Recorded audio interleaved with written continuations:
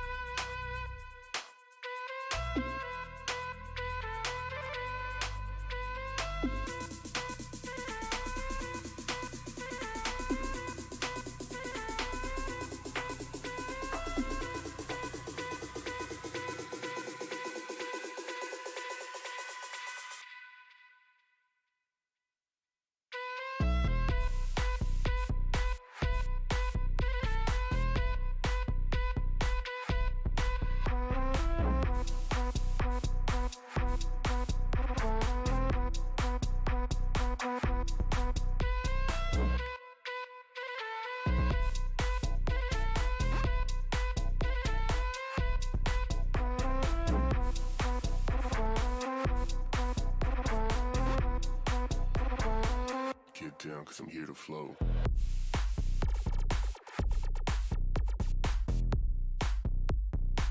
Get down, cause I'm here to flow.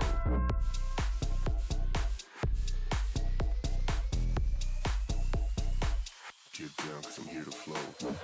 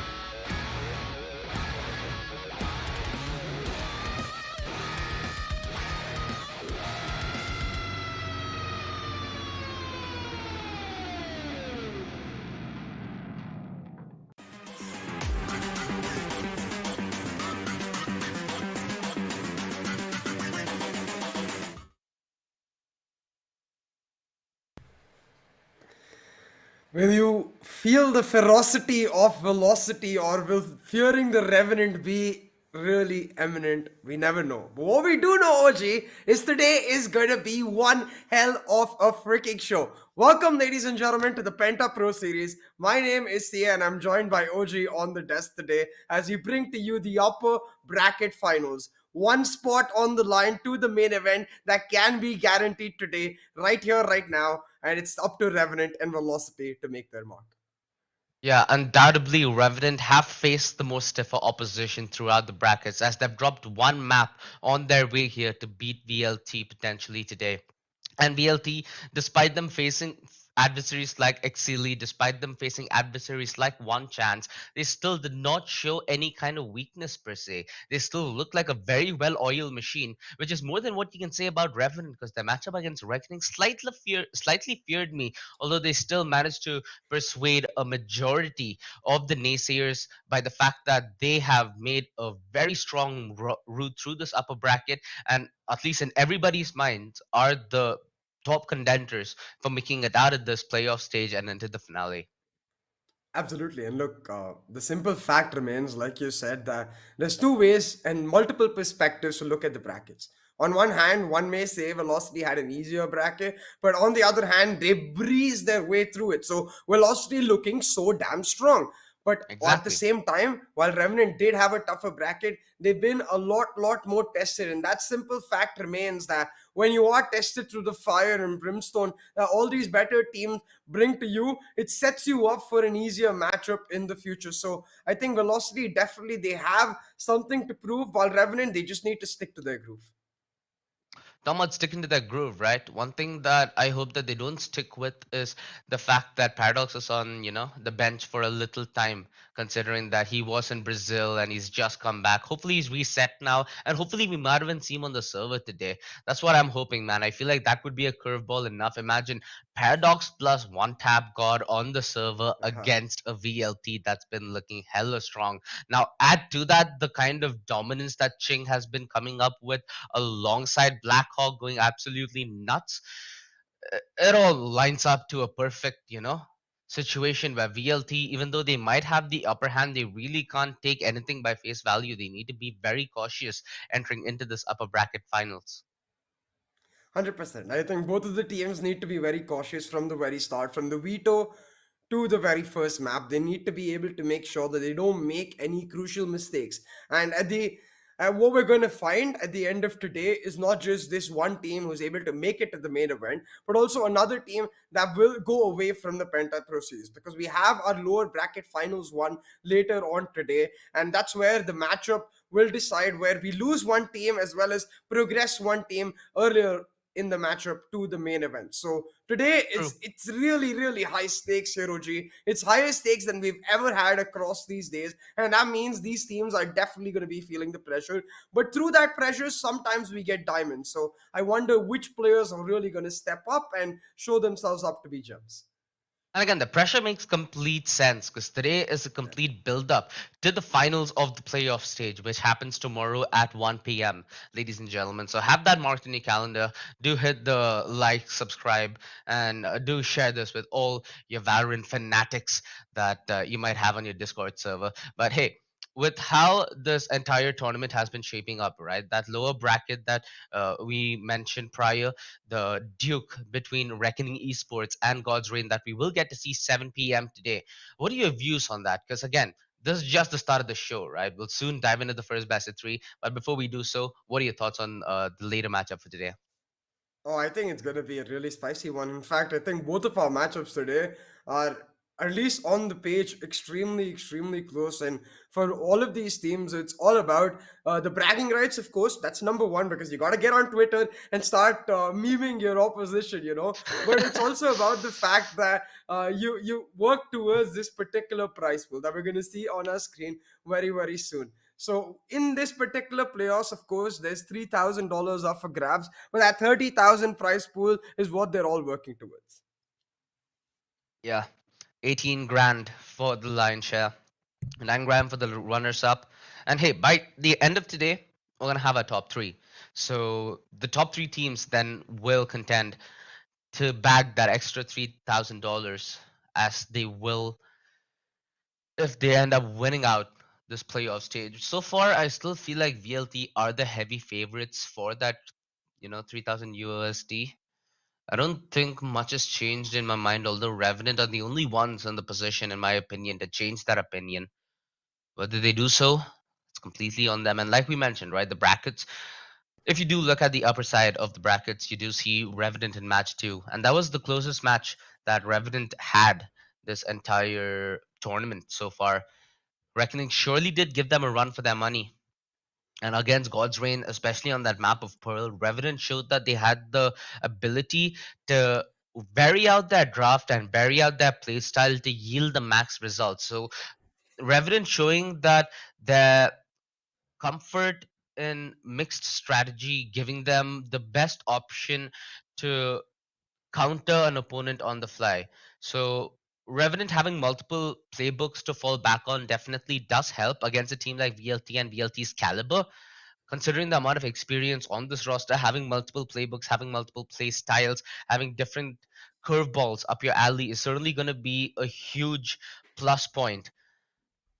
And Velocity Gaming, the kind of dominance that they've shown against teams like One Chance, against teams like Exili, I feel like they're gonna have to incorporate a lot more discipline against a team like Revenant. Because against One Chance and Exili, it's possible.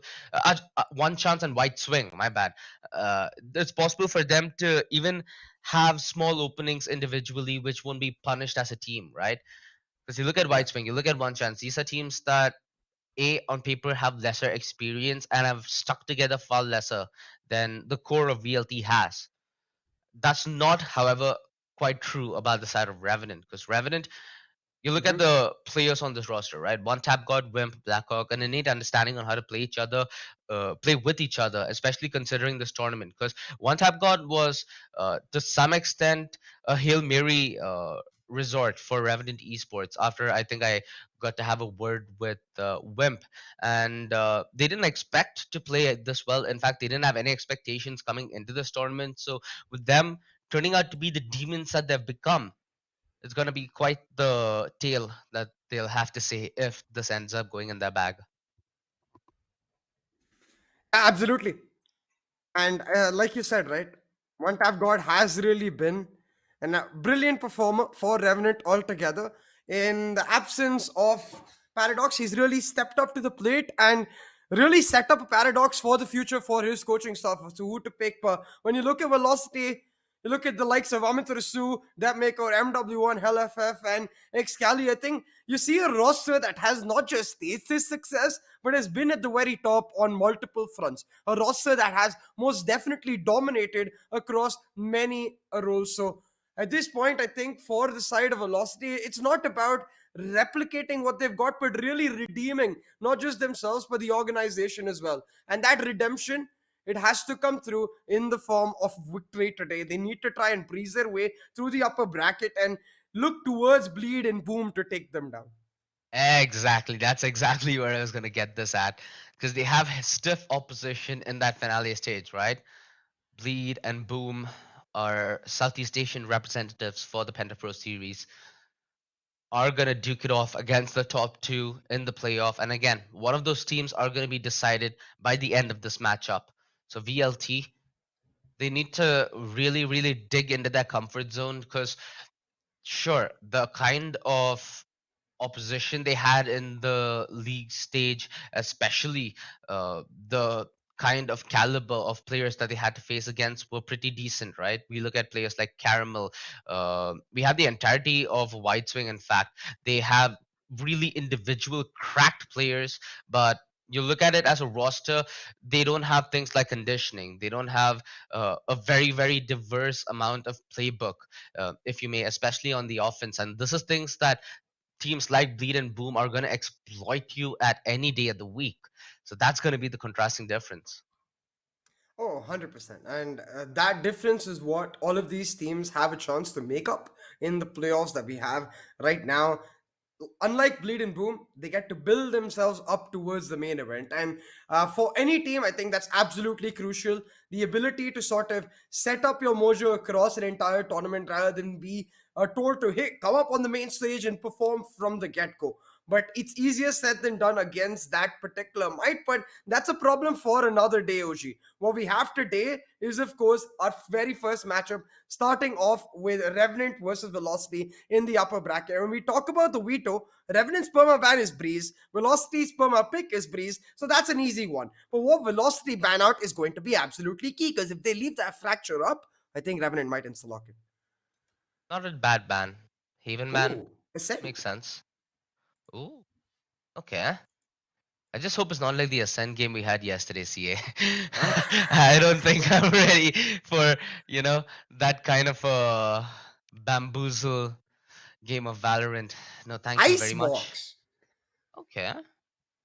I like this map, Veto by VLT. I I have to say, I personally love this because Revenant are one of the few teams that have always struggled in Icebox. They've tried a plethora of different comps. There used to be a point where Paradox even tried out the Omen Viper with his team on Icebox. Recently, it has just been the Reyna for them, but they haven't played it in quite a while. They've definitely not played the Icebox in this entire tournament. So, Velocity going for the target with that Icebox makes this particularly interesting. And standard map 3 here, both the teams comfortable on bind, so it's going to be a thriller if it goes to that third map.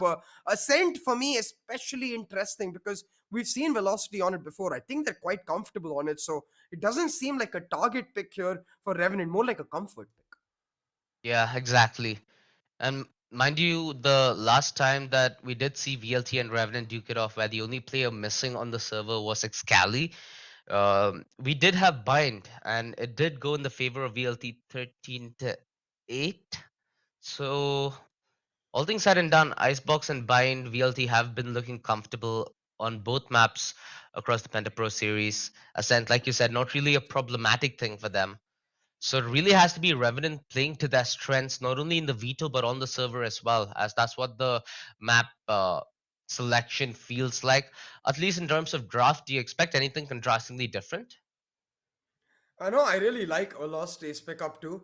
I think it's directly challenging Revenant to show if they've really put in the pre-match prep, not just against Velocity, but to shore up their own defenses, to shore up their own Yeah. mistakes. So heading into Ascent, Revenant really have to make a mark.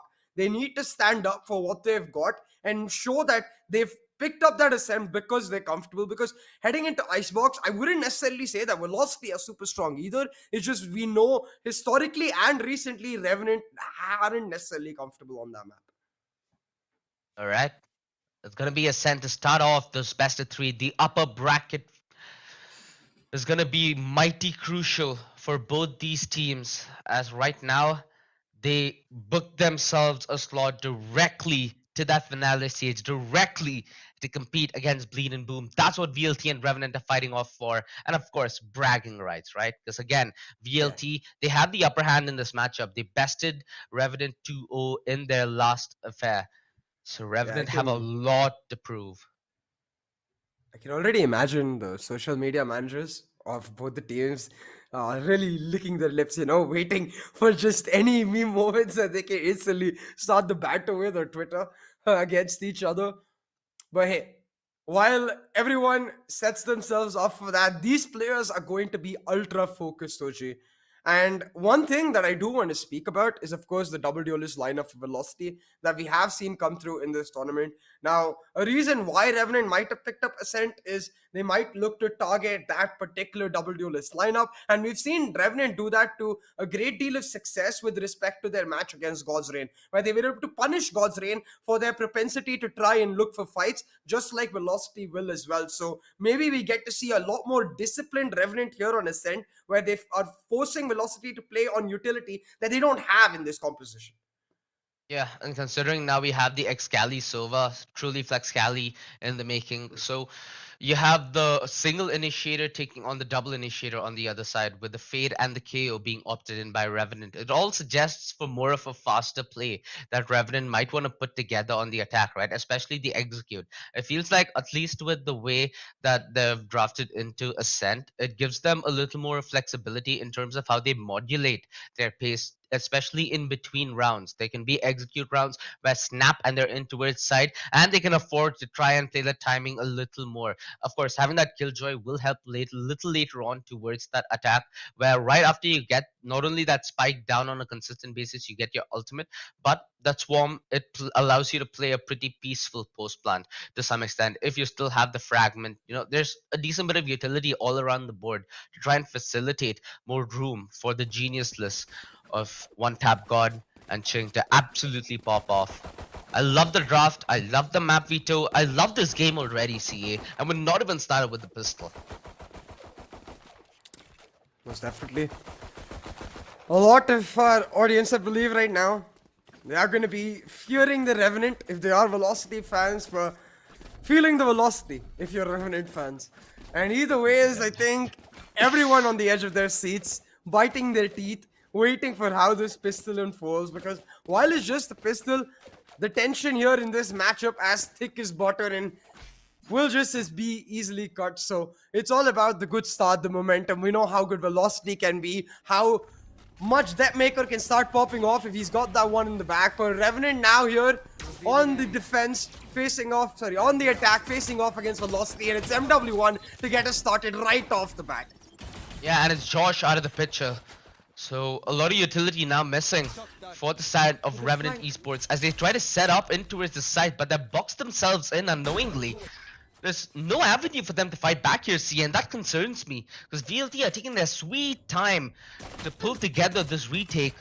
As now it's on full effect, the flash adopts the sky, but not well enough to set up the close peak from one tap. The trade's instantaneous though, and it's gonna be Deathmaker trying to fight back into his lane. Excali finally with a return, but it's Amaterasu to his lane who's made the biggest difference as he finds himself a brilliant time and a good position to make this retake work. Whew, it went blow for blow, it went man for man, it went ugly, and One Tap God tried his very best to play it aggressive there, but without them having a linchpin in the retake, without them having a good off angle, that fell apart so easily. And I think this round speaks volumes to what we can expect from Velocity. Just quick pace action where they're going to, even if they play a retake, play on the fast retake, right? So if Revenant is playing executes, they can't just sit on side. They need to be able to re-aggress and punish Velocity, trying to set themselves up for that fast retake, especially with that quick flank coming through from the Astra and Killjoy all the way from A. But hey, it is going to be a force from Revenant here. They were able to get the spike down, get a couple of kills as well, and they're going to rinse and repeat towards this B side. One Tap God has started them off with his might, and Josh is with yet another, but Depth Maker's holding it down. He's only found one though. And that will be the site. The force so far beautifully working out. What's happening here, CA? Utter Pandemonium towards this B side, and it's from since the pistol. Hellfighter denied from range, and Josh S going absolutely berserk on that Killjoy. The way he was bunny hopping outside that astral well, dude. Revenant truly not taking their fingers off that W key. And Revenant blowed right back with an equalizer. And W1 going back into the Marshall investment. Again, when you're Arena, it makes sense. You don't need as much money as Arena, and especially the buy round, to make yourself a valuable asset to your team.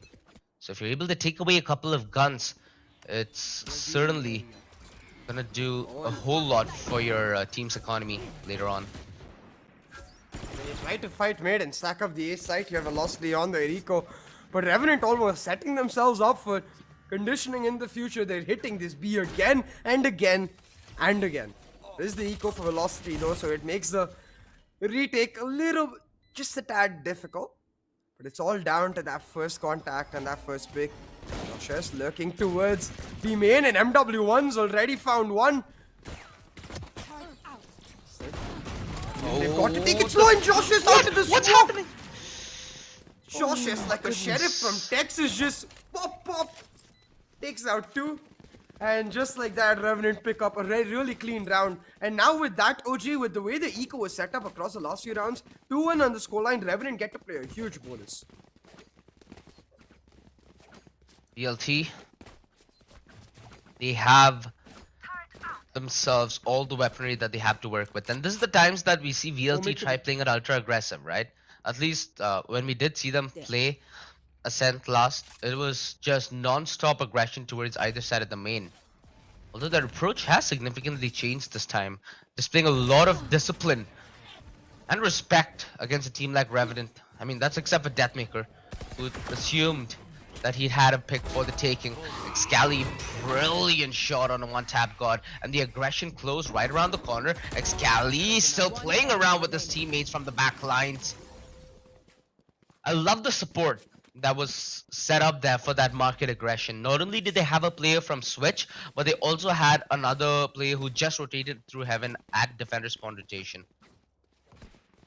Man, these rounds are so quick, OG. Revenant tried the mid to be in the recoper. Excali just able to hold it down from market.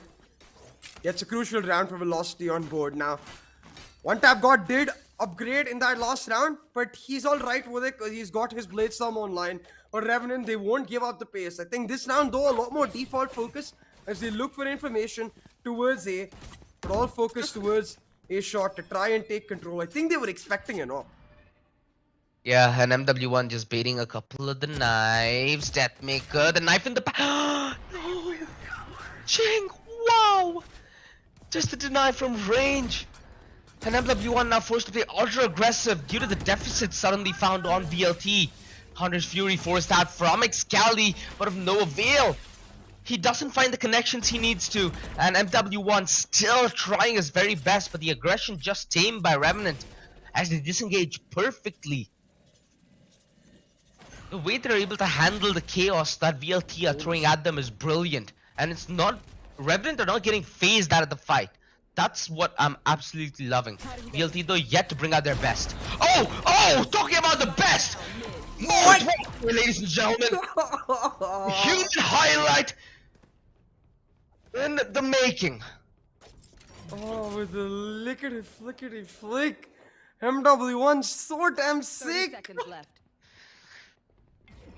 And shuts Revenant down. Now 2v4 on board, and Blackhawk in one tap got an impossible task trying to find the entry. They instantly get shut down, dispatched to the nether realms as Velocity pick up the lead 3-2. As well as the control in this map. But man, again, this is why like you can't give those moments to Velocity to re-aggress. It's where the brunt of their defense is dependent. Look at this from MW1. What? The hell? Oh, my eyes can't process how fast that happened. I think there was a pre-fire and a flick, right? Yikes, man. If he ever wants to promote himself as a player, all he needs to put is PowerPoint.exe. Revenant though, Maker. they got a semblance of a so buy. They're close. trying to make their way in.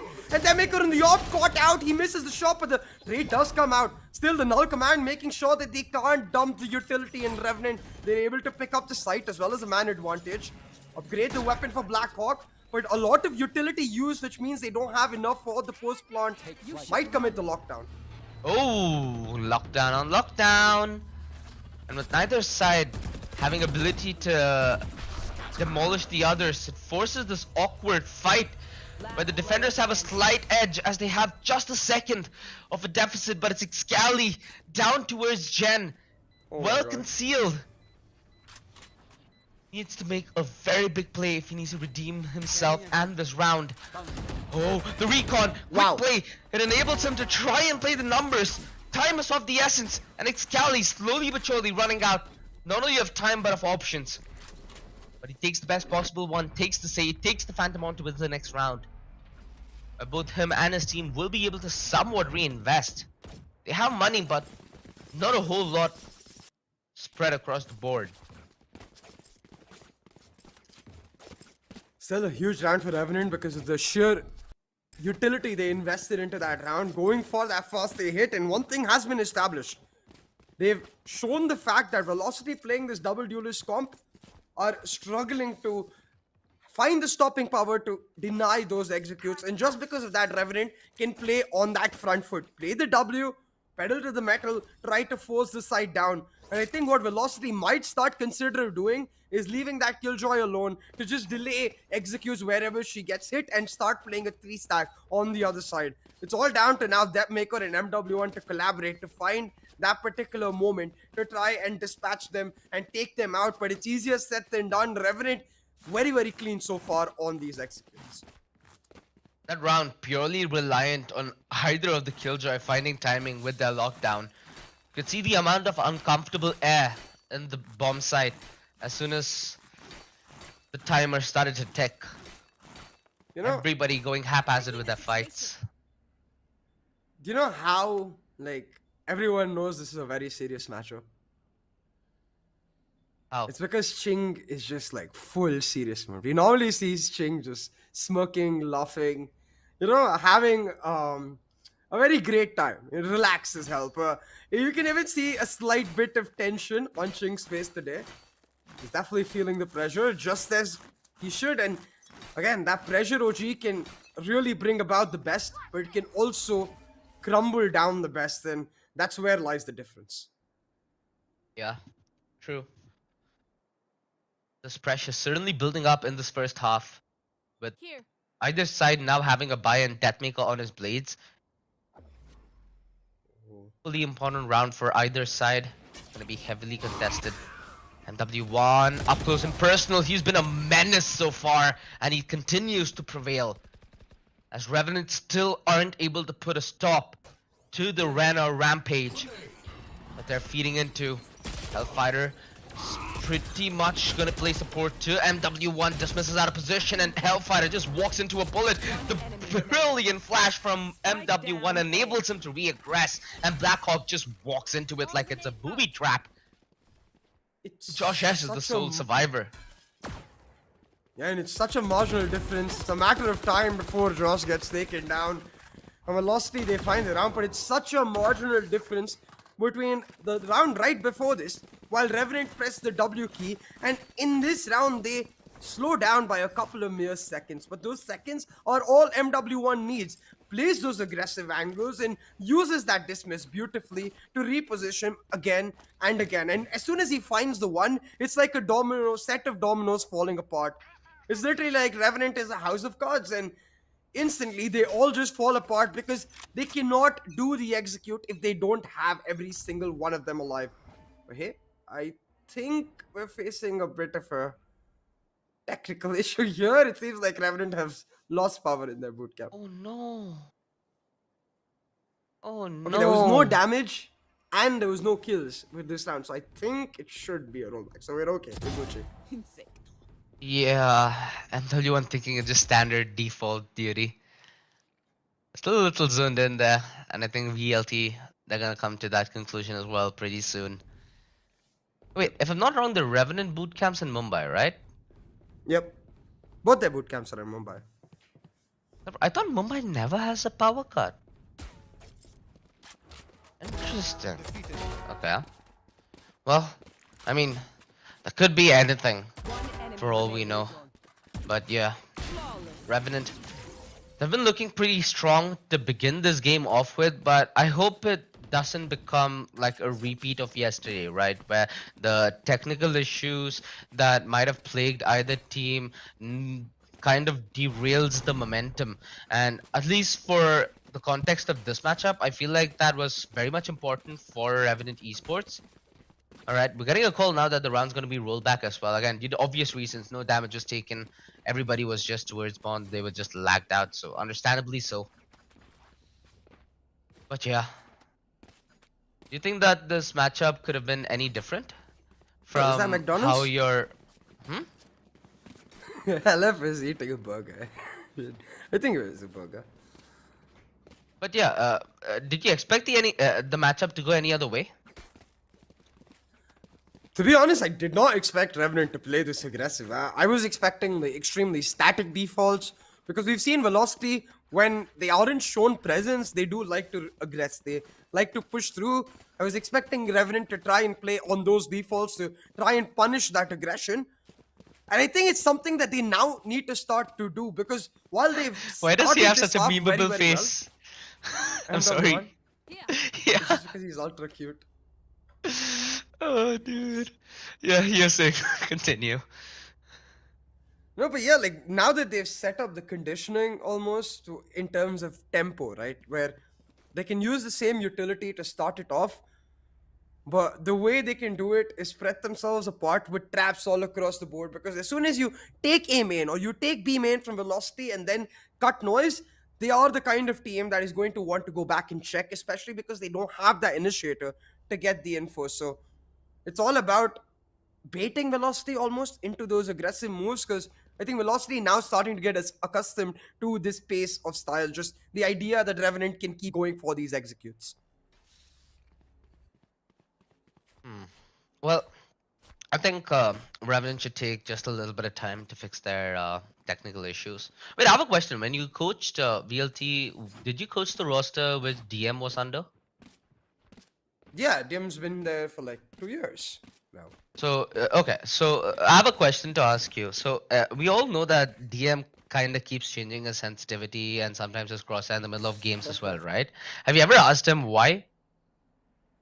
I, it's not just DM. Like, there's a lot of top players. I'm not gonna name them now because I'm not sure if they want people to know, but it's very common, honestly, and it's something that I personally can never understand. But it's an instinct thing, and as Okay. players, right? And I'll use an example of a player I think who doesn't mind at all. There's this player called Wenkabot who I most recently Oh, coached, and Venka.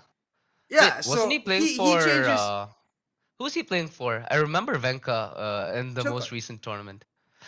Yeah. Yeah, that's why I remember him, huh? Yeah, so I think it's about the feel that they get in the game, and some days they just want a slight change. It's also placebo to a large extent because they don't actually change it to such a big thing where it's completely different. They change it by like micro margins. Maybe from a 0.45 they'll make it a 0.43, and it doesn't really make a Okay. huge difference. It's just the idea that sometimes in your death match your shots are in landing, you change it by like 0.01 and your next shot maybe lands, you're like, okay, this is my sensitivity for the day. And I think it's mostly placebo and partially just instinct of the feel of the game overall. I think Valorant has given us the golden opportunity to test out which players in our game have placebo and not, and it can all just be said by their views and their opinions on skins, Uh, dude. Like some of the things I've heard are the funniest stuff. yeah, yeah. Like, wait, are you a believer in that or not? Like, do you think are you a guy on the boat that, hey, if I have this skin, I will frag. If I have this skin, I won't. And sometimes people even use that as a legitimate excuse. Well, I'm not because I've never bought a skin across these last Really? few years. Yeah, I Oh, still play on damn. the defaults. I'm the antidote guy. Anti loves the default skins as well. Yeah, I know. It's a Yeah, weird so choice, but I guess some people have their own thrills, don't they? yeah, I don't think placebo is a bad thing necessarily. It's very similar to like a player having a routine, right? So for the player to get himself into that right mindset, right mood, it's there in traditional sports too, where cricket Hmm. players might have a very specific bat that they need to really score out of the way. And similarly, football players have very specific boots or very specific socks, or then socks need to be at very specific points on their feet or something like that. It's all about how it makes you feel. And in sports in general, may that be traditional sports or esports, these are athletes and they're Yeah. allowed to have these small things that just help them feel a tad more comfortable. I mean, I completely get that, dude. Like, especially given the fact that today I got something like this, right? It kind of makes me feel stupid for even asking that question. So, yeah, it makes complete sense in that way. And hey, especially with this matchup, I feel like placebo, again, it could be that double edged sword, right? I love the analogy that you brought up with conventional sports, especially when you take a look at people's warm up routine. Because you see players who have that rigorous warm up routine where they wake up, they quickly have a bath, have something to eat, 1 hour of aim lab, maybe an hour in the range plus Oh, death. match or something along that lines. Only then, after a couple of pugs, will they even try an official game. But there are still people who manage to, just wake up, have like 5 minutes in the ring, and they're like, "Bam, I'm ready for a professional game." I've seen both throughout my history, watching, casting, and learning from tactical FPS. So I guess it's so strong rooted in your mind. It's more like a very personality dependent thing at the end of the day. Yeah. It's a funny way to look at it, I guess. I mean, definitely, right? Because I recently read something about two legendary NBA players, which surprised the heck out of me. Where on one hand, Yeah. you've got the likes of LeBron James, who is almost a health freak. He's very careful about his diet, only has certain foods to eat before matches so he can Oh, be on okay. high energy setups. On the other hand, you've got the legend himself and Michael Jack. Jordan, who, Oh, for okay. his starting of his career, would only eat McDonald's. He'd have a nice quarter pounder and really set himself up. It is the exact opposite of LeBron James, right? And while biologically, sure, I'm sure there's a lot of things that can be argued. My setup is more about the conditioning aspect and in terms of the psychology and how a player is feeling. For Michael Jordan, of course, that comfort there in what he's likely had his entire life. LeBron James instead more focused on what actually gives him the energy. But both legends in their own right. One thing I love about sports is how they carry forward the personalities and decorated individuals of the game past their retirement and past their Yeah. years of performance. Like how you mentioned, right? There's so many stories that, like, for example, I still remember seeing this one interview between, I think it was Kobe and Shaq. They were discussing how many rings Kobe would have had if Shaq would have had the same work ethic, and and Kobe was straight up like, "I'd have had like close to 15 rings, maybe. I don't know." But Yeah. it's all about how you draw the reference from the past to the present, right? And that just gets me wondering as to how players that we decorate in our minds, people like Right Aways, people like Amaterasu, people like SK Rossi, Deathmaker, as to how their conversation in esports will be in the next 5 years. Because you think about this 5 years from the past, right? SK Rossi Yeah. was just getting into CS. Jetmaker was getting discovered, and if I'm not mistaken, him and Antidote had a roster. You look at player like Right to Ace. I think he was what in the Philippines, representing us in, I think, execration. So they were in different positions, some already decorated and then further down making their legacy, some just starting off their careers. And now we look at players like, One Tap God. Now we look at teams like Revenant Esports and Reckoning Esports. So you just got to wonder which of these players from these rosters are going to go down the, Hall of Fame a couple of years down the line. Oh, definitely. And it's a very different setup, right? Where on one hand, like you said, you've got the wealth of experience that the likes of Amaterasu, right, to Ace are able to bring from the different squads that even DM, Halef, and Excali. What is absolutely crucial, I think, on the other side is the resurgence of these youngsters. Where Paradox, he's not here, of course, but he watched all of these big players that you mentioned as he was trying to make his mark. And in Valorant, I feel is where he truly lived up to his peak. And now he's in Brazil representing the entire nation. And then you've got the likes of Wimp and Blackhawk, who throughout the Valorant scene were recognized as great players but never actually got a chance to really make their stamp, to really make their mark. And but now with this new roster for Revenant, they are able to shine and really set themselves apart. So it's not just about how you as individuals will be remembered in the future. It's about what legacies you create with your team as well, what dynasties you're able to set up with the kind of form you're able to show up in this big scene. And in that regard, definitely, I think, at least in this matchup, the dynasty is on the side of Velocity. They are the one with a rich, rich history, but history might just be what they are because Revenant, they are the young guns just looking to take them apart. Yeah, and again, they're the young guns, right? I feel like, especially with esports in general, not only playing, this entire industry revolves around social intelligence. Nobody finds success in Ooh. esports if you're not socially intelligent. And that includes casters, that includes players, that includes everybody in esports. And it implies it in different means. So when we're talking about players, right, you could be the best player in India without a doubt, but it'll still take time for you to win a trophy. It'll still take time for you to get on your path to get into that international roster. And the entire way you navigate around it is what's very important. of course, things like this, they take time, right? And they take time for a reason. It's because the things that truly last take time to build up, and the things that truly last require quality.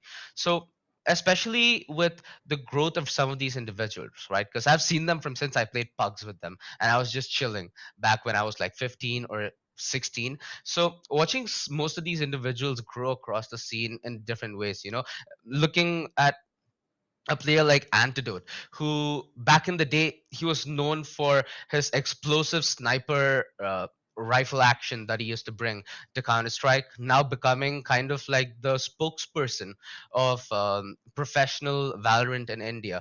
I think a good analogy of Antidote would be how Ankit Pant was in CS:GO. Antidote is kind of the same in Valorant, with him still competing at the top. So he still has a lot of talent left within him without a doubt. And I just hope that he's a player we get to see continue on that road for another year, another 2 years. I've not even talked to that guy in such a long time. So I hope that he is a player that I might get to do an interview after this event does get over. Oh, absolutely. Antidote, of course, a legend in his own right. The way he's reinvented himself across this entire game, where he was, of course, a legendary opper at the very beginning, carrying on from his past experiences. But since then, he's really embraced the experience. He's had the seniority that he carries across the entire scene and become one of the very few IGLs we have in this scene. An IGL for many a player to look up to and a leader in his own right. So I personally love players who are just able to really embrace their growth as not just as players but as human beings in their personalities, and use that growth to really affect their game to a large extent, therefore becoming better overall. And it's amazing to see it happen. I think another player, again, we talk about this player quite a bit, but that's only because we know this player to some extent, at least in terms of stats, right? Is SK Rossi, because the kind of heartbreaking defeats that this individual had back in his Counter Strike days was a little too much for me to even handle. Because I used to see him from the back end after the matches used to get over, and it wasn't a good sight, right? Again, when you're so passionate behind something, having that snatched away, it's double the pain that you're going to get to witness. Yeah. So having that kind of skill, having that kind of ability where everybody else in India, even the top team themselves, think that you are one of the best and you could be potentially goated, now translating that into a successful Valorant career and successful beyond any metric possible, right? I think he's broken the kind of um, stardom that any player from South Asia, at least from a PC background, Yeah. has achieved in recent memory. Mhm. Right, definitely, right. SK Rossi definitely has become that poster child almost for the SA region, and rightfully so. He's been a one of a kind player for sure. But hey, I'm sure you're wondering when is the match going to start. So we have some good news for you. The Revenant power in their boot camp has come back. So it should just be a matter of minutes before they're back in their PCs, back in the lobbies, and we should be able to head right back to the match. With the match being so dead even from the get go, and with Revenant being such a threat, especially early on, the one thing that I hope is this small but momentary pause does not provide a lapse in their offense. The aggression was something that I truly loved, and I think that's something that, again, you didn't expect as well, right? That's a Yeah. delightful surprise that that's what that's what signed me up for today. I got a good amount of sleep because I want to see a good amount of nice Valorant action, dude. And I'd be a little sad if we're denied that on this occasion. 100%. And I think, given the way it started, we're all set in for that blockbuster matches all the way through. I'd be very surprised if we don't get all three maps, but hey, anything can happen. Any team might just run away with it, because what we have seen in the Penta Pro series so far is usually in these close matchups, it's that starting phase, that very first half, that is really close. But as one team starts to edge out the other, as they start to read into what the other team wants to do, that's when they start to slip away. So I think for both of these teams, it's about building up to that mark, building up to understanding what the coaching staff on either side has prepped their relative opposition, and then to be able to punish them for their exact strengths. Hmm. Yeah, we should have the match going in about any minute now. You know, if you are in the side of VLT, right? The one thing that I always have in the back of my mind when I root for this team is it's at moments like these in the tournament where you usually see the VLT upset. And again, not being a hater or anything, is just statistical with the way their past events, at least the bigger ones, have been, right? The crippling defeats in those upper brackets where you simply do not see them coming. And from a person who knows them that well, do you think that it's something that's there in the back of their mind as well? Definitely, right? It's also the idea that they haven't really got time to practice with this particular lineup as much. So, just like Paradox is in Brazil, so is Deadly 10, the most, well, not the most recent acquisition, but the second most recent acquisition for Velocity. And that's a player that they've been practicing with for quite a while, and a player who is really the tip of their spear. So to lose him, I'm sure, does affect their planning, their practice to a large extent. And it will be playing in the back of their mind, hey, how do we make do? How do we adapt? They do have the saving grace in the fact that the player they brought back to replace him is someone they know very well.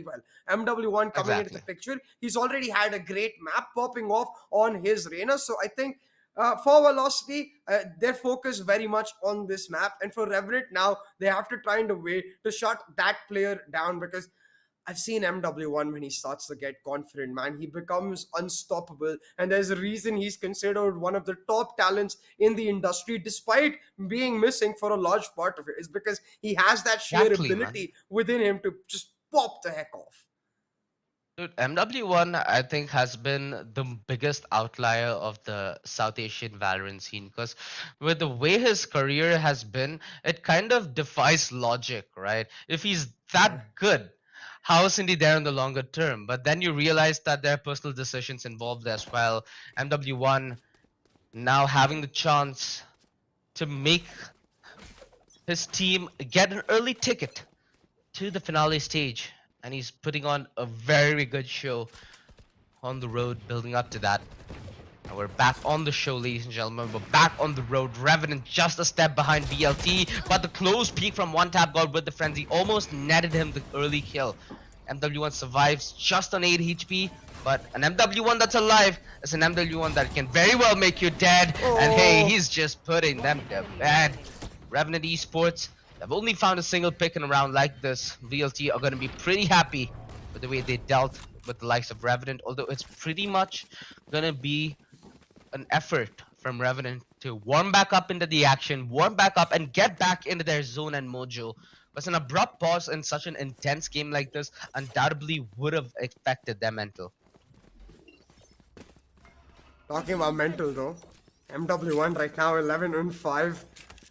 The top fragger on the board, and I have to say they cannot let him pop the heck off, because not only will it affect this map right here, going into Icebox, I'd be very surprised if he doesn't pick up that Reyna once again. So it's all down to Revenant now to shut it down, and with the Nightfall, they're trying to make their way back into the site that has worked for them the most. The B-side hit coming through, but the hold through for Amaterasu and Excali. They play in the site, in the front, and they challenge Revenant with their absolute might. Completely denied Revenant now with nowhere to go, and now the flank coming through as well. They're stuck just like fish in a barrel, getting shot piece by piece and taken down.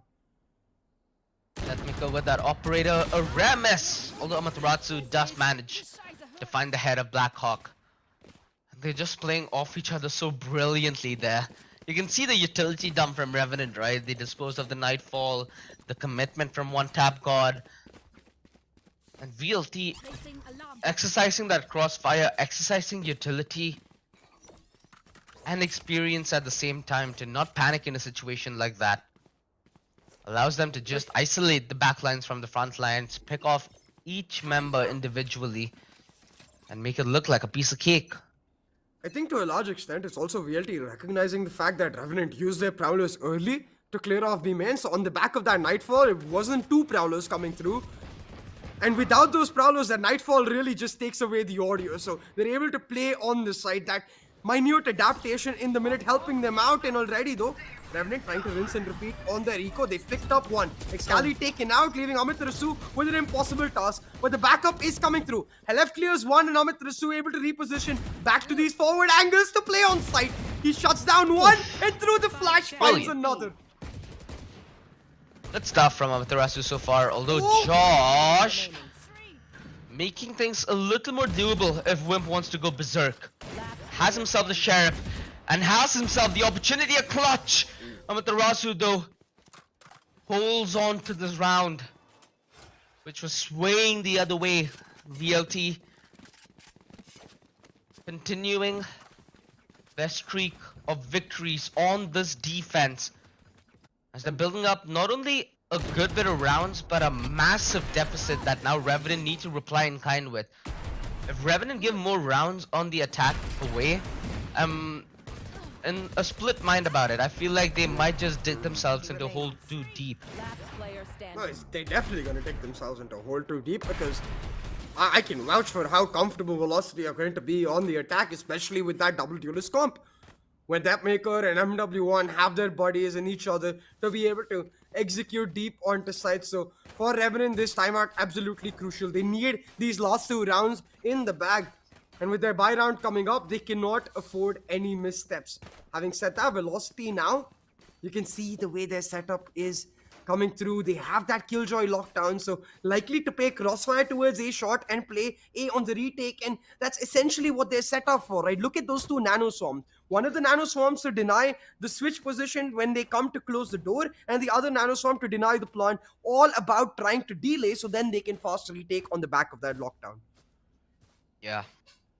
And we did mention in the draft phase itself, right? The composition that Revenant does have right now, it allows them to modulate the pace in a dynamic way, which I think now with this timeout being called is something that we could expect. And VLT expecting the same, change the setup a little bit. They've sent Amaterasu now towards this A side. They want to contest mid, having Deathmaker peeking in from A short towards mid link. And with Revenant trying to contest mid in a round like this, it's going to be a problematic affair as MW1 opens things off very well for the side of VLT, playing ultra aggressive. And mid control firmly denied for VLT. I mean, for Revenant. I love this. They're effectively started playing both sides on retake because they had the Cosmic Divide as well.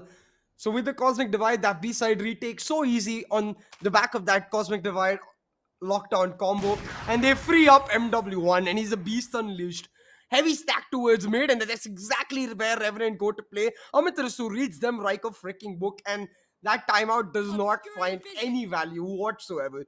It should be 8-3 picked up for VLT, and with these set of rounds, I think the only thing that scares me now is if it becomes a 9-3 on Ascent. I feel like VLT just did a masterclass in terms of how to outread your opponents, because with that timer they expected change, right? And they brought about change themselves. It at least okay talking about change, the odds certainly have, and VLT in the back foot. Amaterasu, the most consistent foot from VLT at this B side, now stands a chance at the retake. Lockdown's gonna be key.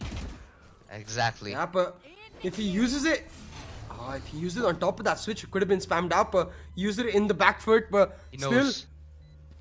He's baiting no this out. utility. They're just He's going to baiting double this swing out. him, and they do exactly that. He expects them to do that and shuts them down. Comes from defender side, spot it again. Reads them like a book, not just once, but twice in this round. Amaterasu. Calculated. Look at the eyes on the graphic here. Those eyes show that he can kill and be cold about it. Ruthless. Merciless. It's just they've got to expect him. I think they're thinking he's in first lane, I guess. I mean, I'll tell one thing for sure. Right there, he gave both Ching and Josh Hess a warm welcome to South Asia yet again. You get the Deathmaker welcome with the bullet in your head. You get the Amaterasu welcome with the mind-boggling nature of which how you're supposed to prepare. Well, hey, 8-3 now, Velocity and Amaterasu managed to pull a crucial one back, and it looks like they will remain in control. Deathmakers shut down the knock command, and while they were trying a mid to be, we made shut down, market as well. It might as well just be a massacre ready to play. Deathmakers like, guys, come on, you can't have all the spotlight. Give me some of that as well. There's Fury to add in the problems. And Deathmaker whips out the blades. Up drop, revealing the head of Wimp. But his Hellfighter to claim his life. Josh S.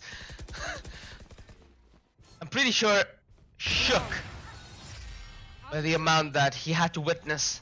And Amaterasu does him a good favor to remove him off the battlefield, off the equation.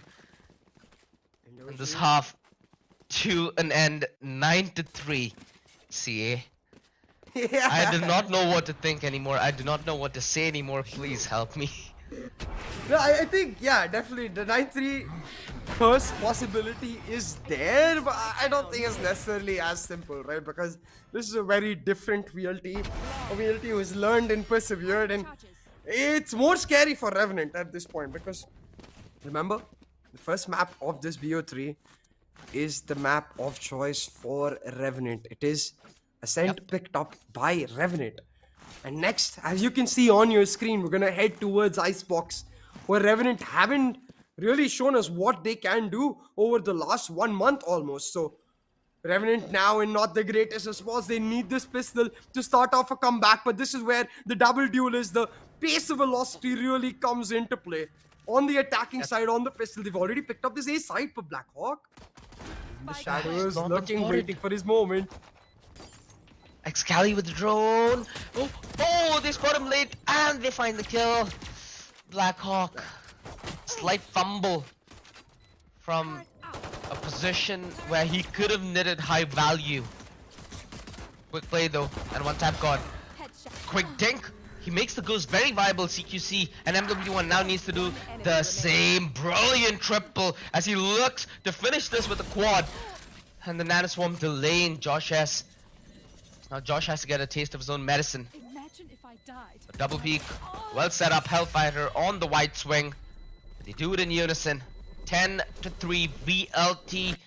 A very strong showing here in the map pick of Revenant. This upper bracket finals is starting to look scary, man. Yeah, exactly. And Velocity, they look like they are a completely different team. A team that, while we did expect to be on the front foot, we talked about how they are likely, at least in terms of qualifying, the favorites. But we expected to be this to be a close one. It most certainly hasn't delivered. Velocity, after that initial spree where they were surprised, I think, by the aggression that Revenant brought on to play. As soon as they were able to get accustomed, as soon as they're able to get used to it, they've put on a flawless display. 10-3 now in Revenant.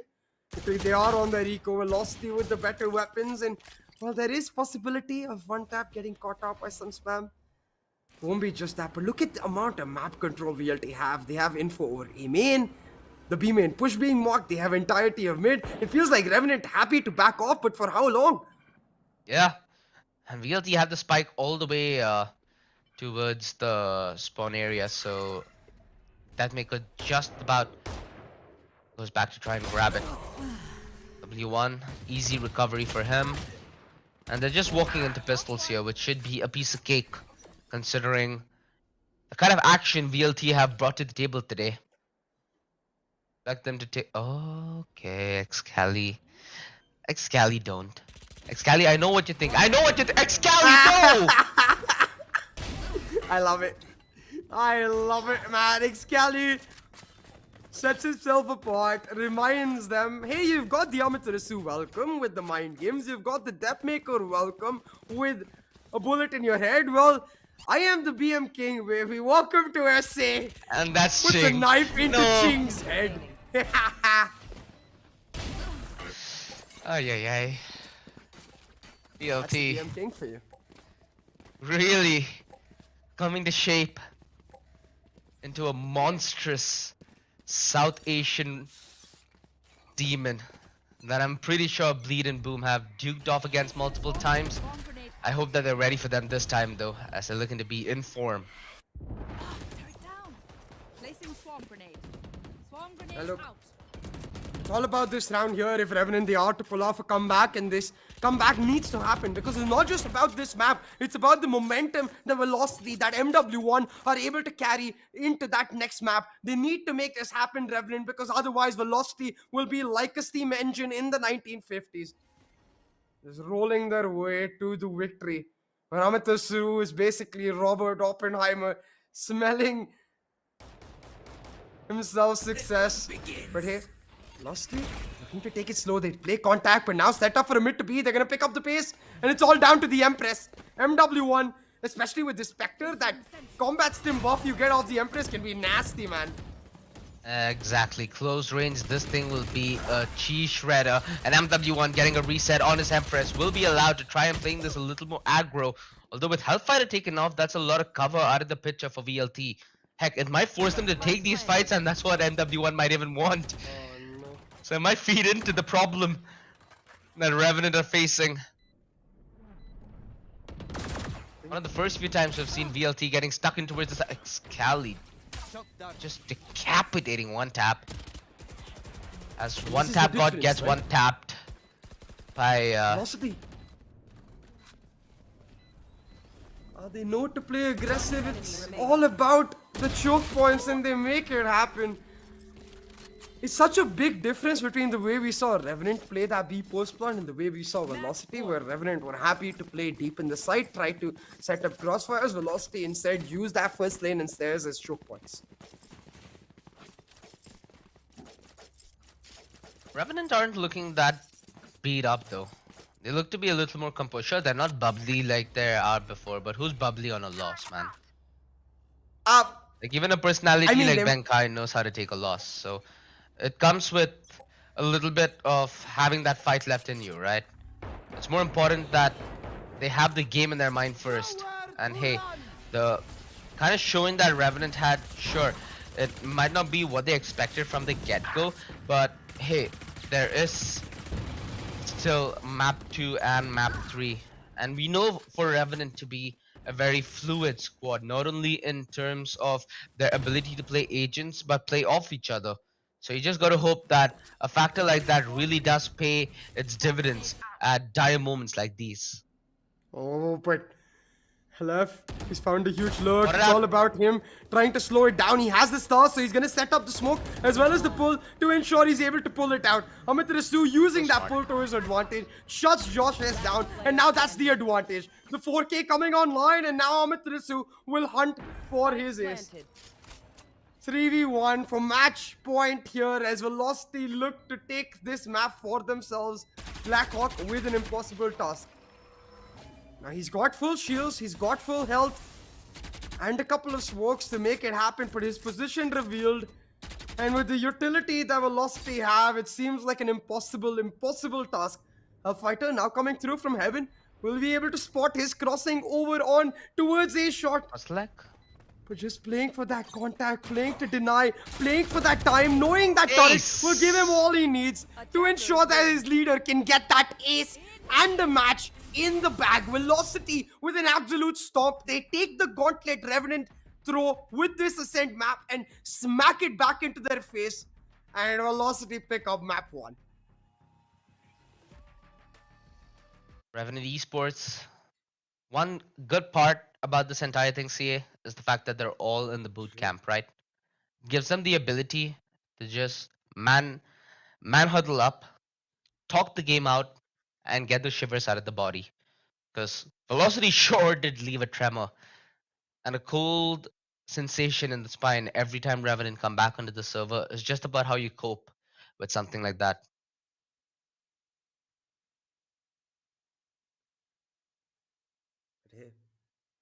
At this point, I'm not sure if you can even come back. It's really not about their ability to reset. It's not about that huddle like you talked about for them to come together as a team and find their way back. It's about the facts, and the facts remain that Icebox not a great map for Revenant.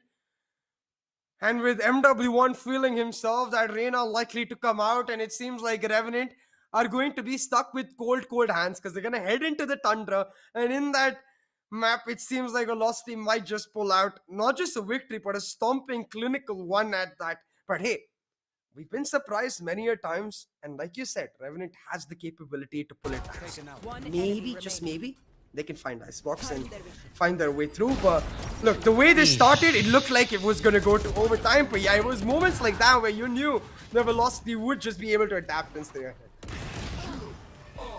MW1 surely did devastate Revenant early on. When MW1 manned that A side, it felt like there was no chink in VLT's armor whatsoever. The kind of composure VLT had on the defense. You not only had the MW1 show towards A, but you also had the Kali Amaterasu show towards B. And Deathmaker occasionally chiming in whenever his teammates allowed it Enemy to remaining. with that operator. Last player standing. So it feels like across the board on the defense duty, VLT aren't found slacking whatsoever. And again, these kind of plays, man. Gotta feel bad for the way Revenant played that one, right? Because they had the full knowledge, knowing that lockdown was present in that 1 versus 2. Yet they had the confidence to play, double backside. Really didn't make much sense, and Amaterasu quick on the exploit. Those are small attention to detail that an experienced player like Amaterasu can exploit in a very crucial matchup like this to make it look like a breeze for VLT. Oh man, it was a breeze for VLT and they don't even get to play breeze. One enemy remaining. One enemy remaining. And Sheesh. Revenant really did feel the pain from almost every single aspect. MW1 popping off that Reina, able to make her mark. The Mexican Spice coming online. Amit Rasu's reads, not just in terms of the map, but in terms of that 1v2 as well. And then Excali with the knife in the back. Oh, that's gotta hurt. And I hope it enrages Revenant in the right ways. I hope it awakens them so they can come back and light fire on Icebox. Enrages them in the right ways. I like the way you put that out there. Negative motivation is another way to look at it, maybe. You know, work twice the harder It's on the back of a loss. it's feelings that may be negative in general, but channeled maybe in a positive manner to try and bring something back. And at the end of the day, it's all about that positivity. Because look, let's be frank, even if this is Velocity just pulling out a 2-0 victory, this is the upper bracket. Revenant will get one more chance. So Yeah, it's not like they're done and dusted, but I don't think they'll settle for anything less than a victory right here. So they will be disappointed. exactly. And a team like Revenant, right? Their goal is to make it out of the playoff stage. So they have been performing brilliantly thus far. At least taking VLT out of the equation, Revenant undoubtedly feels like the second best team in this event. So at least for their sake, I'm gonna hope that this is just a warm-up game. We get to see a decent result. See, even if it's a 2-0 CA, if it goes close to the wire on game 2, I'll be happy with what Remnant have to show, because at least it shows that it has, at least they have it in them to take the fight, right? Especially when your foes are beating you down. And I think that's something that both Velocity and Revenant, alongside the rest of this league stage bracket, should expect when they're going to face off against Bleed and Boom. So it's essentially preparing for it, man. Yeah. That preparation going to be key though as we head into that next map. MW1 7 first bloods in 16 rounds. That's almost half the map, man. And at this point, when you consider the fact that he's likely going to stay on this agent when you get on over to Icebox, you've got to worry because you've got to fear that Reina with her laugh just coming at you, ready to push and pull your team apart. And hey, all we can do is wonder. All we can do is weigh the odds that these two, both teams, have to play. But I think there were still glimmers of hope for Revenant. They had the right plan towards the start of the match, right? So clearly, the coaching staff giving the right direction with the start of the map, but the adaptability, the experience of Velocity, that's what remained key. And they were able to then secure this map in the back. Honestly, ever since their power cut, they didn't look the same. I Yeah, hope true. that on map 2 no such issues plague them. So even if they come up with a good start, they have the ability to retain it. What's more important than getting is retaining, because once you're given that, you still might fail. It's about finding your path to success, right? Revenant had so many occasions in 2022 to try and pull off this upset. My memory goes back And to Bangalore when they came down to play at the mhm, arena. They weren't able to overcome a lot of their a lot of their problems when they're playing against top teams. And hey, it was their first LAN experience, but with that experience should come results hypothetically. Again, though, this is the second time in a row in a series where we've seen Velocity leave out Fracture, leave out Pearl, and not a single team elects to punish them for it. Revenant choosing to pick up that ascent, they get punished instead, and it almost feels like mind games from Velocity, right? Where they're like, maybe, just maybe, we have something prepared, and those mind games just work out beautifully. 43.8 first blood percentage. So that's what I meant by nearly half of the map. Jeez. Talk about Arena popping off. MW1 displayed exactly why they gave him this agent, gave him that agency, despite it not necessarily being meta. Exactly, man. It's all about the player, not the agent sometimes. If you are a player like MW1 who relies on having that early success, well, Revenant essentially gifted it to him, right? The kind of aggression that he was able to stop on the defense, it's not something that I've seen many players deal with comfortably. You have flashbacks towards that round at A short, you have flashbacks towards the round at A main. Man's just been killing it every single time he's been tested. And I think this is the biggest fear factor that he can set, right? You have the dynamic duo of Excali and Amaterasu towards that B side. You have the deterred demon when it comes to talking about playing passive, because that guy is all about finding the edge, holding the perfect cheeky off angle, getting that kill, and just dismissing out. So it's essentially how annoying we find Hellfighter's Cypher is as annoying as it can be when MW1 gets on his Rana, because he's not going to give you a free frag even if you make yourself work a ton for it. He's still going to try and cheek your way out of it. And again, with the kind of highlight machine he is, I'm pretty sure that's not going to stop an Icebox. Yeah, I still can't get over that double kill towards a shot. Like, Exactly. we saw it in slow motion too, and it's inhumane. It's just straight up inhumane from MW1 to be able to do that. Sometimes it's beyond me, man. Like I look at some of these plays and I just wonder, is the reaction time of the server just a little weird, or did he actually pull off something that berserk? But hey, we have a very, very interesting interview lined up for you. We have Wimp, who might share a couple of words of wisdom. So Wimp, take it away, my friend.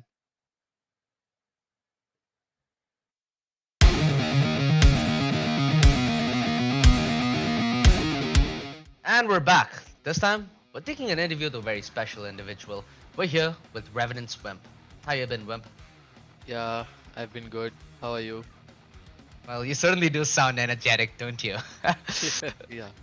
I mean, I expect the energy because you're one of the strongest teams in the upper bracket apart from VLT, and you guys are duking it off in the upper bracket finals. How do you feel about that? How do you feel about your opponents waiting on the other side?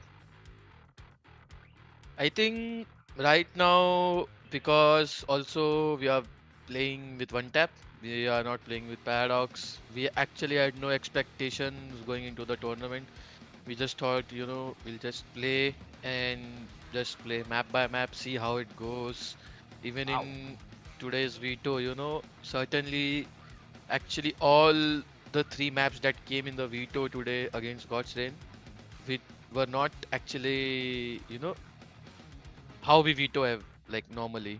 These are not our, I would say, the strongest maps, but we are just taking it map by map. We are still figuring out like how do we actually want to play, what's the composition is going to be like, and also because before this tournament patch has already has been changed, so we cannot practice with chamber in the normal, in the upgraded like the new patch we are scrimming, but it's like it's kind of weird because we are playing different agents in the scrims and then we are Makes playing sense. different agents in the official. So we're just taking it like, you know, if whatever happens, let's just have fun, play, and obviously VLT are the clear-cut favorite in this tournament in the Indian qualifier. But there were no expectations, but certainly everybody in our team knew that even with one tap, we did not practice with one tap that much because we used to play with Paradox and now he's in Brazil. Yeah. So we're just playing each game. We are scrimming, we are practicing. It's not like we're not practicing. We're definitely practicing, but it's not that 100% kind of practice. I would say it was like 80% of the practice. And but we still, it's like we're not playing just focusing on like we have to win, we have to win, we have to win. But so everybody has their individual expectations, which is Yeah. I also have that. Even if we are not playing or practicing that much, we should still at least go uh, like we should qualify through the first stage, at least. And then when we reach playoffs, then we have to also, everybody has to step up against SCA opponents also. And then yeah, but right now it's just next match is VLT, just focusing on VLT, how we can beat them, how we can counter them, or anything like that. So, yeah. Sounds good. Yesterday, in fact, we had a word with your teammate Cheng, and he seemed like a pretty good fella. So, considering that you're one of the two teams who have opted for foreign talent in the form of Cheng and Joshua, who are both Filipino, how has their addition to your roster helped your team, and what can you say from your perspective? I think obviously it has been a different experience because like our culture is different, the way we grew up playing games, the way they play the game, the way we play the game is totally like I would say different, but like both of them are very strong individuals. So it also helps in the firepower department as well. So right now, just taking it slow. They are they are helping us with some things. We are also helping us something like थोड़ा सा अलग है. Obviously, comms issue बहुत ज़्यादा थे start में. There were a lot of comms issues, but we have made some shortcuts for the communication. Like if okay this happened, this is the code word, you can use it, and then everybody just clicks. That sounds pretty interesting. Well, considering that we have some of the best teams in South Asia duking it up to make it to the top two, apart from yourself, obviously, who would you support from the backseat for this tournament? From the backside, I think Godslain and VLT. Yeah. I think apart from us, I think God's Rain have looked pretty strong before we played them. And even into going into the match, I just told them, guys, let's just not expect to win or expect to lose or, you know, not expect anything out of them because, they have very strong individual players and, you know, and they like to play on that individual game. So I was like, okay, if we want to beat them, we have to be on our A game. And before this tournament, also, they won two back-to-back events and they were in a pretty good form. And even on buying, like, it came out very, like, the situation was very close. On Pearl, actually, like, I also did not expect us to, uh, that the game will go so fluidly for us. But it went. I Exactly. mean, I'm happy it went, but I did not expect that in Pearl. In Bind, it was like opposite. On Bind, I thought like, okay, I think we should win it pretty convincingly. But on Bind, it came down to like, I think at one point it was 9-9. But and I expected us to struggle on Pearl, but I don't know. It's Valorant, anything can happen. Well, at least personally for me, I think it's due to the composition and due to the strength in terms of your agent pool that you guys were able to have such a handy victory to just change strategies on the fly. And that exact reason is why I would be rooting for you guys against VLT in your upper finals matchup. Before we let go of this interview though and bid farewell, any shout out that you'd like to give for your fans who are watching? Yeah, shout out to everyone who has supported me throughout, starting from Samurai, EXO, and now Revenant. Shout out to everyone, honestly. Everybody have, they're messaging me, good luck and, we trust you and everything. I just love everyone, who supports. And even if who doesn't support, it's okay. And also shout out to our owner, Rohit Jagasia, who actually trusted in me and trusted in everyone. And he's still supporting us. So yeah. Thank you to Rohit also. Well, that sounds lovely, my friend. Good luck to you in your upper bracket finals against Velocity Gaming, and we hope to see the best of you. Thank you.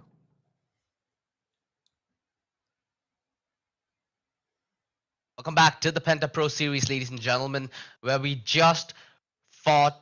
We just saw VLT fight off Revenant in a fashion where I don't think any of us expected walking in to this day. It's been an absolute thriller of a game from VLT so far as they assert nothing but dominance. And this is against a team like Revenant who have dropped currently two maps so far in their upper bracket run. Unbelievable scenes in the Penta Pro Series so far. CA, how's the excitement been faring out for you? Excitement's just been insane, but I must say I'm a tad disappointed because I did expect a much more closer matchup. I kind of expected overtime, honestly, in our very first map, and it hasn't been Oh, delivered. But I'm really excited for the individual players because I think they deserve this level of success. They've definitely shown their capability to adapt, and like we've been talking about for Velocity, it's all about the path to redemption. So definitely a 13-3 victory in the upper bracket, a match to secure your spot in the main event. That's on the right foot to that path of redemption. exactly. I think it was Deathmaker who mentioned to me that it was very important for not only him but VLT to maintain the same kind of status quo as they made their way through this playoff stage. And I feel like they've done a Yeah. brilliant job at that. So far, they've not given a chance to anybody who's tried to face off against them. And that stood true very strong against Revenant so far in the matchup. But like you said, map one is over. There is still a chance that we could go all the way to bind hypothetically, but that's only if Revenant are able to fight back in map 2, which is going to be VLT's map pick of Icebox. Again, we have the map veto on screen for you, ladies and gentlemen. If you are a little late to the party and wondering what happened to map 1, I was just like 30 minutes late. Yeah, Uh, VLT just steamrolled Revenant on Revenant's map pick of Ascent with a very dominant yeah. showing from every individual across the board. You saw Deathmaker pop off. You saw Amaterasu get brilliant clutches. We saw Deathmaker coming in with his standard Deathmaker duty. Excali getting a special knife. And MW1, yeah, I mean, the highlight reel after this game should sort you out. Yeah, definitely. And I think, again, right, it's all about the way this veto has been set up. Map 2 and 3 favors velocity to a large extent. Of course, 2 because Revenant haven't necessarily shown us a lot of Icebox, so that expectation could change maybe if Revenant have got something in the bag. But map 3 Bind, especially so, because I think we talked about this the last time Velocity played Bind, but the idea that for Velocity as an organization and as a team, I feel they've never had a race player ever since Excali left, like a dedicated race player. And since Excali's come back again, he's settled back into that race role so damn comfortably. So for that map of Bind, it feels like Velocity are just at home. But hey, going into Icebox, 13-3, it's the psychological edge that Velocity have. And really, for Revenant, starting on the attack, they've got to make it count once again because we saw how comfortable Velocity can get when they can dictate the tempo and they can dictate the pace. But hey, with no further ado, let's head on towards the lobby, find out exactly what agents we're going to get to play. 110% expecting that Reina to come out for MW1. But the question is it going to be DM on Chamber or is it going to be Dab? Okay, that answers that question. Never mind. Well, Whoa! okay, I like it. We're What gonna the get the god? Rena to Rena. We're gonna get a Rena to Rena for the first. Oh, okay. I thought Joshua was gonna go with the Killjoy. I was gonna say for the first time when I'm gonna have a chamber on the board, but No yeah. siege? I don't know about this anymore. Look, like again, theoretically, no stage lineups work beautifully, okay? Again, theoretically. Yeah, but it's so damn hard to execute. It's so easy for an opponent to punish, especially when you've got the Viper Sovas, the likes of Blackhawk and Ching, who are very good at using their utility in a layered fashion. So I must say, I'm surprised. I thought Amitarasu would lock in that stage, but instead goes for that killjoy. They won that trap to cover our kitchen. And I can understand that, but it is going to be a crucial loss in their second half. This makes the first half even more important, OG, because Velocity starting on the defense, if they're able to get a nice lead, that gives them the cushion to make do without that stage in their own attacking side. So, Revenant, they need to make sure they put on the pressure right here, right now in this second match. You know, the last time we did see Revenant even try duking it off on Icebox, I think it was against Global Esports, at least the God Squad variant of Global Esports, Yeah. where they took it relatively well. I think it was what, a 13-9 victory from Revenant Esports, in fact. So they have the ability to play it without a doubt. See, it's just the fact that we've not seen them as recently, right? So there could still be that element of doubt and risk. And again, with the way map 1 did transpire, it's all about the mental reset that these players are able to force within themselves.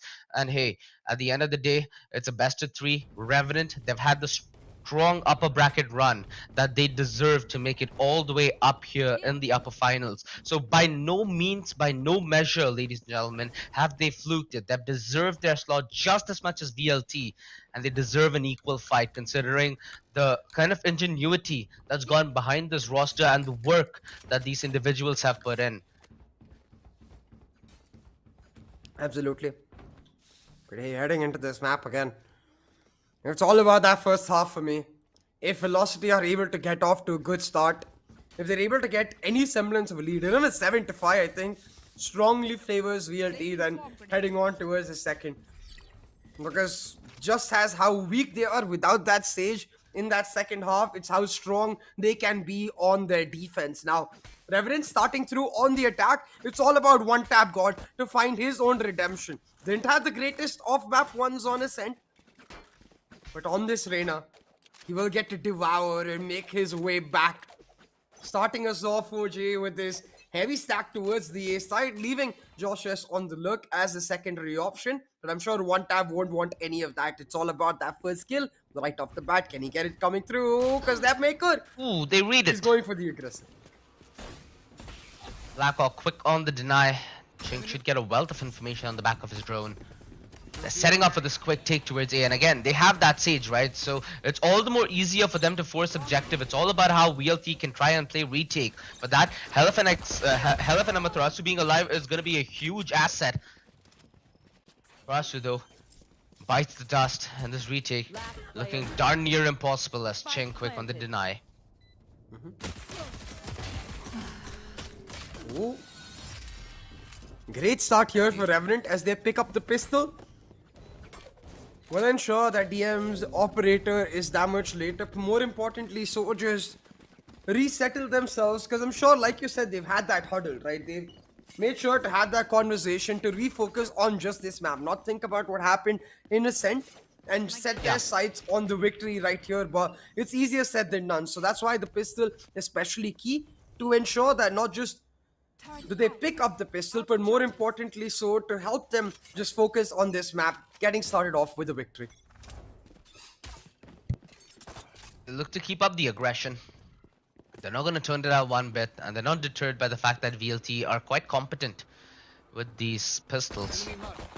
Oh, Chink spots them both, and one tap God with the deflayer forces the retreat from Deathmaker. Although with the retreat comes a decent off angle, and with the decent off angle comes the death of one tap God. Deathmaker still having the tailwind equipped, allows them to hold this angle just a TD bit longer. Although VLT are not looking to concede that easy. Revenant, they're trying to play the split on the back of that mid lurk. They still don't know that this is an A stack. So it's all about that lurk, like you said, because if they don't rotate off, they might just walk into a massacre. Revenant, I can see the pings coming through. They want to head on towards this A side, but they're walking into a stack. That maker will double down on their troubles, and while Ching does find the trade, it looks like Velocity might just hold this one down. LFE finds one, but Ching comes up huge to find the double. And finally, Triple, in fact, able to take this side. But still, 1v2 right now. Amaterasu has the advantage of them not knowing his position, and he's able to deny the Vandal with just a classic. Oh, the Josh classic! is very low. He finds the chunk, but by the skin of his teeth, Josh pulls that off. But that's a huge eco for Velocity. 4 guns taken away. Or guns taken away, a boatload of utility that was invested as well from the side of Revenant. Now on the investment, VLT truly stand a chance of crippling this Revenant momentum that's gone their way this early segment at the first half. Weaponry looking to be equal almost across the board, with the only compromise being Wimp on a Bulldog. But hey, he's the sage, right? Can afford to play a little more passive. Passive, to some extent, have been Revenant. Not across the map, however. Here. They choose to camp outside a site to look for any openings. And this time, with their late take towards A, it might just feed into VLT's early setup. Oh, Nice but trade. MW1 opts to not Easy. dismiss. Instead, the bait set up for Depmaker. He's able to find the trade and just as easily backs right up to find yet another. Depmaker shutting them down. And this round, normally you'd think for Revenant, it's okay, it's a bonus. It's not. They had to invest. Not, They lost yeah. all of their weapons. It was a buy for them as well. So Revenant, they need to pull this one back. And once again, it's on the back of Ching. He was the hero in the eco, looking to be that protagonist once again. Excali aware that it could be a close sneak from 410. The very important position that he's trying to play here essentially will be the man who initiates the fight, as he has Spike down avenues A. through both sides of 410 and Hellfighter, a patient backstab. It's of no avail as Amaterasu mans up the front line, and VLT a crucial round where they found success. Yeah. They've They'll broken force Revenant the now. money and the momentum, which is going to be big. Yeah, they will force Revenant now onto that eco, so it gives them the round they need to build up towards the operator. I don't think Depmaker should be able to afford it in this particular round, but as long as they're able to pull off a flawless one or a close to flawless one here, it should build them up enough to be able to get the operator in the next now. Oh, actually even better so, Depmaker has the Blade Storm in his hand, so Velocity look to get aggressive towards mid early, but as soon as they spot out this B hit, they brought back their point man. Depmaker ready to deny those blades coming online. He finds the Okay, burst, pops the Depmaker. head off another, and he's hungry for more. He's got his dash back online, triples down as a threat, and just like that, Revenant, they're falling apart. Hungry for the quad, hungry to feed his blades. Revenant Esports suffered the death of 1,000 cuts at the hands of Deathmaker, who makes quick death as he's outrageously aggressive. The way he used that tailwind SCA, I held onto my chair. And he sure is keeping us at the edge of it. That's his Again. operator definitely coming online. He's made enough money on his lonesome, so we've seen what happens when Depmaker starts popping off. Map 1 seems to be the map of the Reina, but it looks like the girl from Korea will now come online. Depmaker living up to his name, forcing out a very, very, very early timeout from Revenant. Wow, that's an extremely early timeout. 2-2, that too, wow. Quite surprised. I think they understand that once you let VLT get into their comfort zone, which Deathmaker already looks to be in, and once that Deathmaker show kind of encourages the rest of VLT to get their own game on, that's what Revenant want to try and deter. It's just when you call a timeout this early, you face the possibility of course, this timeout may yield great results, but as soon as VLT are able to adapt, then what? You use your second timeout already in the first half, because that might be disastrous. But hey, I'm hoping, like you said, it's just to destroy any momentum that Depmaker might have been building up to, sort of curb the fire in his hands, and at the same time, maybe Malix has some sort of a read to give to his team, because it looks like Velocity, once again, they're going to switch up their setup. Solo towards that B side just to deny the plant is Hellfighter, as Amaterasu helps him out. It's all about these duelists towards his A side to hold it down with their fighting power. And look at MW1 out of the gates, hunting for them. He shuts one down, but the Dismiss not able to get him out. One tap got with the trade.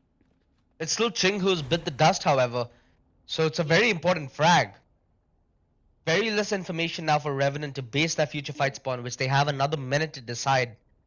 And it looks like the decision's already made. It's gonna be a hit towards A. Only on Josh S if he's able to even find anything. That's again, if HellF presents himself, right? Exactly, and they're walking back into that operator, and like you perfectly mentioned, without that Sova, without that Soul Initiator, Deadmaker might just have a field day. It's all down to one tap god. He has the Empress online, and Deadmaker with a slight whiff spots himself still out, works. and Revenant they pounce. One tap and Wimp with a one each. They're going to be able to open up the site, and instantly they take it all apart. And 30 the seconds marginal points, if Deadmaker lands that shot, suddenly it's a very different round. But instead, Revenant they pounce and likely get this one in the bag. But hella, he finds one, and suddenly 2v3 in this round. But now all down to Amaterasu. 1v3. It's Oh, extremely goodness Christ. difficult, but he lines them up and shuts them down. The plant not done for Josh S either. For Not more. Amaterasu not able to cross over. Josh S does secure the round. Aye, aye, aye. Dude, I saw flashbacks of Ascent. That picture just came into my mind. Sheesh. Revenant showing that this in fact is the South Asian Derby and anything is possible. remaining. And in the fashion they clawed it back as well, right? They were reliant on finding a slacking Deathmaker, which they did. As soon as that paid out, they just rushed, man. Just W. And one tap got living up to his name, right? As soon as Deadmaker was spotted down, it was that instant one tap towards him. But hey, Velocity, they've still got enough money. While they don't have the operator, they are able to afford a buy, and the same cannot be said for R&T. Wimp relegated to just a Spectre. Now, in terms of ultimates though, Velocity setting up that Viper split to deny this ace site. It's all about setting Deathmaker up for success, because you look at the advanced position he finds himself towards B long with the trap for Excali set up towards mid. The Revenant inching their way so closer. Is that recon spot? None? Oh my lord, the timing. Excali facing the brunt of the Revenant front line, and it's MW1 who stands a good chance of ripping them to pieces. The Hunter's Fury from Ching, not gonna rat out the position of MW1 on the dismiss. Man's being an absolute menace. It's all on a Blackhawk and Ching, and they've come from the same angle of attack. MW1 inching closer and closer towards his next prey, anticipating the position of Blackhawk based on the reload of Ching. No, Ching! Oh, what? He still finds the double! Unbelievable! Ching clawing his way back. He's been the savior for Revenant in the past, but fails to redeem himself in the 1 versus 4. How much can you expect one man to do, however? Even though it's just the start of the first half, in this second map, these rounds going down to the wire. Revenant with the right macro call at least to try and wrap that Viper. They try to execute that mid to A. Play the timing beautifully, dodge out that recon, and able to punish Excali. But that Empress just laughing at their face. Hasta Fuego says MW1 as he shuts them down piece by piece, and at that point the damage is done. Again, damage is done in terms of economy, and it's all down to the tour de force. The drone gonna miss out on that maker? No, it still spots him out, and he has to dash out, but still the utility available to deny the plant. It looks like IRNT will still try to force it all the way through. And Deathmaker's position revealed now puts him in a tough position, without a doubt, and Ching quick to put him out of his disposition. Amaterasu does have himself the lockdown, so oh no, Excali really shouldn't have given that away, and this could be very well spammed down. Amaterasu needs to protect those with his life, but he ends out going despite of it. No!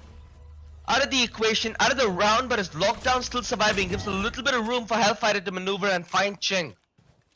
Revenant still yet to make the decision whether they want to commit to this B site I think they have. or make that gamble towards A. At least now, VLT have the possibility to fight back together. They can thin down the numbers considering their weaponry advantage, as now Wimp has no wall to try and force the plant. Oh, and MW1 takes full advantage. They dismiss the reposition, Nice but shot, the Leo is Josh. slightly off time. Josh S finds a crucial one. Hellfighter now in a 1v3, and it's not his world he's playing in. It's his mirrors, the Wide Viper swing. speed coming online, but the wide swing from Hellfighter to shut Josh S down. Still 1v2 with the plant done. Utility available here for Hellfighter to Nice play it shot. all around, but the lack of vision without his Viper Spit, plays against him. Wimp with a crucial one to find a huge thrifty. They committed so many ultimates to that one to OG. To resurrect the Viper Spit, they needed that one, and crucially, they get it through. A lot of newer players think that in the Viper's pit, vision is primarily the problem. Apart from vision, it's more about the DK that puts you on a timer as to how much you can play within the pit without it being a little too risky.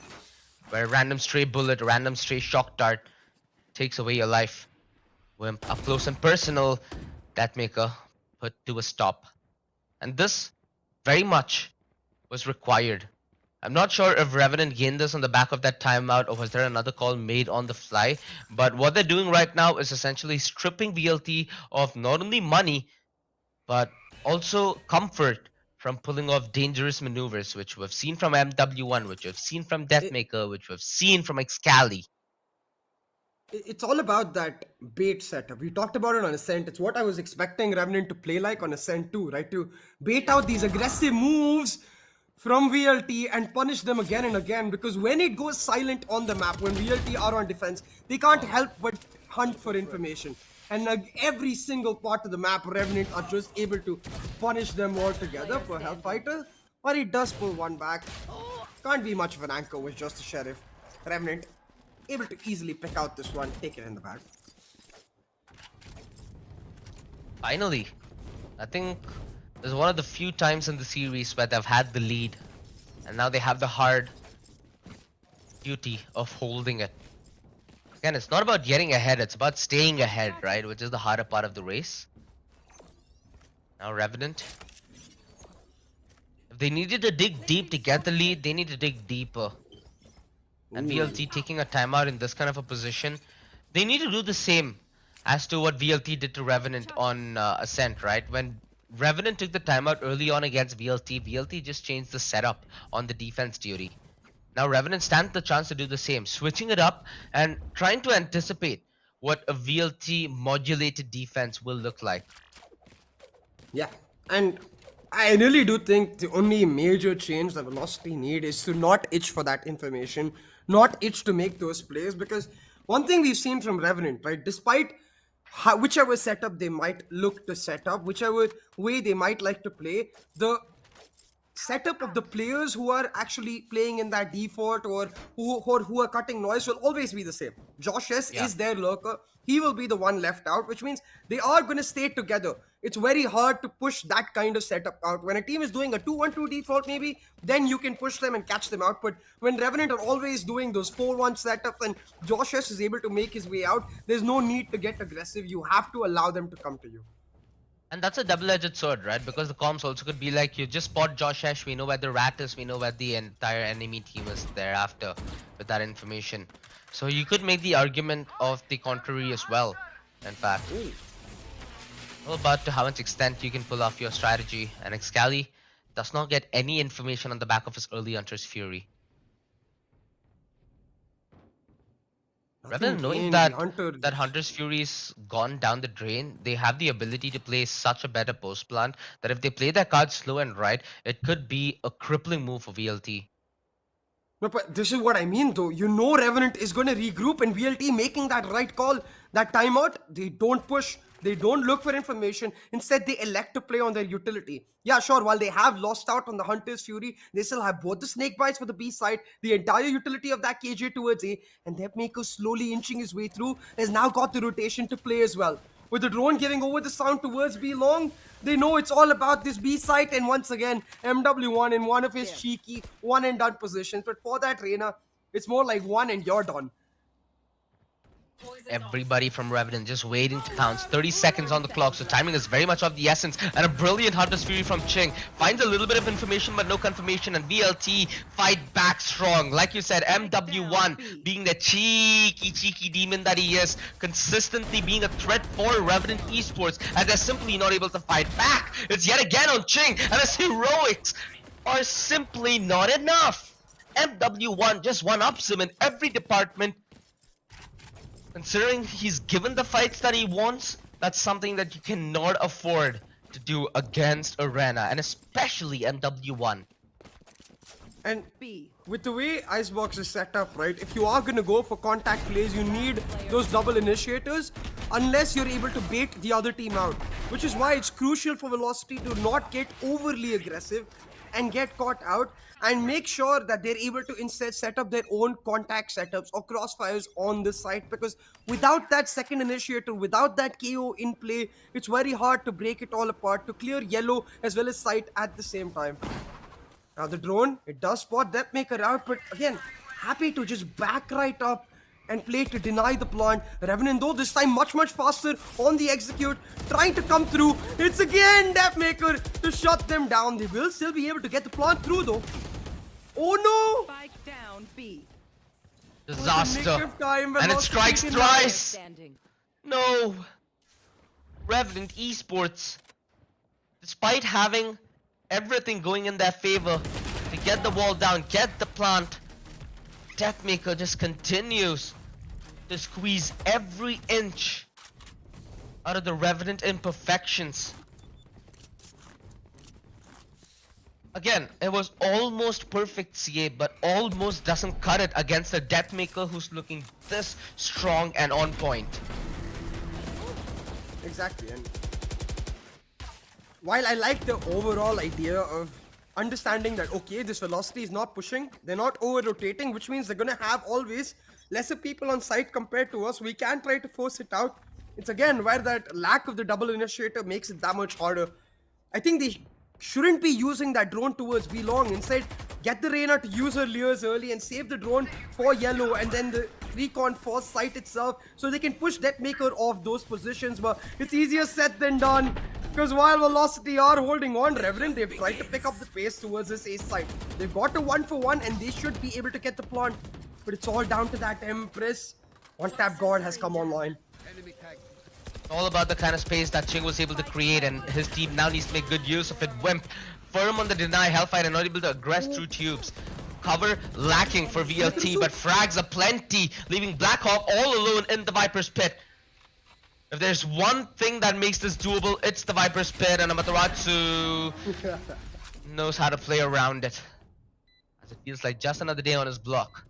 VLT taken a small lead at the dying segment of the first half. Revenant. The entirety of VLT pouncing on the retake, I feel like one thing that we really did not mention, CA, is the fact that utility is a secondary concern for Revenant on the retake, right? To Yeah. deny it. So I think one thing that they need to do while waiting, while in the first 45 seconds as they're not committing, is at least bait out the utility. Only then will they stand a chance in the post plan. Otherwise, there's just too much BS that VLT have in the back pocket, alongside MW1 and Deathmaker popping off, with Amaterasu making impact plays. Like, that's too much on your plate already. But that's the thing, right? They can't bait out utility without using some of their own. Or they try to go contact without using utility early, and that's where these aggressive positions of MW1 really do pay off. Like, look, again, they use the recon for the front aggressive push, but now Velocity able to stack up the sights, and the drone only clearing towards Sandwich. One tap God is still able to find value. There's still a 3-stack VLT though, Gosh. and it's through the ropes that they catch him out, sliding their way through.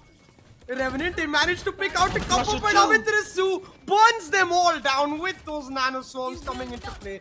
Hellfighter now on the flank to deny this Viper. It's this 1v1 that might just decide the round, because the Resurrect has come through on site. They will get the plant.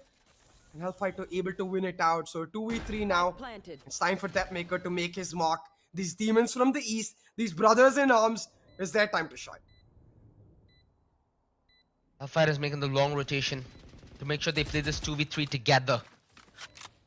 They're at least able to, at the minimum, trade each other out. Makes this much more of a doable round. Hellfighter on the aggression, not able to find the better one-tap God. With the pistol, Deathmaker's only good for one. And Revenant, even out the half, 6-6.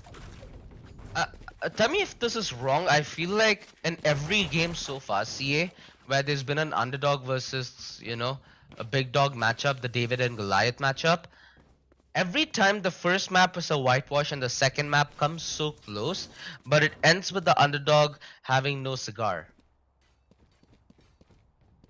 Well, I think it's just because of the experience factor, right? Because it comes close because the underdog has nothing to lose.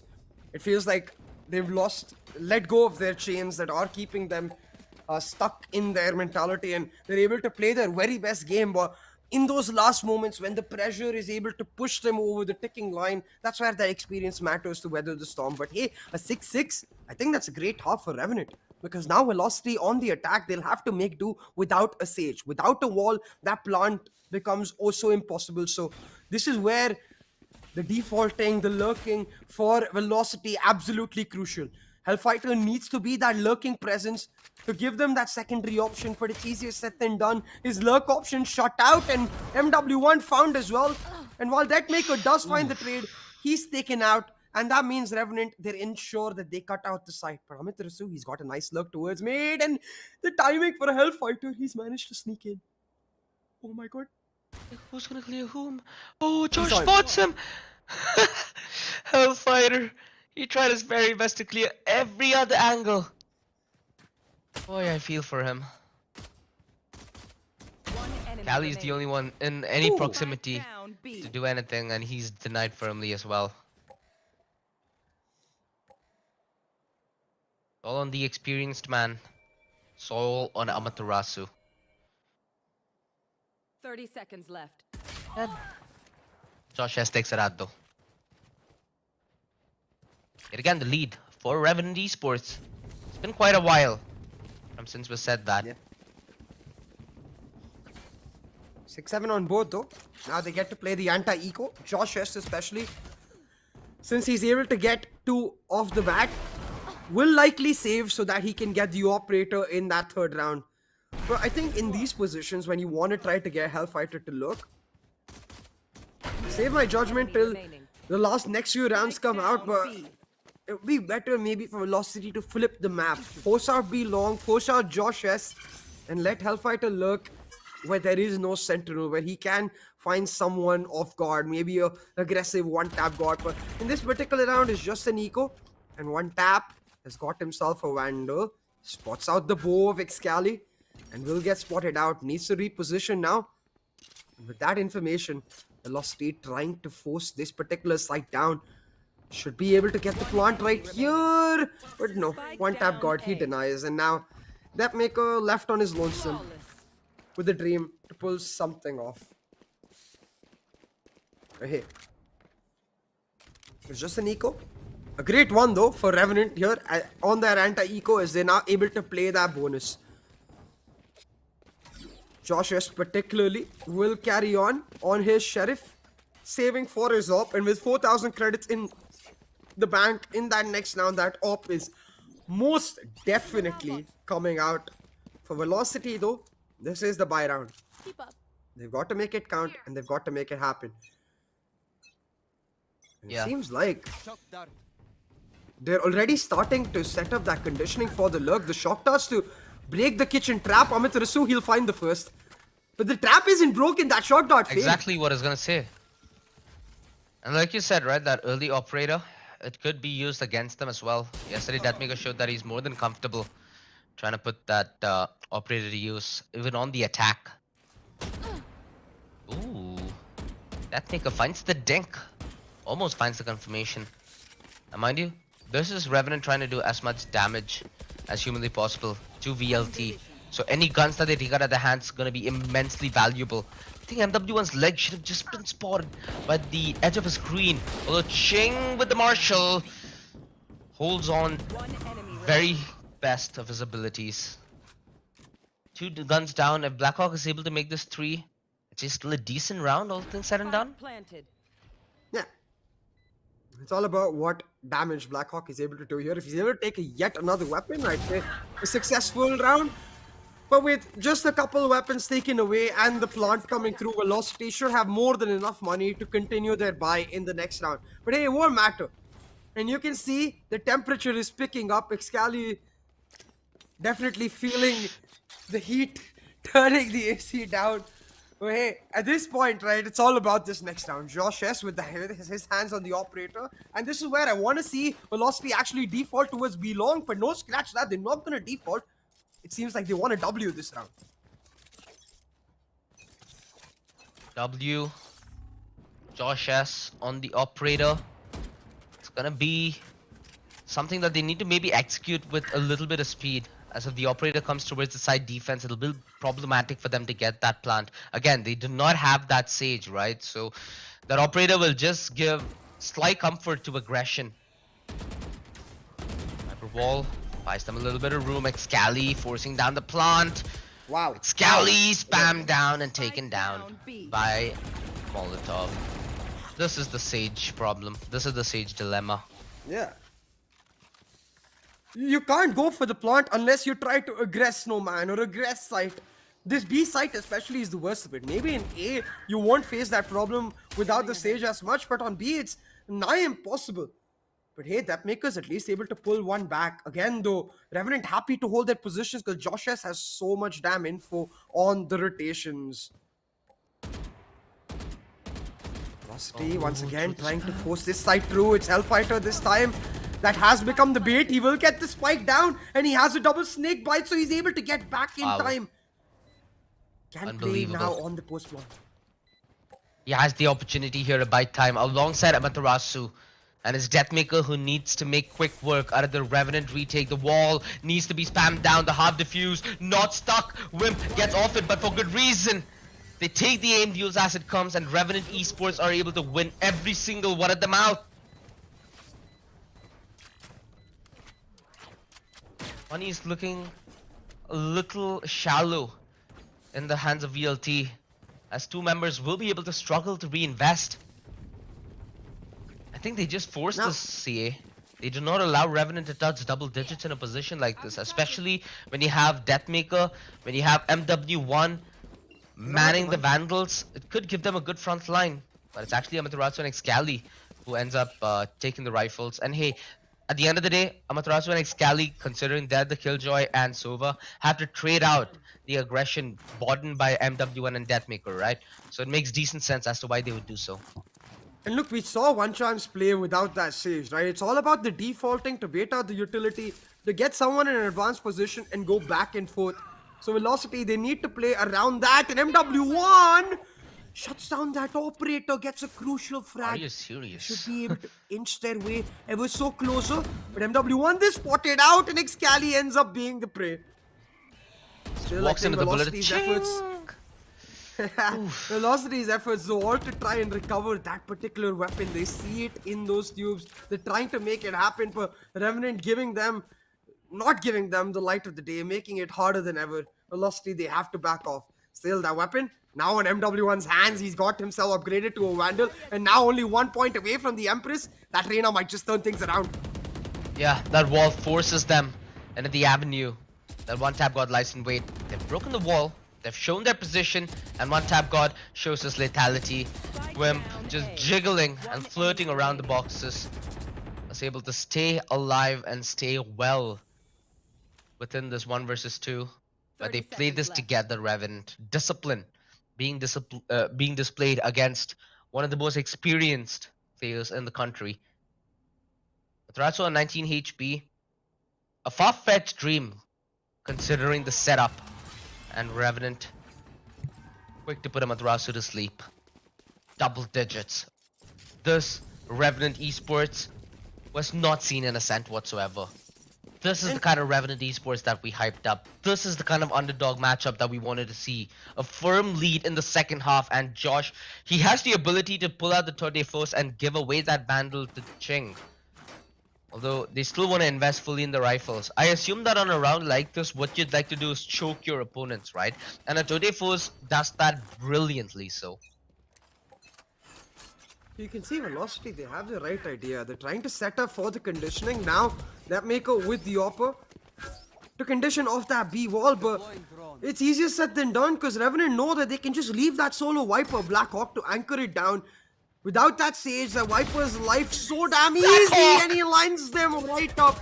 Gonna back off now and play on his snake bites to deny them altogether. Setting up the Viper Viper split split. as well. It seems like Velocity, they're just falling apart. Everyone just lies in wait. So low HP. Could be spammed. No, Blackhawk lets his teammate die. MW1 on the re-aggression denied. 2 versus 4. And Excali cannot stand the test of time. Did Hellfighter use his ultimate at the worst possible time? Yup. That's that Viper split gone for VLT. And honestly, they're just trying to play too fast without that stage. They've got to slow it down like doubly. So they need to look for the hits late into the round and punish Revenant rather. Not line up and try to go for executes. And if you are going for executes, better do A site than B. Or even mid to B. Mid to be pretty good with this lineup. A direct B hit. You can see the Viper just able for her, it's child's play. There's nothing to deny that Viper. No KO knife, no Sage Wall to deny the snake bites. He's just able to play his free game. And that's what it kind of feels like in the second half, right? Ever since Revenant called that timeout. Now it's a technical timeout, so yeah. Small moment for both these teams to have a mental reset. Which, at least in my books, undoubtedly favors VLT. But what I'd actually like to see VLT do, maybe like play a 3-1-1. Send the Reyna, the Jet, and the Sova towards B long. You can set up the recon for the Jet to dash on over to take container control. A Lear to make sure that the Opper doesn't peek him out. And once you clear B long, you can leave either the Jet or Reyna there. And then you can start having Hellfighter or Amitarasu lurking towards mid and A site and try to punish aggression. Because if that doesn't happen, you can see for Revenant, it's very simple, especially because this is Revenant's biggest strength. I think their ability to lay back and not get baited into aggression, their ability to be that disciplined force on the defense, it's their biggest strength. And right now, their biggest strength is the answer to Velocity's biggest weakness in this half. So everything playing out right for Revenant, I think they're on the right track to pull this map out. They have the revive, Ooh, so the they aggressive. can afford to force the aggressive play here. And one tap god alongside Wim playing this one ultra aggressive. They need to go for the Lear, however. Nobody is trying to attempt to break the flash. And VLT, they end up going from man for man. This favors them, however. If they're able to force the issue and continue with the pace, which they have not been able to. Amaterasu with that lockdown will nullify the situation. Shock darts, is that going to be enough? Nope. They just have to concede. They respect the room that VLT have bought. And sadly with room comes MW1 on his aggressive Rena. Been a phenomenal talent for VLT in this matchup so far. And he has the ability to claw his team single-handedly back into the matchup. But that TP betrays him. And Josh S having the small ability to survive and fight back. They fight back in tenacity and fury, as it's only one man left. Again and again, they look to Amaterasu to find answers in the clutch. And yet again, he finds the head of Blackhawk. The swarm to buy time. One of them is destroyed. Josh S buys himself a slither of hope, but this has gotten room for Amaterasu to sneak right on through. No sense of comfort whatsoever. Low HP, but Josh still does it.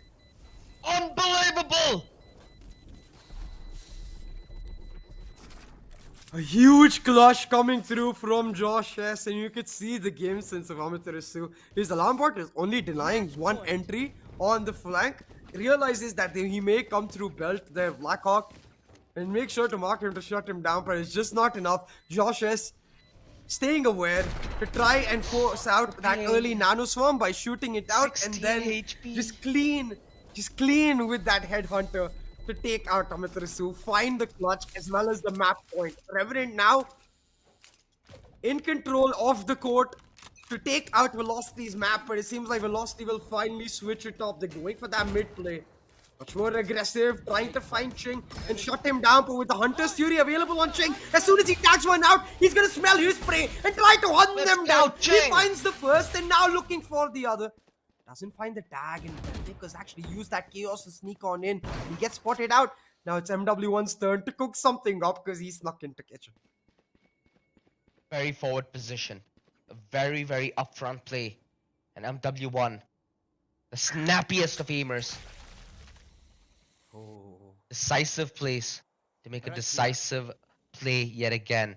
Imagine if you would have gotten Josh S in the round prior towards screens. It would have been done and dusted for VLT. So far, VLT taking Revenant it have slow been though. Look so at Amaterasu's look. incognito. He needs to take Exactly. contact here. He's making the noise as well.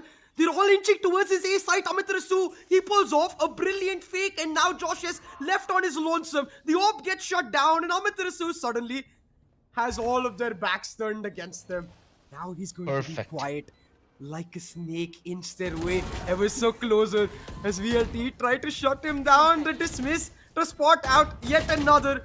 The lure to blind him out, and it doesn't matter at this point because they managed to spread the defenders apart, but still, piece by piece, What does? give away the It duels, somewhat and they're getting does. shut down. The flank expected, and Deathmaker now left on his lonesome. Not like this. Quarantine, they shut them out, and exactly, you thought for a second that Velocity might pull it out, but Revenant, they stay aware. They remember the flank, they remember their position. The comms are perfect, and they Defenders pull win. this map We move out. forward.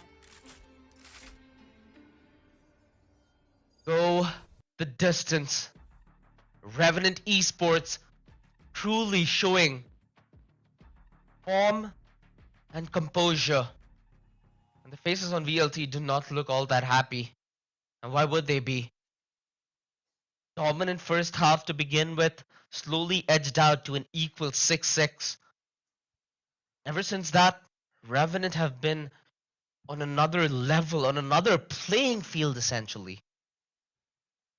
I love this kind of an underdog tale because there's no victory without defeat, there's no sweet without bitter, and there's no sweat without tears.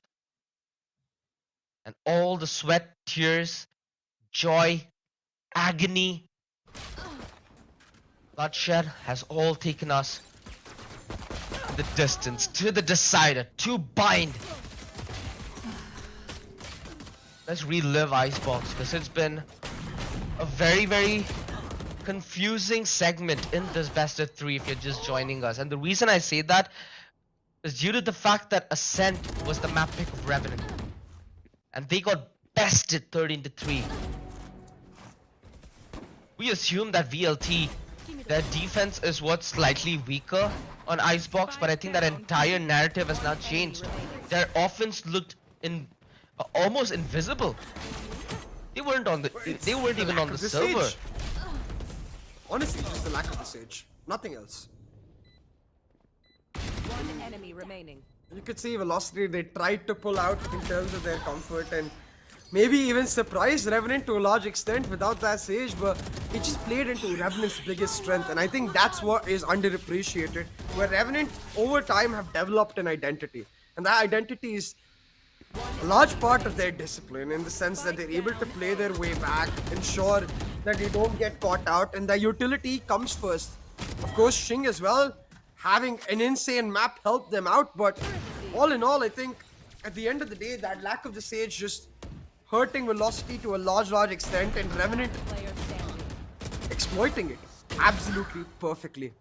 1-1 now in the series, OG. We head on towards Bind, and we're gonna get standard meta comps. No longer the question of maybe a comp affecting them, maybe a map not being too good for a particular team. They're both good on Bind. They're both happy with their comps.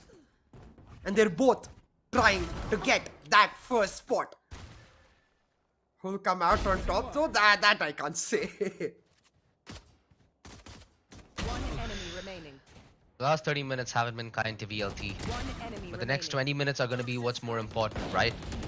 Before we get started with map 3, just like Revenant did, a mental reset is very much overdue. Down B. Just imagine on a round like this, you know, if you're able to account for said aggression,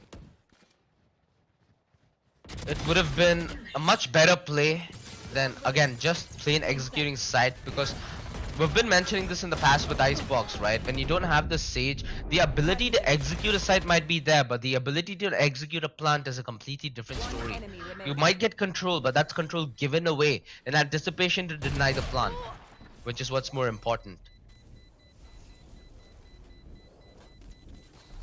BLT. Now, Yeah, and we'll have to go back to the drawing board.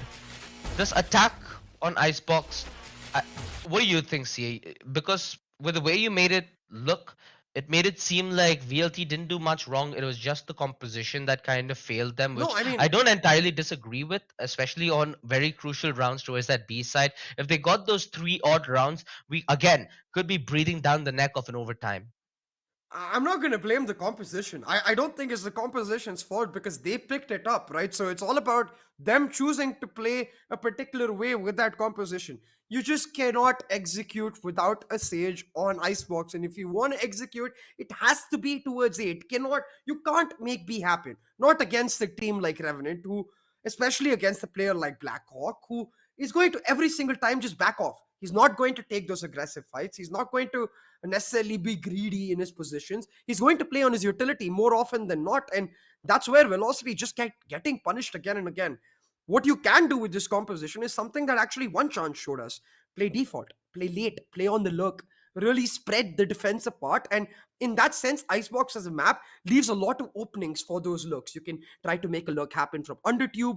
You can maybe inch towards boiler. You could even from pipes, the way we saw Amit Rasu in the last round find a lurk towards A.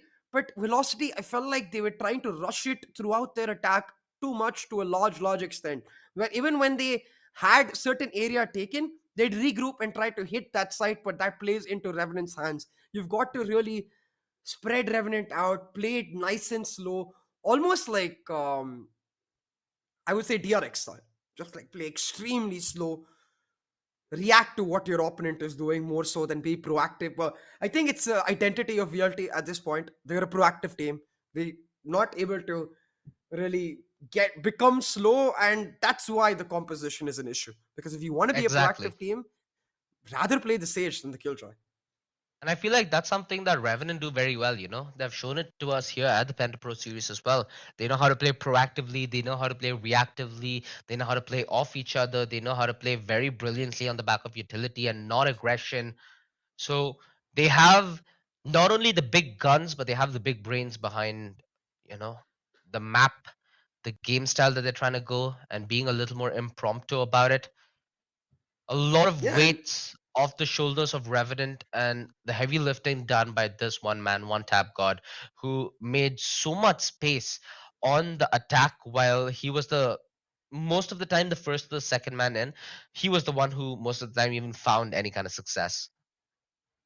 and there's really nice setups you can pull off even without the Sage, right? You can. I like the idea that VLT had where they set up the B wall early. It was just the wrong set of agents. You want to set up that B wall, then send maybe like the Jet Trainer and the Sova.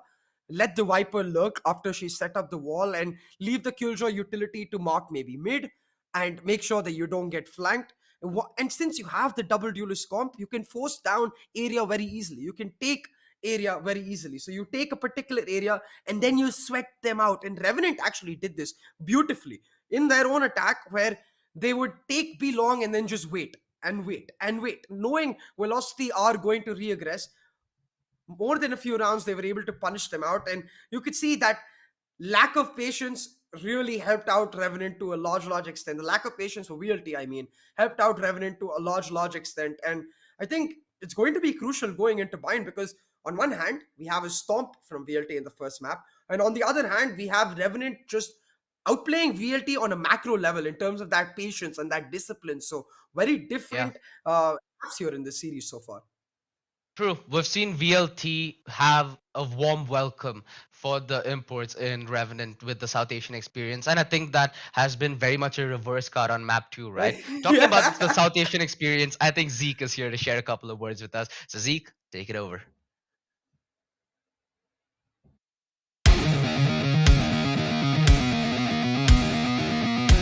Hey guys, welcome back to our interview segment. This time it's gonna be Zeke from Reckoning who's gonna be joining us. How you feeling, Zeke? Oh, I'm feeling good. How about you? Well, I'm flushed with adrenaline considering the amount of action that we did get to witness. Oh yeah. First things first, action, right? What was the comms like after Soulmate clutched out that 1 versus 4? Oh, it was so intense. Like, everybody praised Soul. Like at first we were all shook because we didn't believe like, oh, okay, that just happened. Out of nowhere, he just pulled the 1v4. on the thrifty round with a vandal he just picked up, and it was on his last bullet when he killed the last guy. So Exactly. it was very amazing to watch him pull off that one before. Yeah.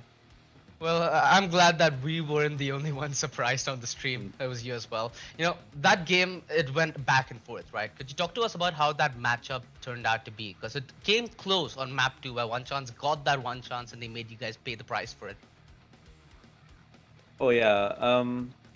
Because we sort of like did some research about them, like watching their games and stuff. But at first they were playing with another player, which is our ex-player Pixels, and we were Yeah. excited to play against him. But on our game, they swapped Pixels out for Buster, was it? Buster, yeah.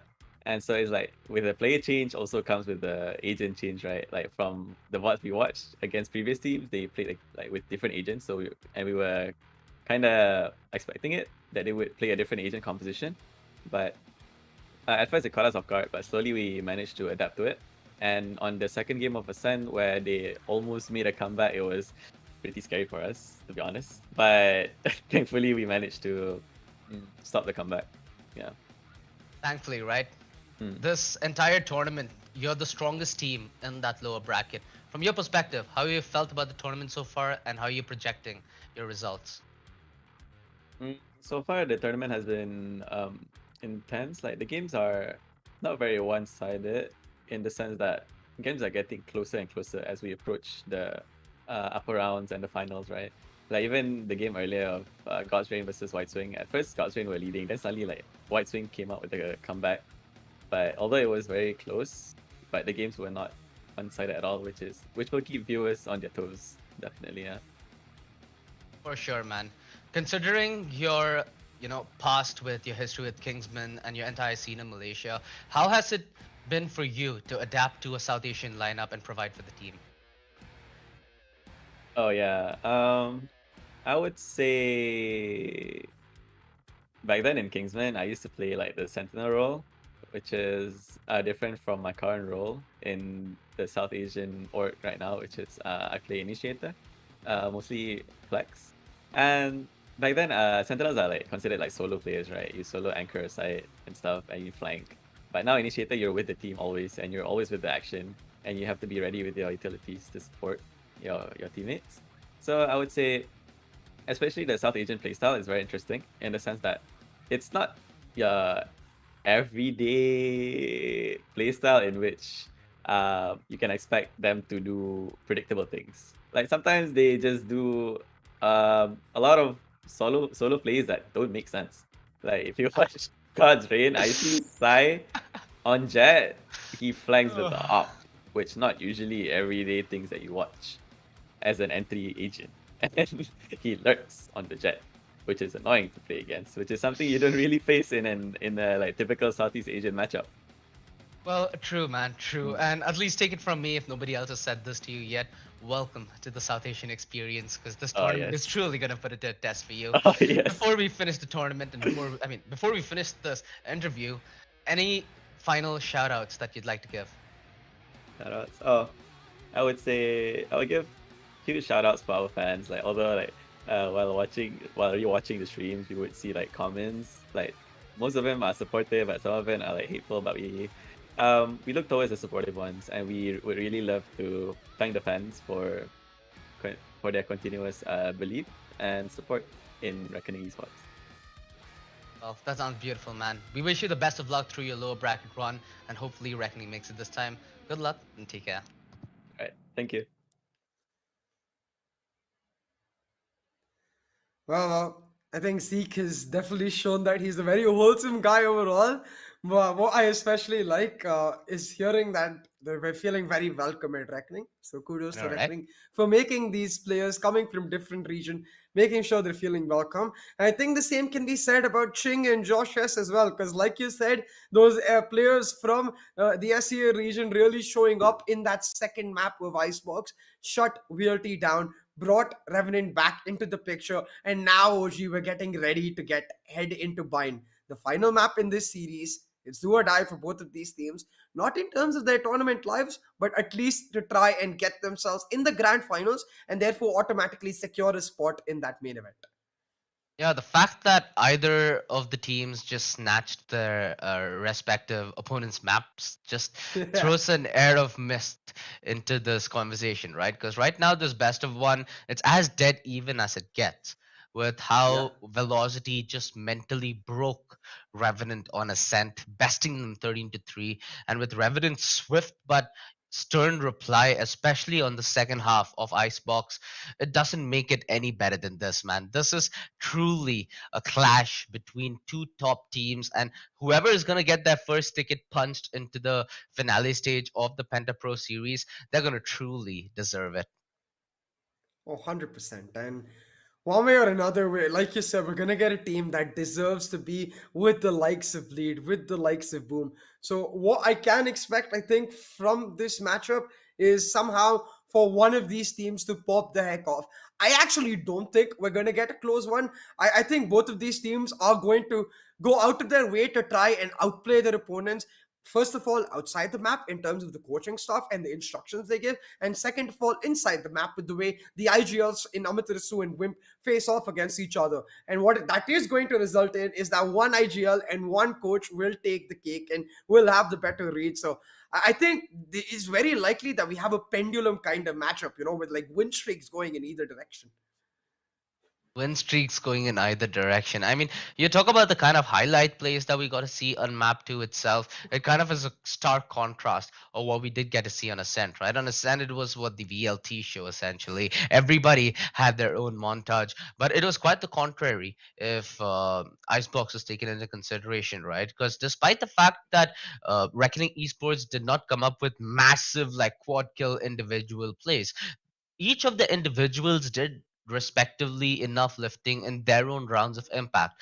For example, one tap god with the kind of consistency he was able to make space for his team, especially as they're hitting the plant, both towards that A and B side. With Blackhawk's brilliant push towards B main, where he managed to net himself 2 kills on the rotation, and with again a lot of timely rotations and pieced utility.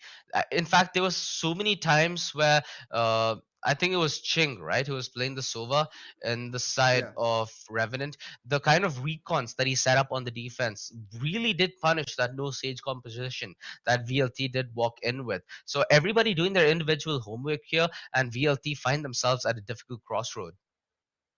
Oh, 100%. And look, at the end of the day, I think what is definitely one thing we can expect for certain is what kind of matchup we're going to get in coming here through in Bind. So let's have a look at the map, Vito. Remind ourselves how this went out, because like you rightly mentioned, both of these teams traded out their respective maps. Revenant picked up Ascent, Velocity stomped them 13 to 3. Velocity picked up Icebox, and Revenant were able to secure a clinical 13 to 7 victory. And now we head on towards Bind, where I don't think you can point out any factor where either team may be uncomfortable or the agents might be an issue, anything like that. This is a completely even map.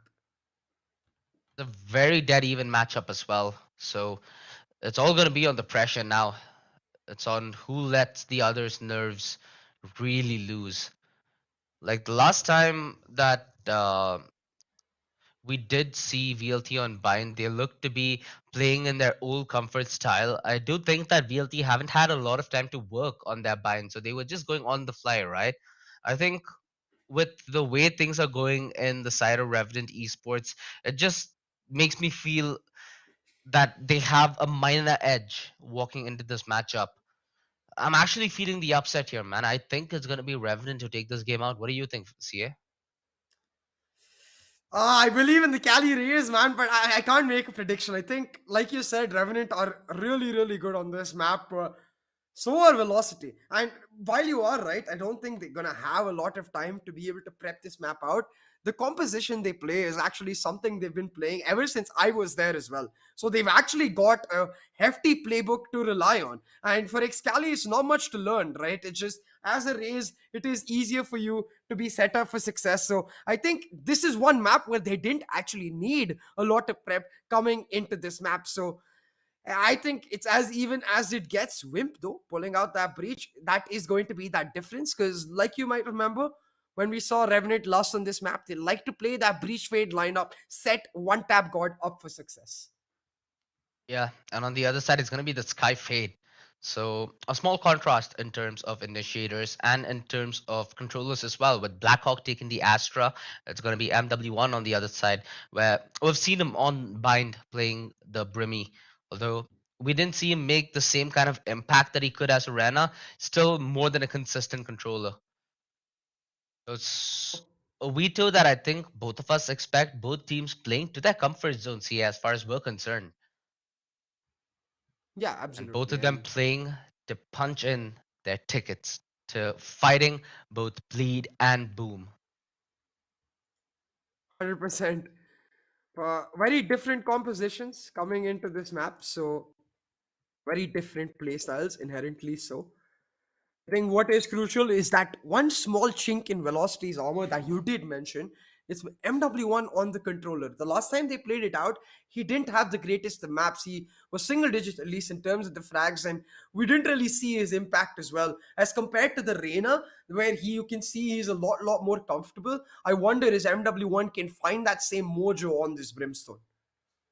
He really needs to, man, because at least what the last map proved to us is everybody on the side of Revenant is able to individually live up to their capabilities and expectations and more than deliver. So that now is shifted the court of blame on the side of VLT.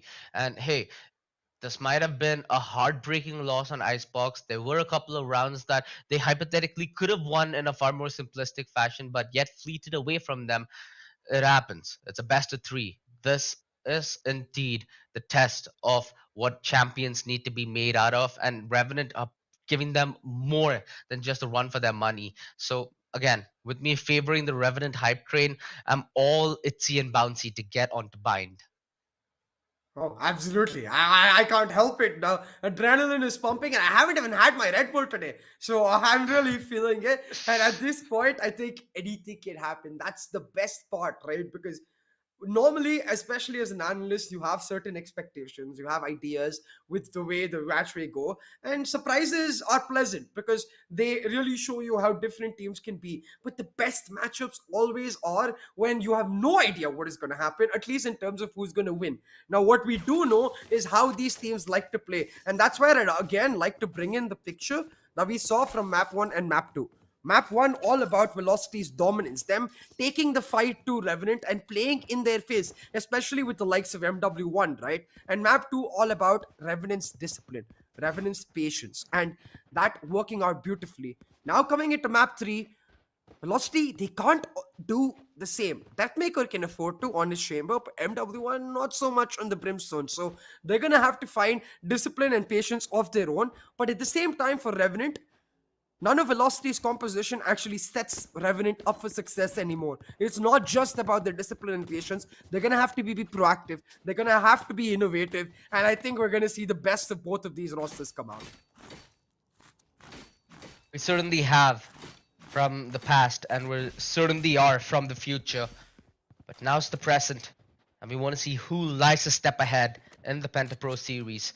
In the grander scheme of things, both these teams, they return to how they started 2 hours ago. Dead even. It's gonna be respect shown across the server as VLT. They take cautious steps towards the B site, and Revenant, I think they just merely got a sniff. Hence, they fall back somewhat passive. Although with Josh not taking the aggressive peek from elbow towards hookah, Wimp was at a minor problem position. Wait, what? Josh actually died to the dog? Alright, that's surprising. Wimp finding 2 surprising as well. The trades, in a matter of seconds, and you might have missed it. One tap got close with his teammate. Not able to make that conversion work though. Puma chases him out of hookah, but still in position to take down Excali. MW1 in the 1 versus 1. And his team really needing this one. And he's up against one tap god. Rotations.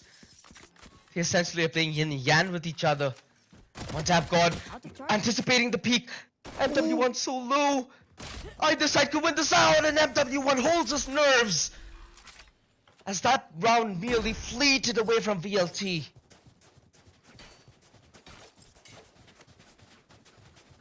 Yeah, and again, Pistol so crucial in this map. because we've seen how important momentum can be. But that's why you gotta remember what I was saying. That I think we're gonna have a lot of swings coming through. Revenant though with this pistol, Enemy remaining. absolutely crucial. And hey, with the way this is likely to pan out, velocity with this pistol, and with the way this is likely to pan out, it's all about those individual players being set up for success. MW1 with that clutch, I'm sure he's likely to feel that confidence. Hey, it's just the pistol. Let's not get carried away just yet, because anything can happen. Josh S takes a decent chunk though, and having spotted him out and with taking long control for free, Velocity, they set their sights once again on B. 2 bullets in the bag for Deathmaker on his aggressive stance. So he's going to rely on Excali to make all the space for him. Blackhawk just plucked out at the back of sight. Where's the plant? And they yet to give away any kind of weaponry whatsoever. Excali, he understands what kind of game is being played by Revenant, so he chooses to play zone. Play on the back of MW1. Enemy remaining. A clinical blow that VLT needed to deliver to the side of Revenant. Good job on them. They have utility well set up. They had real good coordination in the front lines, and more importantly, they'll have a real good chance to play a decent bonus, right? That's what I'm looking forward to. Absolutely. And that bonus is going to be absolutely crucial, right? Because they're on the attack. On the attack more so than the defense. You want to be able to play that extra bonus because you can choose the fights you're going to take. You can dictate where your weapons are truly coming into light. And those engagements can be absolutely crucial. Now, Velocity with 4 Spectres, they're likely just going to look to pick up the pace. They've left Deathmaker towards long to maybe catch someone out with that Headhunter. He spots out the Fade though, and the Operative Strike coming out.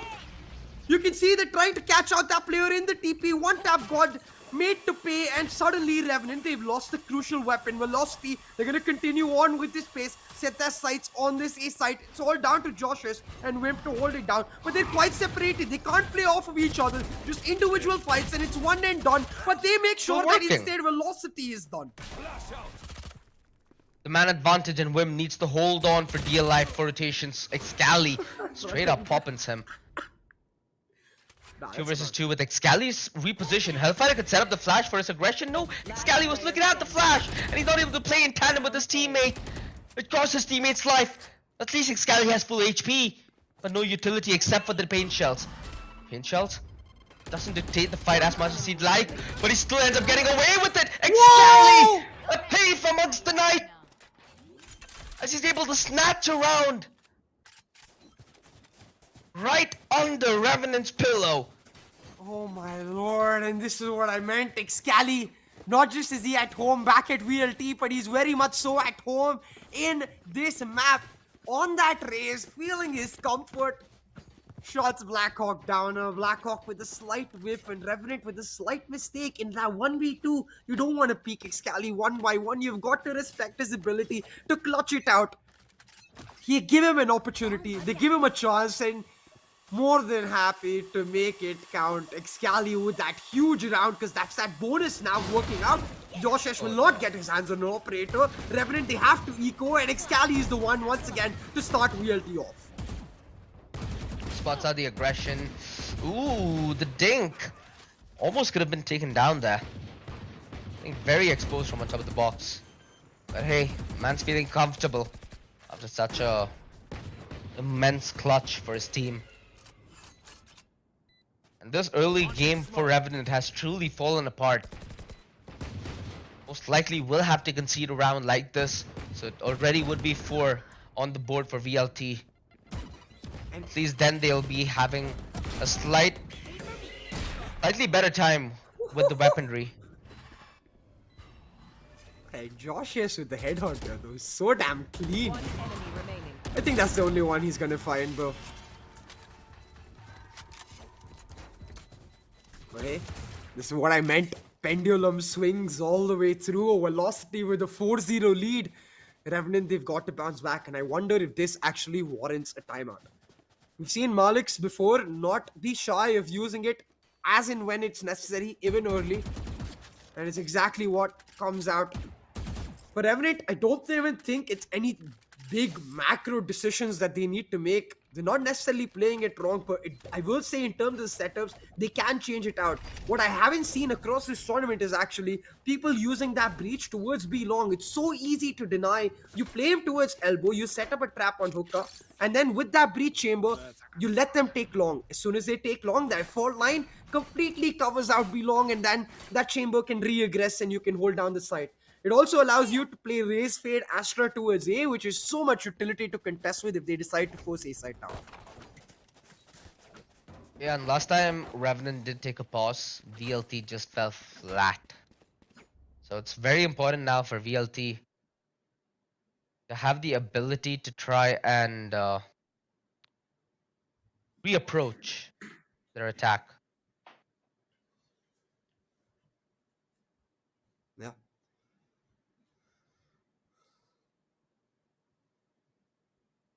Hey, we'll have to see how they're able to make it work.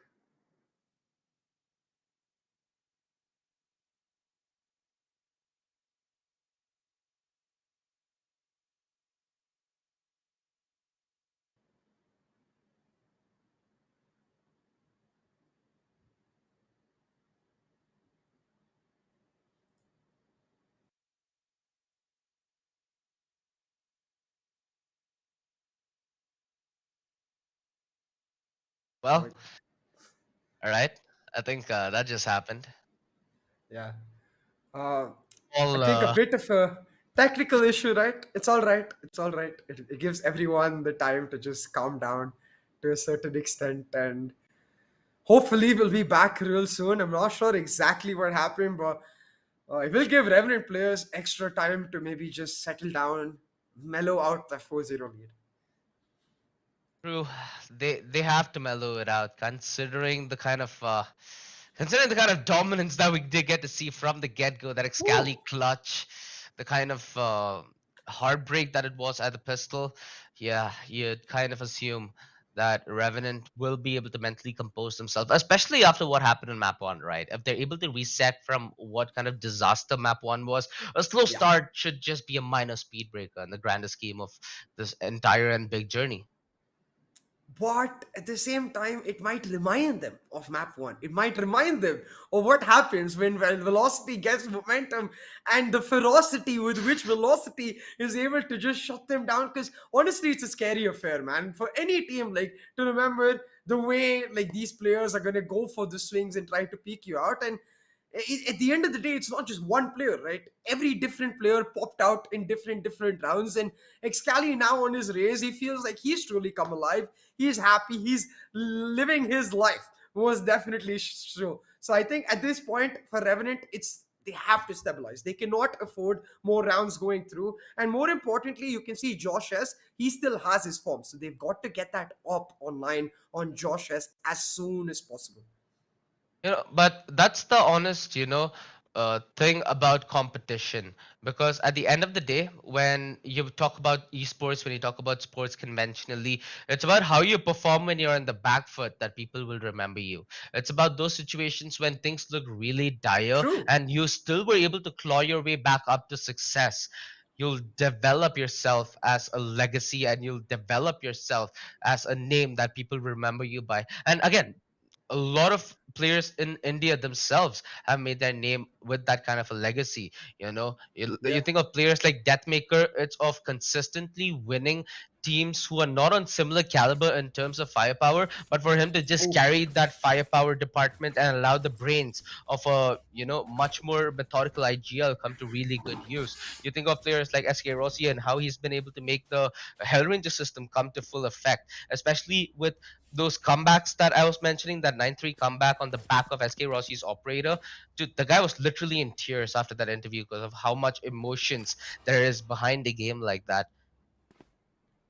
And while emotions might be strong, while emotions might be important, it's more important that in the grander scheme of things, while you're in the game, you don't let emotions overtake your steady, your calm, your composure, which is what you need when you're gonna duke it off against players of this caliber. wait.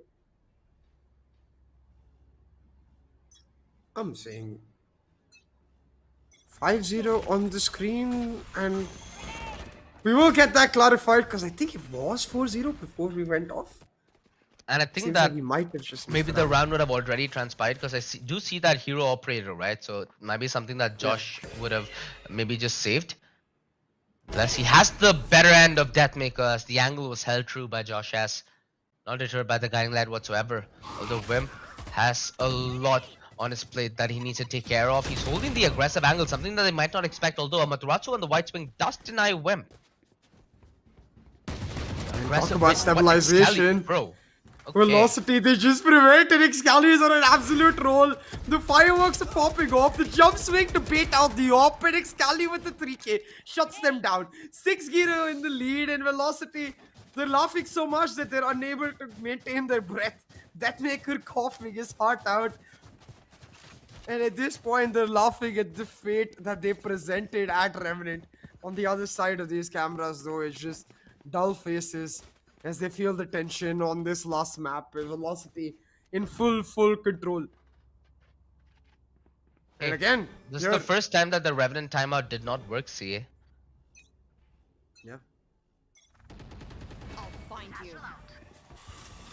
Double aggression towards Hookah. Excali in the back of his boombot, but Excali is the first casualty. Ching just anticipated this kind of a forward stance. Deathmaker's placement of that rendezvous should be heard by Josh S. But the angle is being held momentarily, and it's being held by Blackhawk, in fact, all the way from Lamps. This time, though, and this is why it's crucial, Excali taken out. The point of Velocity Spear taken away. So Velocity passively trying to get some area back. They've got showers in their grasp, and with this Prowler, they've cleared out long. But likely to regroup towards that sight on Deathmaker's contact. He shuts down Wimp. And now Velocity will regroup on that point. But Revenant are holding their positions down. The crossfire set up towards his A site, and Blackhawk, he finds a crucial one.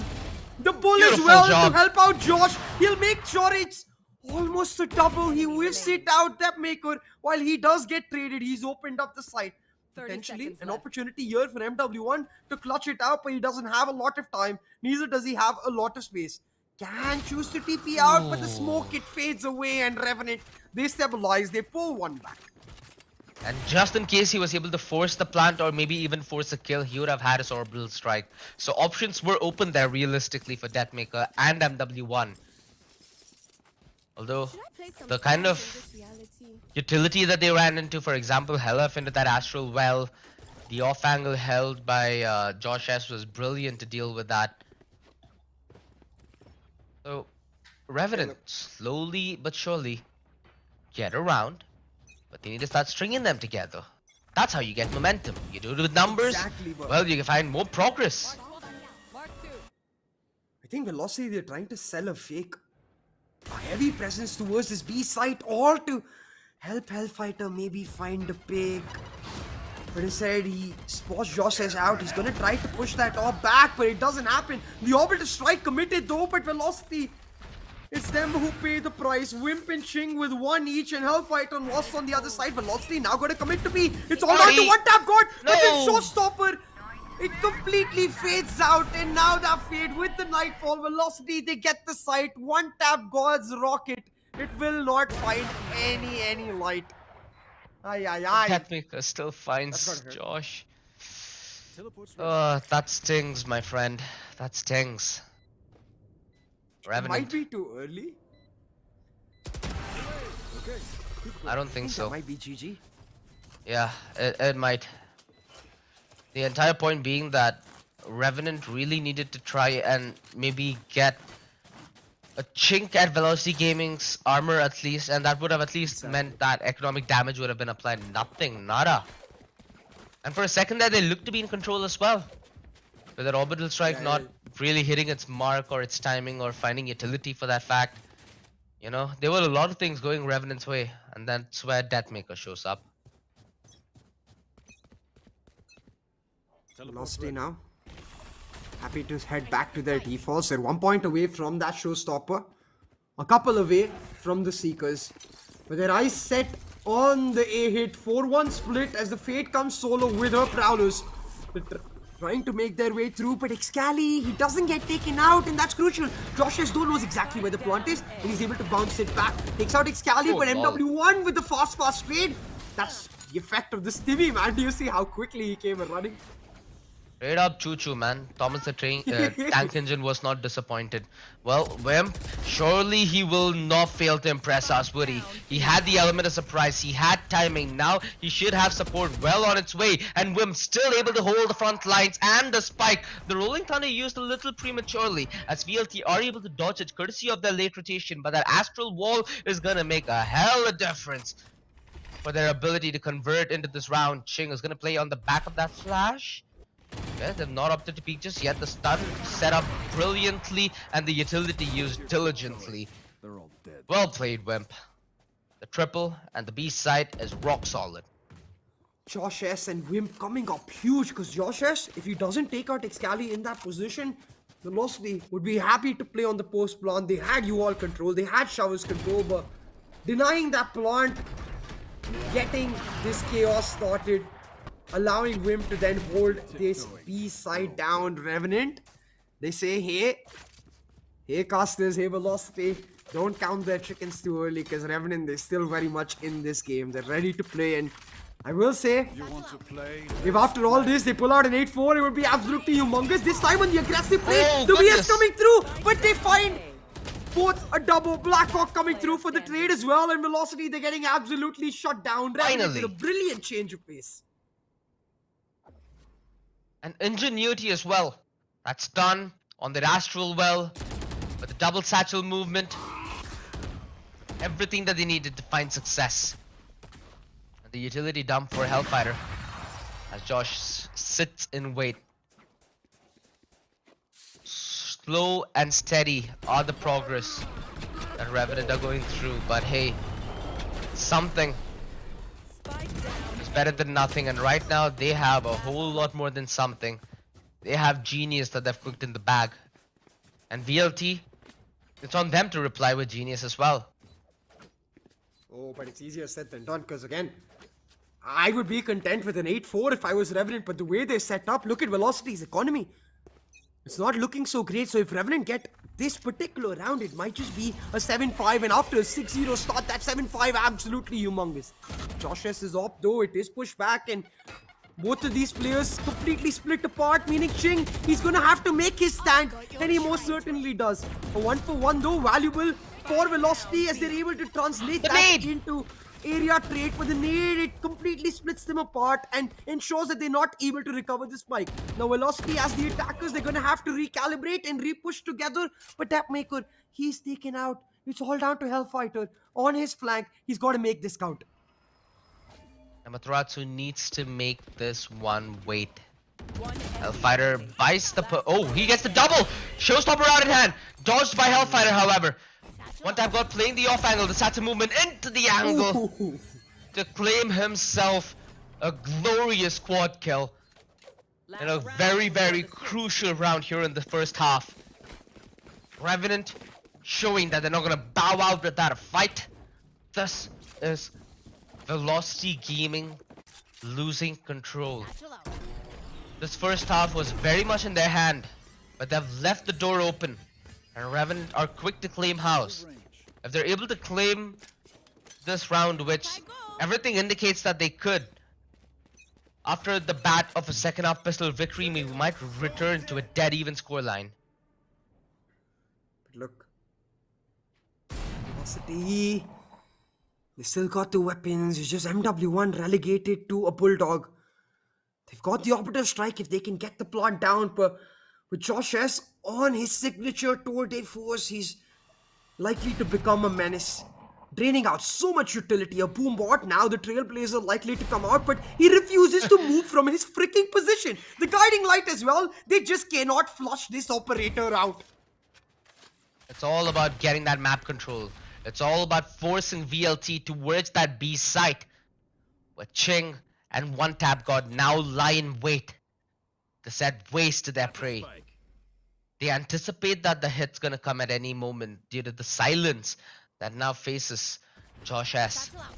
And now the quick play. Excali making the dart to elbow and he deletes it. He deletes one tap. Excali exterminating towards elbow. But the play from Blackhawk is going to be all important because it allows Revenant to fight back. The utility though is 30 set to a seconds left. brilliance. What? Oh, What? Josh S! Josh S, she likes the ball. Unbelievable! You talk about brilliance. Man comes up with the PhD as he executes them as cold as a doctor would. Josh S. All he needs to do is play time, play off position, and Wimp finishes off the round. Switching. A heartbreaking defeat for VLT and Revenant. They did not break a smile. Oh, they know the job is not yet done 30 despite seconds Excali's heroics. Beautiful movement, by the way, from Long. The way he set up his first satchel towards his right to One get enemy himself a remaining. bigger boost towards elbow. All Yeah. instinctively done, by the way. Like, it sounds very simple when I say it, but to do it in that chaotic moment, in the way the pressure is, it's very nicely done. But Josh S, man, again, he's been that shining light for Revenant, not just in this map, but throughout this entire series, and he's really stepped up to his mark. Wimp as well chiming in, 10-9-8, the IGL leading from the very front, and Revenant, despite that 6-0 down lead, they're able to pull it back, and it's certainly a pendulum. 7-5 now, and Revenant on this pistol, looking to pick up this round so they can equalize the scoreline. And they're pushing all the way through, but all this utility chunks them out. They've at least got inside control, however. Fun, not in any position to be denied. And one tap god actually finds the opening on Amaterasu, who was caught slacking. Luckily, MW and Excali quick on the trade though, but Josh S yet again with the double. Unbelievable. One tap god straight up. Hadouken peaks Hellfighter. And it's all on Deathmaker all of a sudden. Hadouk.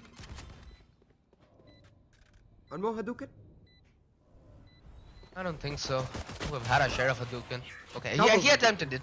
I mean, it's almost like, you know, Valorant already has emotes, right? That's what he's making it look like. Yeah. A crucial round there for Revenant. OG, as they're able to pick out the pistol, they will get the anti-eco now to equalize the scoreline, and the smiles, the laughs from Velocity, they've disappeared, instead replaced by furrowed bros. The scratching of the head as they are wondering what happened to their lead from 6-0 up. It's all fallen apart. Revenant now. This round not just crucial to equalize the lead, but also to build up towards that bonus. And they've given one of their best performing players, Josh S, that Vandal. The shorty gonna be flushed out with the nade, and Revenant making sure to be methodical. Will ply that trade towards the piece. The aggressive play. One tap god is literally in a ballerina. That's what B in B side stands for. Ballerina side. Wonder what his sensitivity is, man. Like, literally 2 360s outside hookah. Rusty One enemy remaining. trying to jump their way in. Could have actually played for the exit frags and maybe sneak their way to elbow, but I guess they just want to get the round done. There's just a single weapon taken away from Revenant. They on the road to a beautiful bonus in the next round now. 7-7 on board, and Revenant with a chance now not just to take the lead, but deny the operator for that maker and to delay any sort of momentum that Velocity might pull back. Revenant now very much back in control of this series, but they need the lead to really solidify it. This round crucial. Even if they can't win it, as long as they can take more than 3 weapons away, that will mean no operator coming anytime soon for that maker. Cali, what a Find you. deny. One tap god has really been trying to rub that fast play in Excali, but he's not gonna fall prey to his own genius. They've got side control, but little do they know Lamps is far from clear. Amaterasu still proving that he's a viable threat on even such low HP. Although finally the fights go the way of Revenant, and it boils down to the 2 versus 2. Trying to force the TP play over here, or at least they were. As now they regroup. Not for long though. It's all on a Blackhawk. 1 versus 2. Ooh, he's bit by the dog. Let's time. That's time. They have the ability to play fast your VLT, and they play this one together. I think he can just, again, rotate. He should have heard both of the TPs coming out.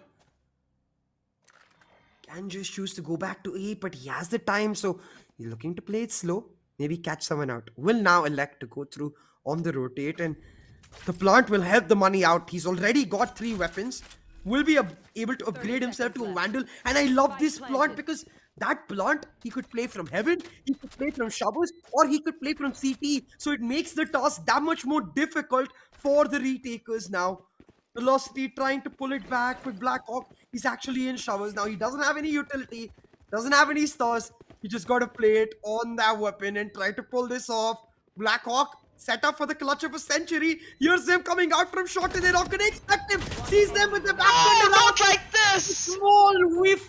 The small whiff. He needed his shots to be completely precise. So he's able to just get one. And even the second look, Hellfighter on 5 HP. But Velocity, they Unbelievable. managed to somehow scrape it out. Oh. Only he would have been a little more patient. But hey, you can say that about a lot of things in life. Doesn't necessarily make it right. Yeah. Regardless, lead now on the side of VLT. The last time they were given leads, they just run away with it. Revenant this time have the superior buy still. I want to point out something very, very inconsequential. But Wim's KDA looks so clean, never mind. Back to consequential things as Josh S has shot that maker down, that Hopper. It doesn't matter if he's on the defense or the attack. He's just happy to do it as much. Finally, a day where Deathmaker feels like he's challenged on the operator, right? So far, throughout the Penta Pro Series, it feels like nobody else had a reply to it. And here in the upper bracket finals, we're truly getting to witness every player being put to the limit and being tested.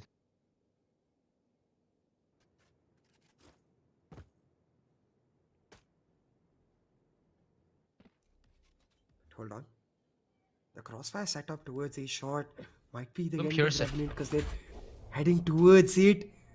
Wimp hears MW1, but his game sense making sure he's expecting this Cubby presence. Yes, The he judge does. though might still pan out. It was that double judge crossfire, but they're not Put the able double. to shut them down. The double is not enough though, OG, because they get 30 this side. seconds left. Revenant, and now in a 1v3, they will be able to secure a significant lead. Hellfighter much more comfortable calling the save. That was such a well-read situation from Wimp. He knew exactly what was being set up when he heard MW1 playing so close towards those boxes. Normally you do not play close to those boxes unless you're trying to get information or bait. And you know, either circumstance being taken into account, that corner is like 100% necessary to clean. When you know there's a close setup that could be in play. Lead quickly snatched back to an equalizer, and Revenant are gonna try and squeeze every inch out of Velocity to force mistakes, and they're finding mistakes.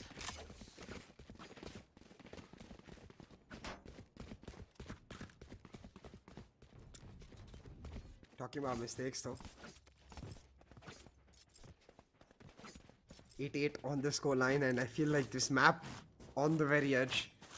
I thought a team might pull it out, and we had those swings in the first half, but in this second half, OG, the tension so damn thick.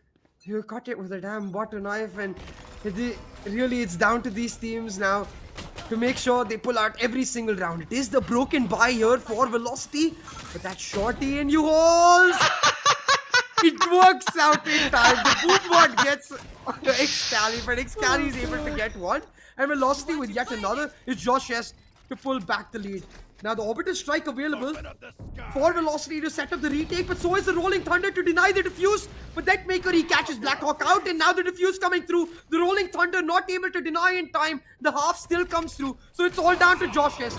He's coming through from the side. And the Astral Cosmic Divide will fade just in the nick of time. Beautiful shot. through it, he moves it, shots one time down. Josh is the star He gets player, another looking one. for more, finds another for MW1. He will be the executioner to take him out. The thrifty for velocity, and this is what I meant. You need every single round in the bag. You said it yourself. A single mistake might change all that. And velocity with a thrifty Revenant making that error, they give velocity back the ball. Oh, this is so funny. And it was very crucial as well because Hellfire, I mean, Excalibur was going to be a dead man regardless. The fact that he's able to take one and go down, and it boiled down to the 1 versus 1, mind you. Where are you? You want to play? Puts a Let's lot of play. weight Haven't on have enough every money. individual on the server.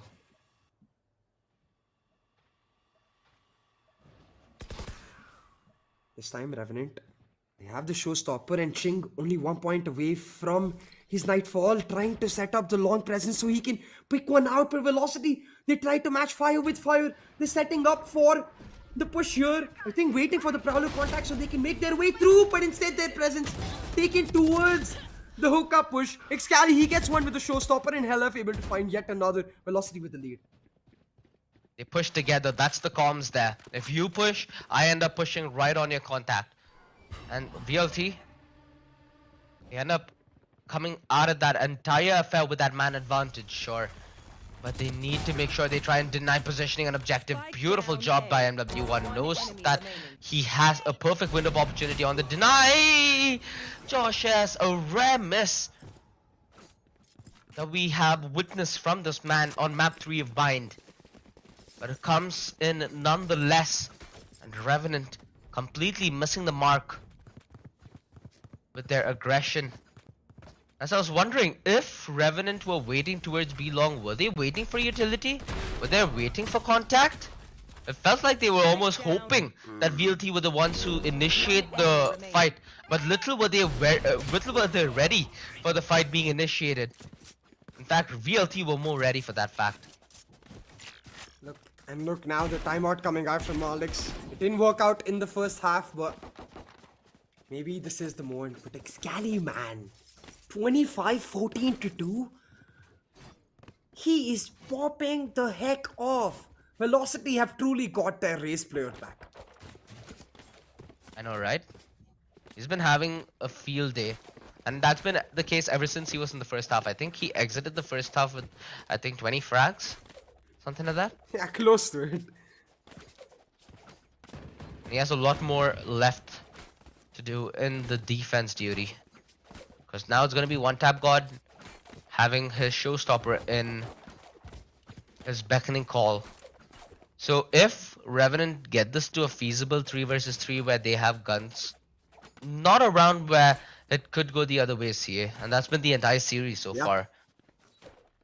Exactly, right? And if you look at the timeline, you'll notice that the last few rounds that Velocity have won have all been diffuses, with the exception of our very last one. So Velocity happy to play proactively on one side just to retake another, and so far it's working out because they're able to inflict damage on the side that they are playing proactively.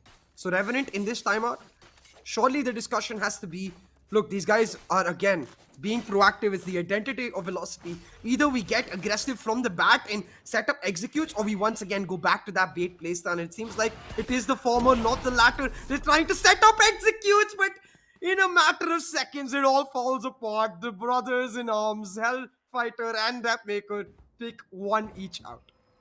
Here. What? Oh, that was such a funny interaction with Spike it. down B.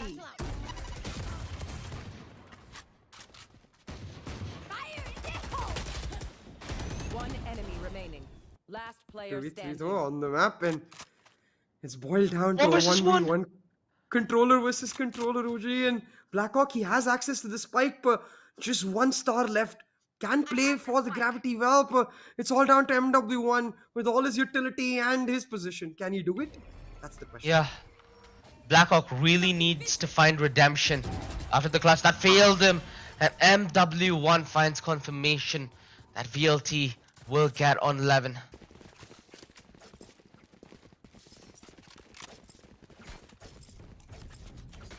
entire game has been a neck-to-neck affair in map 3. Map 1 was a landslide in VLT's favor. Map 2 was Reckoning fighting back against all odds and expectation and coming out beyond anybody's imagination.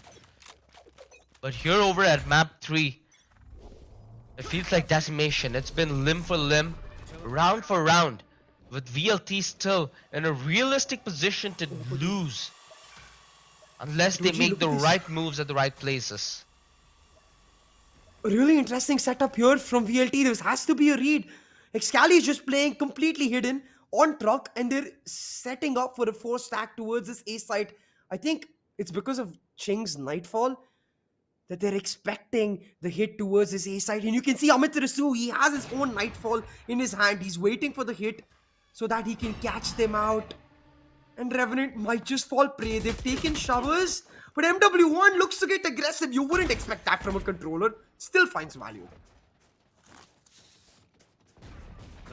Oh, they spot out Josh as well.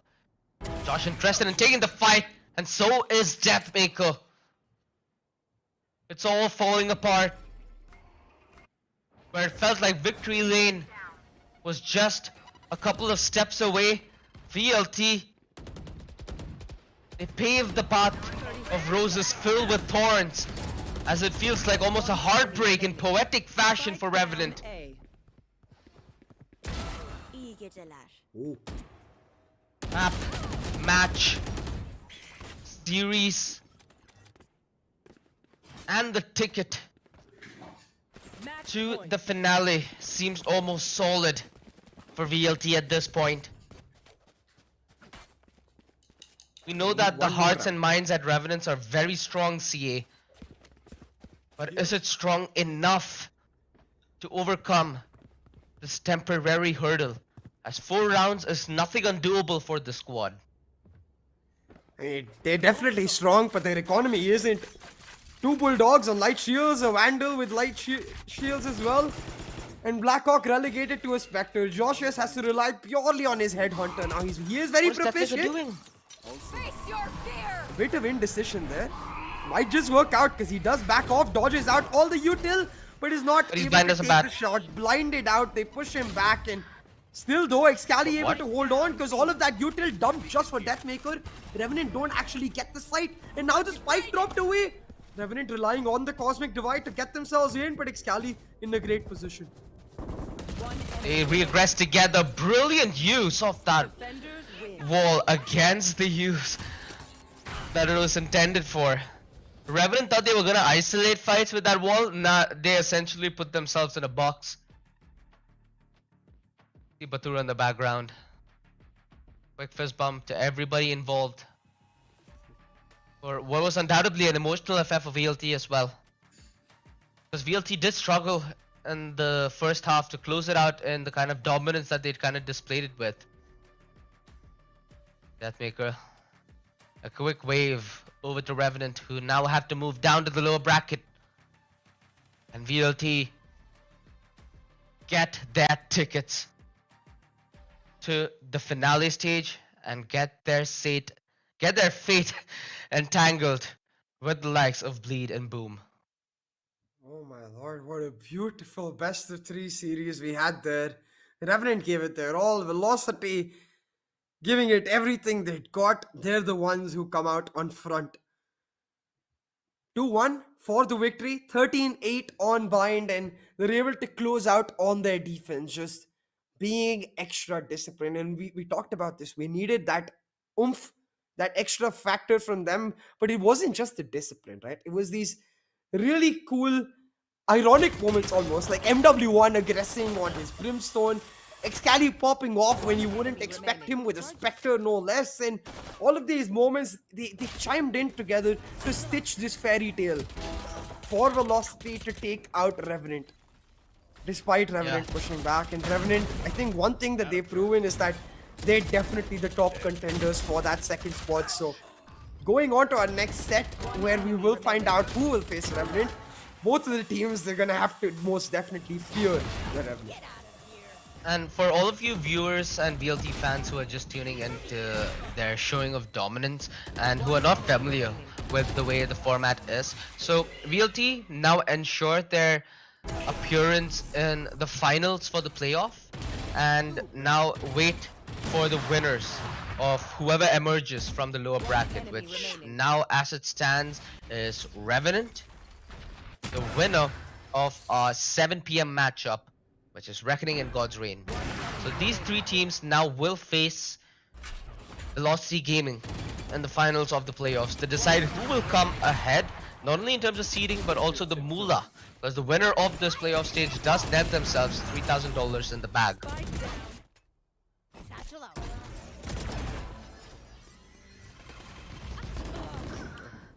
Will be decided tomorrow 30 though, where we seconds have our left. grand finals. What Velocity do get is a bit of free reign. One Because enemy. Revenant, they'll have to play the lower bracket finals tomorrow to then make their way to the grand finals if they win the lower bracket finals to not just secure their spot but fight for that $3,000. But hey, back to this map, it went so damn close. Velocity first with a 6-0 lead just for Revenant to push it back, but it was this particular round, the Exactly, Thrifty, everything that changed. turned everything around, and it was so damn close. Josh has almost pulled it off. And Revenant never really looked the same thereafter. Spike It was down just A. VLT One on cruise enemy control. remaining. With every individual from VLT stepping up as well, it didn't make it look that difficult, right? Spike down. Yeah. One enemy remaining. Josh has really tried giving it his absolute A. everything, and I feel like today was one of the few days Deathmaker actually found a worthy adversary on his Yeah, man. disastrously terrifying chamber. One of the few instances where we've seen that in the Penta Pro Series. In fact, the first instance of us seeing it in the Penta Pro Series, but definitely not the last, ladies and gentlemen. VLT might have had a very, very hard and well fought best of three, but this is just the beginning of the sweat that VLT will have to endure. 30 to 15. 8 first bloods. Excali is insane.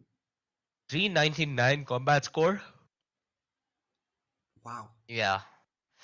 Excali raise on VLT. Home's truly where his heart is, eh? Yeah, definitely. But I'd also like to give props to MW1 because we were talking about how he might not Important. necessarily be comfortable on this particular Exactly. pickup. He might not be able to show his impact. He's most certainly done that. 19 to 13. He had a great map. And I think the best part is that, well, it's not necessarily the best part logically, but I like to see that him as a player did not necessarily give up his aggressive playstyle. We still saw him play angles that a Brimstone might not necessarily play and pull out value every single time, pull out that thrifty clutch for his team as well. So velocity absolutely crucial per hey. I think you can see in the stats that clear difference. The one thrifty on velocity side, the clutch for Excali on velocity side, and they won every single one of their post plots. Every single one, and that's the brilliant part of it, right? Didn't show a chink of weakness.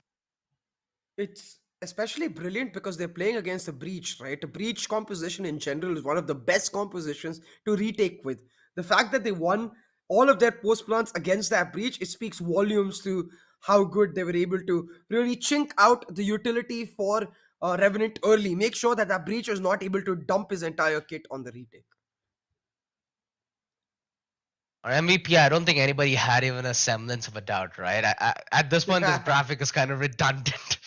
But again, ladies I and wish gentlemen, if you haven't already, meet the deadliest race that we've had in the Penta Pro Series so far. It is undoubtedly Excali on his signature map of Bind. I wish it had one more stat though, just right somewhere sneak in there. Knife one. This one Excali.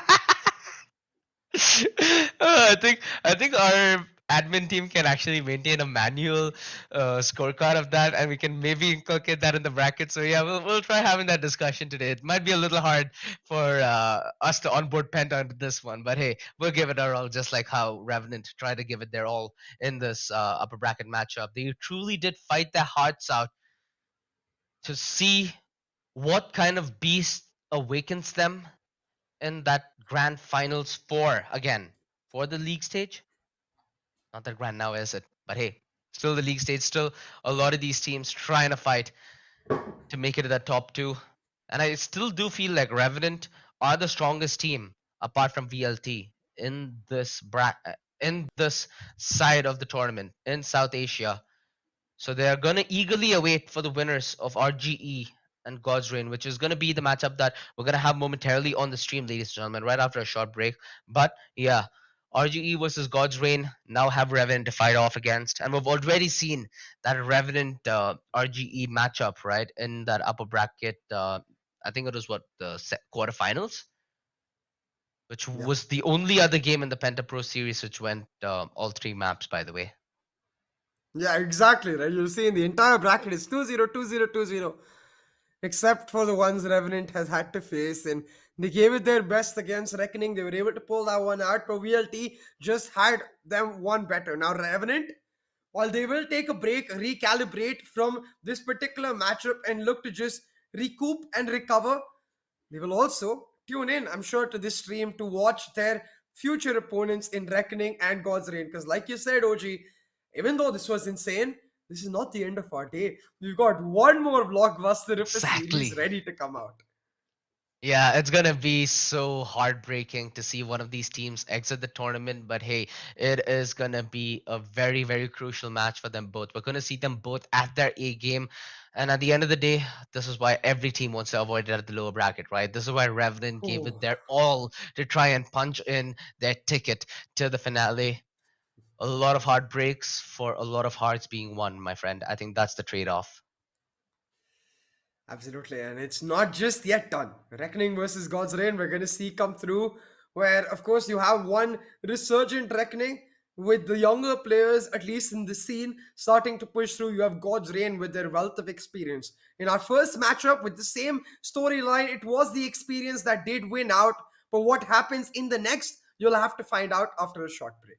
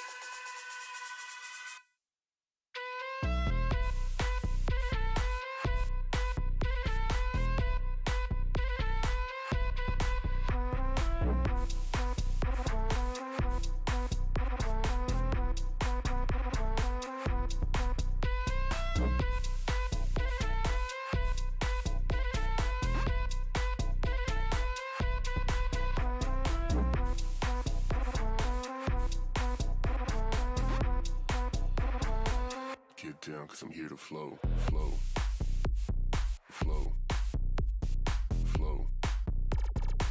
Get down, cause I'm here to flow, flow, flow, flow. Get down, cause I'm here to flow.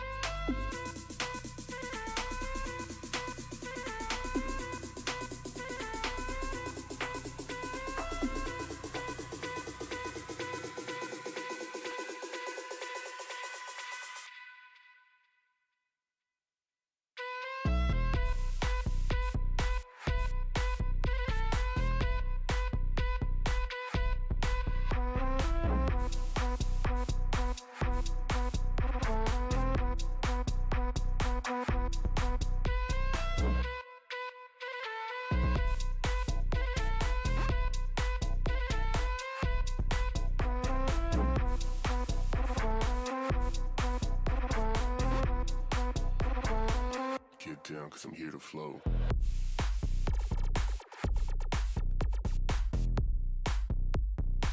Get down, cause I'm here to flow.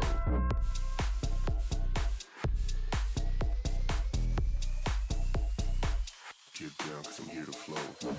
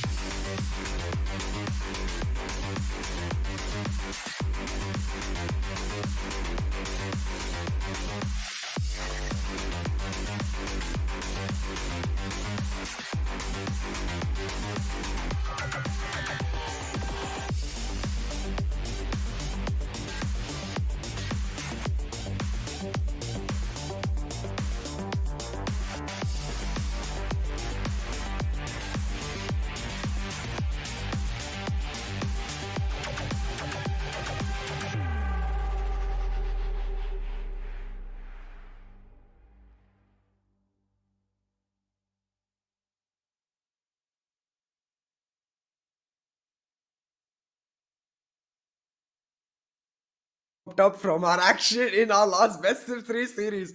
We had Velocity taking that victory away. Oh man, was it intense! But hey, the intensity is not done just yet, OG, because we've got one more BO3 to go in the lower bracket. Man, I think the intensity has hit both of us. We've both had like sleepless nights. We've both had exhilarating days. And again, you just can't wait because the next stage just progressively keeps getting Yes, better, sir. right? And again, with the kind of series that we had, if you have another one of those, then yeah, you're gonna be seeing a whole lot more of adrenaline-filled, Oh I yeah. think, CA and OG for the rest of the event. But yeah, lower bracket. Now we head on to the segment of the day where one team has to fight for their tournament lives and stay in it for the lower bracket, and one team sadly will have to bow out. I feel like esports is very much like sugar for me. Because when I have too much sugar, it's the same. It's not even adrenaline, it's just like I get this rush, I'm just like, yeah, let's go. And it's the same with Oh, esports. But after the entire understandable. stream, I'm just like on my bed, lying Ed. down for half an hour, zoned out. I'm like, what happened today? Exactly what happens when you're in a sugar rush if none of you have been in Yeah, one. You wonder, oh, yeah. I'm never going to do that again. But you just wake up and end up doing it again, don't you? It's almost like insanity at this point. Yep. Yep. Oh, well, Yeah, what's going to that's be why we love it insane? though. What's going to be insane is the contrasting difference with our 7 p.m. matchup today. And again, the contrasting difference in a variety of senses. Because you not only have contrasting ideologies in the roster, contrasting compositions in the roster in terms of where the players are from, contrasting amount of Yeah. experience in the roster, and considering the kind of studded individual brilliance on God's Reign versus the well-oiled machine of Reckoning, it's going to be a true test between bronze versus brains at this point. For a second, I thought you said bronze, and I'm like, wait, who's bronze, bro? But no, I get what you mean. It's Braun versus Ugh. Brain. We don't have any bronze players in esports teams, guys. Don't worry. I'm sure we're now gonna get hundreds of DMs like, bro, I am bronze. I want to compete in esports. How? And I'm just gonna be like, yeah, that's a hard one to Uh, answer, mate. Well, hey, like you said, we've got a really good matchup coming up next. God's Reign versus Reckoning, both in the lower bracket, trying to make their way towards Revenant, who's waiting for them in our final lower bracket match, the final lower bracket final. Funny. But hey, it's all about making it happen here. And these two teams haven't faced off yet in this particular tournament, but both have fallen prey to Revenant themselves, both pushed down to the true. lower bracket by Revenant. So they most definitely both have that stake in this matchup that they want that revenge coming through in the next from Revenant. So they'll have to really use that to motivate them to win this one all throughout. If the motivation of being in the lower bracket is not enough, because this is do or die. Exactly. And, considering that you put the odds so clearly out on the table and considering the stake that's at, display right now, Revenant, I'm pretty sure, are going to be looking at this stream, wondering what's cooking. Because, again, the winner of this goes to fight off against Revenant to then play against Velocity, who already made their way directly into the finals of this playoff stage. And again, the playoffs are a gruesome stage where we got to witness a lot of 2-0 today. We might stand to break that trend and have two consecutive 2-1s on the stream. And everybody in this playoff stage is not only fighting for the winner, for the winning prize of 3,000. That's when you get out of the playoff stage in position one, but also the total prize pool, right? 18 grand for the champions. And we have teams who are in the realm of competition. Again, VLT, no slouches when it comes to competing internationally. They've had a wealth of experience. They have a lot of background playing against SEA teams, not only in scrims but in actual tournaments.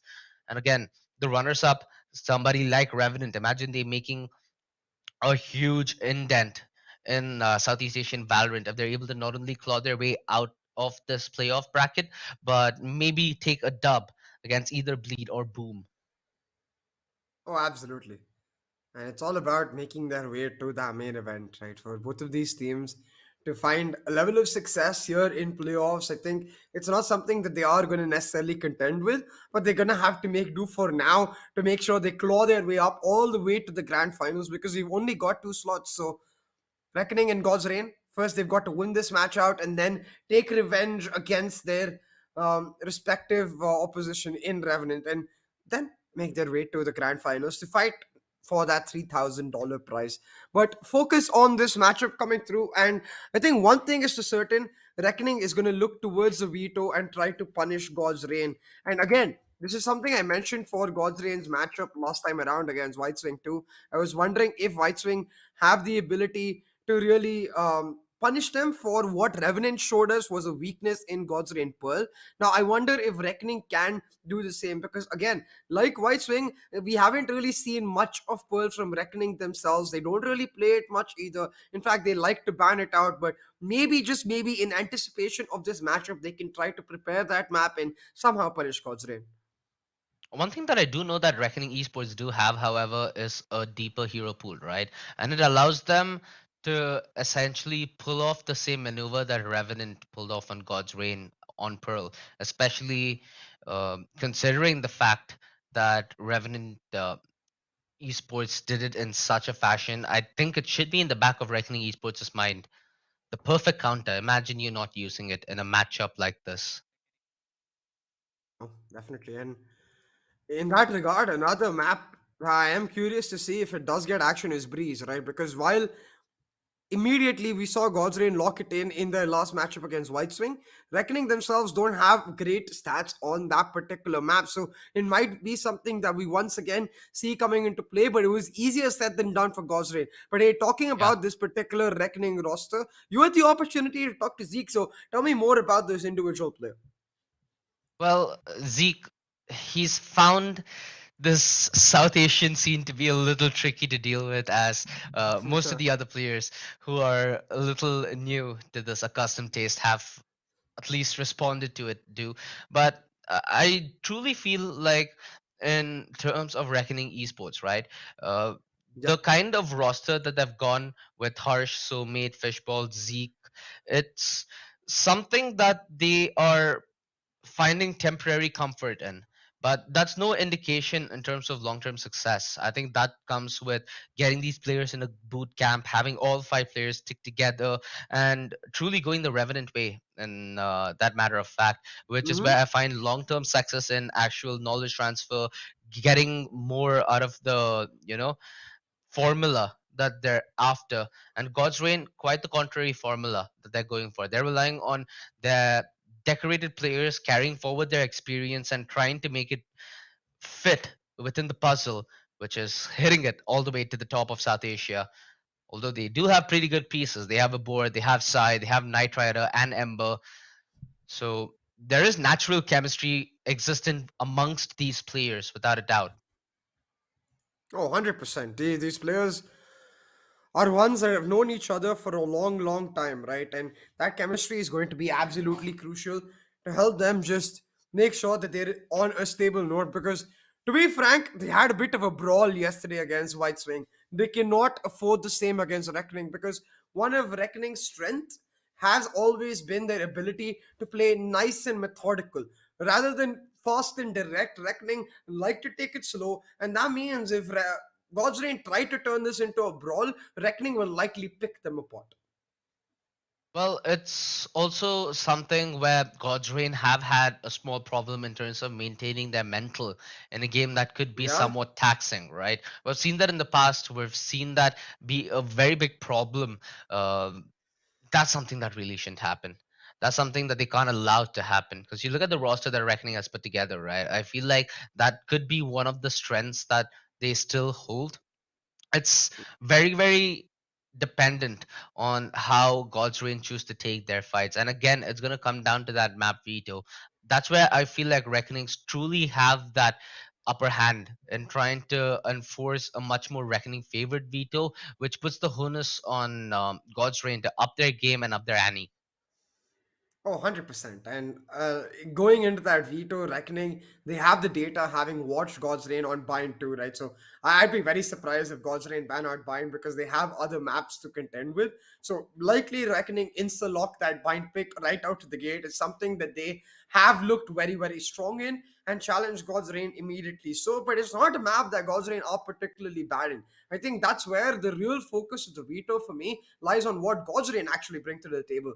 Will they pick that Pearl instantly and challenge Reckoning? Because there are two maps that Reckoning don't regularly play. It's both Pearl and Fracture. Now, Reckoning could actually take a gamble and ban out Pearl instead of Fracture because God's Reign themselves haven't shown us much of that Fracture map, and just hope that God's Reign haven't got it prepped out. So we'll have to see from both of these coaching staff what kind of mind games they are going to play in this particular veto. Either ways, it's going to go a long way towards deciding this entire best of three victory. God's Reign with the Haven ban out, Reckoning do take that gamble, ban out Pearl, and now God's Reign with an option. Have they got Fracture prepared? Can they challenge Reckoning? And the answer is yes. I love this, OG.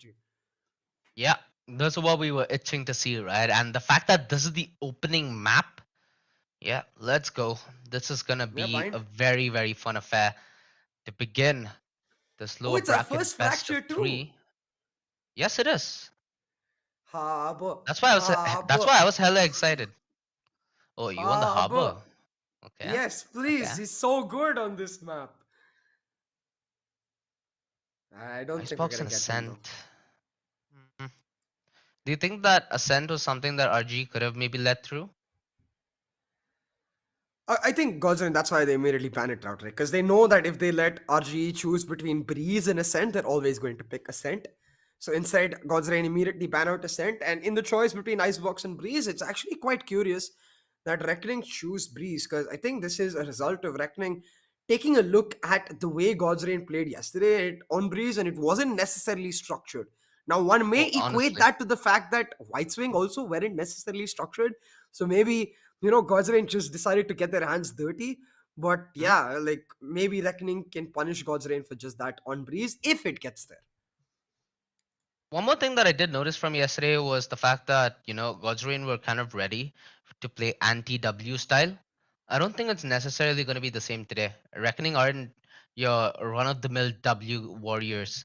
They have the ability to take the slow as well. So, Yeah.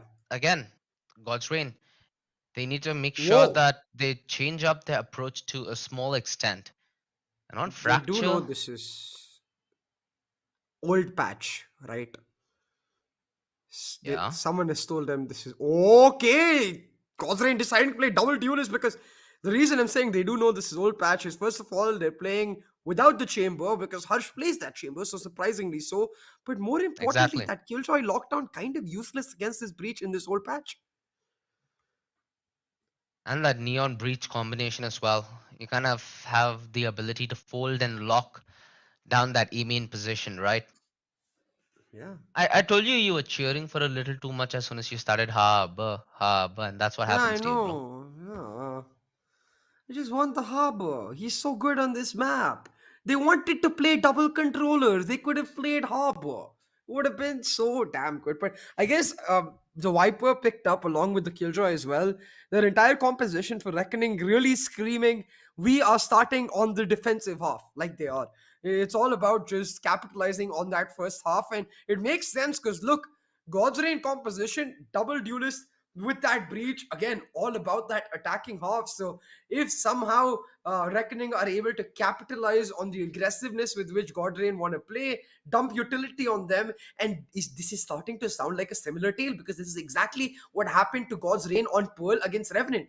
Revenant dumped utility on the faces of God's Reign, refused to give them fights, and they won out that map nice and easy. See, here's the thing though, see, and this is why I kind of do kind like RGE's at least individual pickups in terms of agents. Everybody in their roster has flush utility. You have the nanoswarm, you have the aftershock, you have the Molotov, you have the Viper's poison. There's so much that's available for Reckoning to work with, not only on the retake but also on the hold against a retake. That it might just become a game of utility and attrition for God's Reign. They cannot allow individual prowess to be the main priority here, because again, the way you deny individual prowess in a game of Valorant is utility. That's what denies players plays, especially when you have players like Sai, players like Vibhor, who do not think twice about the kind of calls and competence that they make in the moment. You're gonna have problems. But again, there's a way you deal with that. It's about how you deal with what you're going through, not what you're going through entirely. Absolutely. Today, very interesting compositions from both these sides coming through. The double duelist for the side of God's Reign and the Killjoy. I must say, still a little disappointed that not just Ruby not at the Harbor, but Harsh not playing Chamber or even the Cypher, because one unknown fact about Harsh is that he plays a mean Cypher. So I could have totally seen that Cypher come out, because Cypher in general is a great counter to Neon.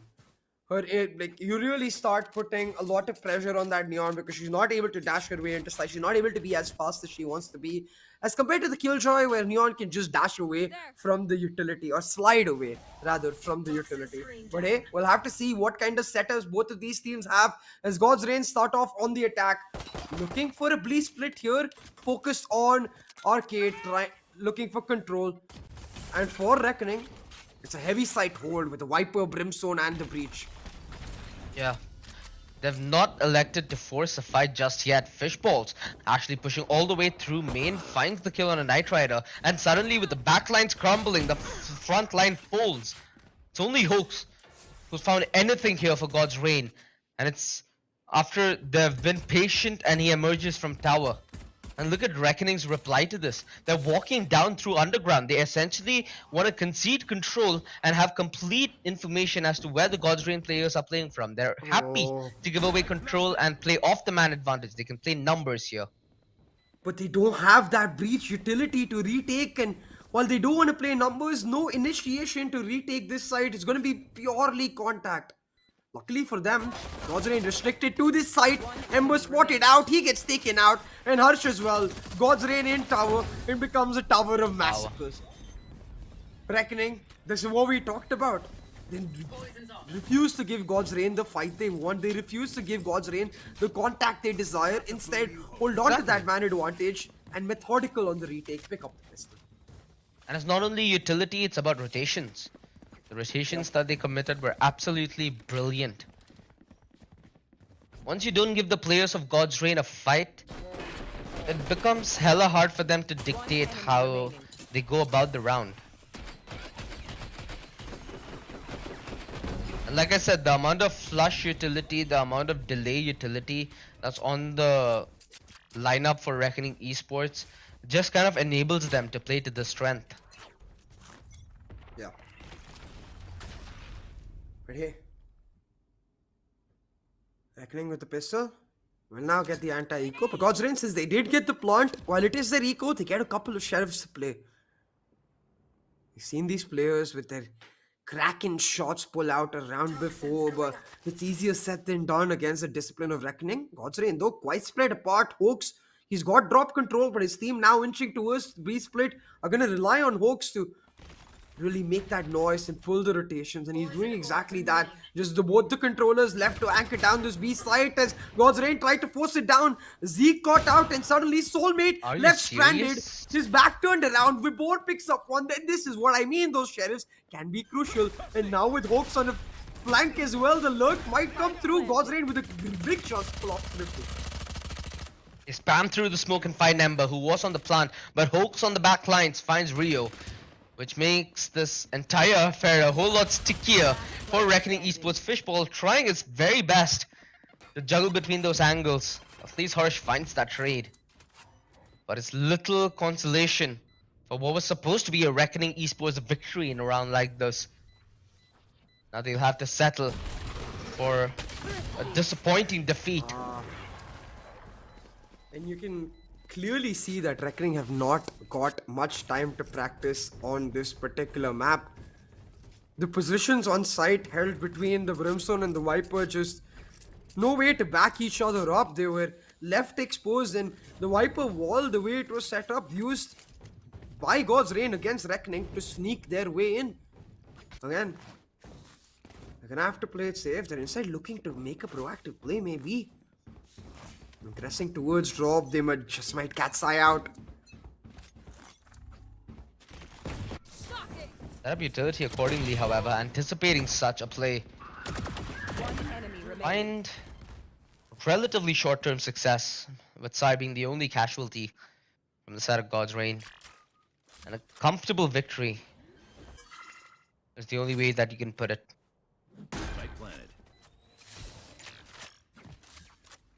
Reckoning Esports will be able to invest in the round coming forward, so at least for them, they're not in that much of a spot of bother. They will, however, have to dismantle what's essentially almost a full buy, right? From God's Reign, considering that they lost the pistol and won the follow-up, having 3 members up. So God's Reign have a semblance of an economy. They should have decent weaponry, and they should be closer to getting their ultimate synced up compared to Reckoning Esports. So everything does favor God's Reign in this initial part of the first half, but Reckoning having all the opportunity to fight back makes me never want to give any team a prediction now. Yeah. Anything can happen because we're down to our last 4 teams in this playoff stage. So the very best from where we started was definitely anything possible. But Reckoning, they try to pick up the pace. This is effectively a bonus for them here. And Hoaxie's already found one, but the trade does come out. Rolling The Rolling Thunder. Thunder now set up as Ember, trying to capitalize, but they're able to back off, and the aftershock to delay. That's a key ultimate wasted away. Because Rain able to use all this chaos to head on straight over towards the A site. And Utility. while sure the Killjoy utility might delay, it won't stop them for much. Yeah, and Sai anticipating position of Harsh, Spike although Harsh down still A. finds the better of that trade. Spike down, Nightrider trying to grab it. He's not really laid his hands on the spike just yet. It had to be delayed because of the engagement from Rio. They're trying to play this two-pronged, however, and Soulmate at least enables himself to get that trade and the transfer. Big plays from who has been a lights-out player for Reckoning Esports. And Ember, here's the reload. Soulmate has just given that slight audio cue, and that's enough for the round to fleet away from his hands. God's Reign. They're able to recompose themselves. That turned darn near scary for a second. God's Rain now in control. They picked up this map to target Reckoning. And I really like this approach from God's Rain, right? While they may not necessarily be the team that, is methodical or conditions a lot to a large extent. I like the idea, the way they've set up their map pool and prioritizing maps like Fracture and Pearl that most teams don't have in the bag. So they can actually target teams like Reckoning, which don't necessarily have both maps. And Nightrider able to punish the contact drop push on Reckoning's eco. He finds a crucial one. And while he does that, his team pushes in to sandwich Fishball from his back. Nightrider with the double. And God's Reign have this A site in control. Reckoning with no chance of this retake, especially with size One flank. enemy remaining. Flawless. A flawless victory for God's Reign. A very, very strong start. This very important game. Reckoning Esports. There was only a couple of sheriffs that they had on hand, so they're not going to take that loss very personally. One enemy remaining. Flawless. I'm wondering, now with the roster, I mean, not with the roster, but the compositions that Reckoning Esports have at hand, an operator is something that's not really easy to incorporate. And I feel like that might be a little Yeah. crucial because of the kind of early aggression that God's Reign are posing. They know that there's no operator, right? So for God's Reign to just wide swing and take contact in those early angles, it kind of gives them such a good advantage entering the negotiation when it comes to map control and the way that the side of Reckoning can even contest it. Look, at the end of the day, I think this is again very much like our VLT versus Revenant matchup on Icebox, where I appreciate the Pro Series, idea right? from Yeah. Reckoning. Like the idea is there, right? But it's just not something that is easy to execute. That killjoy on fracture. So I'm just very surprised because Harsh plays a mean chamber. We've seen him do it before. Why not just stick him on that chamber where he can play aggressive, where he can pull off that op, and allow him to be a lot more self-dependent as a whole? Because you see the way they set up, right? They want to try and use the utility to deny, but like you said, it's God's Reign controlling the pace, God's Reign controlling the tempo, where sometimes they double swing, sometimes they have lurks coming through, and because of that, the way they're set up, Reckoning, they spread themselves apart. They're not able to combo the util and just not able to deny this aggression altogether. And again, look at the way God's Reign are setting up their default, contesting every single angle. Some would call it risky, but against this composition, it might just work. It's about rooting out that early aggression. Grenade out. And at least on this occasion, Godstrain hasn't taken much of it. Oh, Oh, never mind. I say that and Hoax just pounces. I assumed that he was on underground considering the mini-map, but I was firmly mistaken. Fishballs and Zeke though. Interesting push all the way towards attacker spawn. Leads them onto a gold mine of frags. But this rotation has to be red. Every other avenue in the map is completely clear, and so may confirms it. Bomb buddy out. Oh. Spike planted. Oh, the showstopper could deny. The plant has come through, Boom. but Fishball still finds Ember. Sai now left in a 1v4, and with his position spotted out, not much hope. Does take down Soulmate, has the showstopper to try and make something work, but no! That's just the ultimate thrown away. Fishball with the 3k comes up huge in Reckoning. While they may not know the map or may not have the best composition, their macro most definitely perfect. As soon as they get the comms with the arcade push happening, I love the fact that they push A main back, get some area back for themselves, and get information. And now God's Reign Spike planted. with this round going down the drain. And that timeout actually paying dividends for RGE. What's their reply? Again, right now, God's Reign are the team who have the more... You want to play? Let's Okay, I can't even call it standard composition considering it's a neon, but has a composition on paper, which is somewhat more flexible with weaponry, right? Neon is standard. And on with Fracture. engagements. Okay. Not as standard in SA. Would you say standard on SA though? It's because no one plays Fracture on SA. But yeah, I think all as well. across SA as well, like old Revenant used to play a lot of Neon.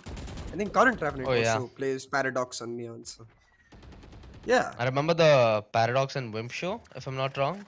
On this map, Yeah. it used to be like their signature E-main control. But yeah, I mean, all rosters aside. Well, let's focus at what's at hand. And what's at hand is Knight Rider on the 31st, which is what I wanted to mention. That operator now is going to be used against RGE effectively.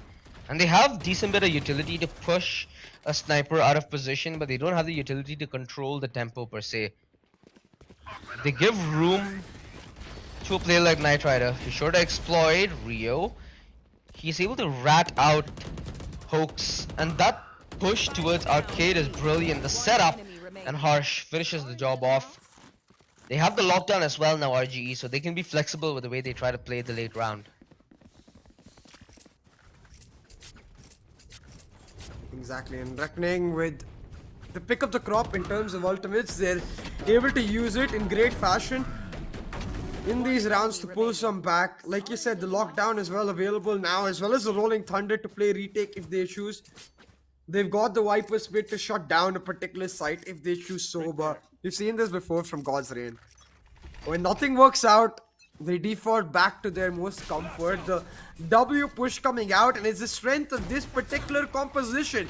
Both the duelists making their way in, and the Killjoy can't do much but delay. The Orbiter strike to deny Hush's position, but he's able to just, by the nick of his teeth, escape, and Soulmate comes out of the shadows. Enemy remaining. Shuts a couple down, Harsh bounces back as well, and God's Reign, they all collapse. They got the site, but they were instantly shut down. right My there. goodness, they just walked into so much utility. My eyes were hurting. Holy hell. I think their bodies were hurting as well.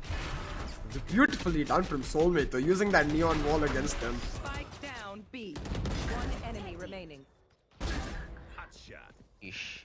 And Harsh How again. did Turret get a kill? What? Diversity, bro. Everyone gets a kill. Yeah, Reckoning's biggest advantage is that they actually have an extra team member. Is that turret, bro? Oh, and they're gonna need it now. Big time. And it's towards A, surprisingly, so it's already taking Fishball's position. But that's only if Harsh survives. Considering his far forward position towards main, they're trying to play this in tandem here. Both Harsh and Rio. But look at this Viper ultimate, right? It's so forward towards being made. Rolling The Thunder! call for Reckoning surely should be to try Quickly and push though. it off, but Knight Rider No! might just get caught off. God's Rain Spike caught out by the down, Rolling attackers Thunder, spawn. but it's just a 1-for-1 trade, and God's Rain, they'll be happy with that. They baited out a key ultimate. Honestly, yes. They've lost Ember, but you have Hooks inside who are willing to make the dive, and Knight Rider alongside Vibor to redeem any situation if it goes too far beyond expectation. Knight Rider stunned at the position. They are very aware of the presence towards Satellite, and that's something that they're trying to play around. However, the more that they try to avoid fights, the more they get caught between a rock and a hard place. Now it's Soulmate left with an all to do, and he's stripped away the alarm bot as well. Knight Rider knows exactly where he's coming from. Okay. Go find Sai. Nice try, but God's Rain. no cigar, however. Very nice round though. They able to just manipulate the tempo of the round to bait out crucial utility, trade out the picks, and unlike usual where normally you'd be happy for the defenders to trade out the attackers because especially on Fracture then you can just group up and play on a particular side. For Reckoning, it's particularly bad because God's Rain, across their entire comp, they have the ability, like you mentioned, even without the breach, right? You have Hawks who can lead the charge, side to follow up, but again, it's Knight Rider right off the bat to shut that Opper down. Fishball's up, denied, and now Harsh with a difficult task to play. He's gonna have to anchor this side down. They do have the lockdown to retake though, but you can see Ember. He actually has used his aftershock, never mind. So the lockdown to retake absolutely huge at this point. They're gonna have to reaggress. Hooks They use the nade as in this well. position is in a place to do big impact if the lockdown, is disposed of. So they need to be a little bit careful with how much freedom Hooks will be given. And what? Vibor wins that fight? Unbelievable! And then we aggress perfectly! The worst possible outcome for RGE in that situation, and it happens. God's Rain shall not be stopped at the moment. Thanks.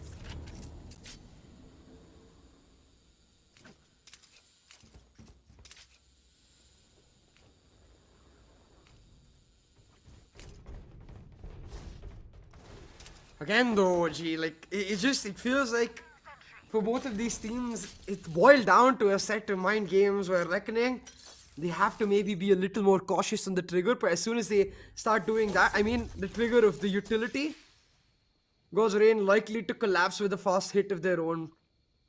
Still, Knight Rider's operator has been crucial. He's been able to find that first pick again and again, once again changing up his position. Waiting the arcade push, but he's not able to find the shot. Fell asleep, I think, on the scope, and Harsh instantly popped him off. And they managed to recover their operator as well. It's on the hands of Fishball.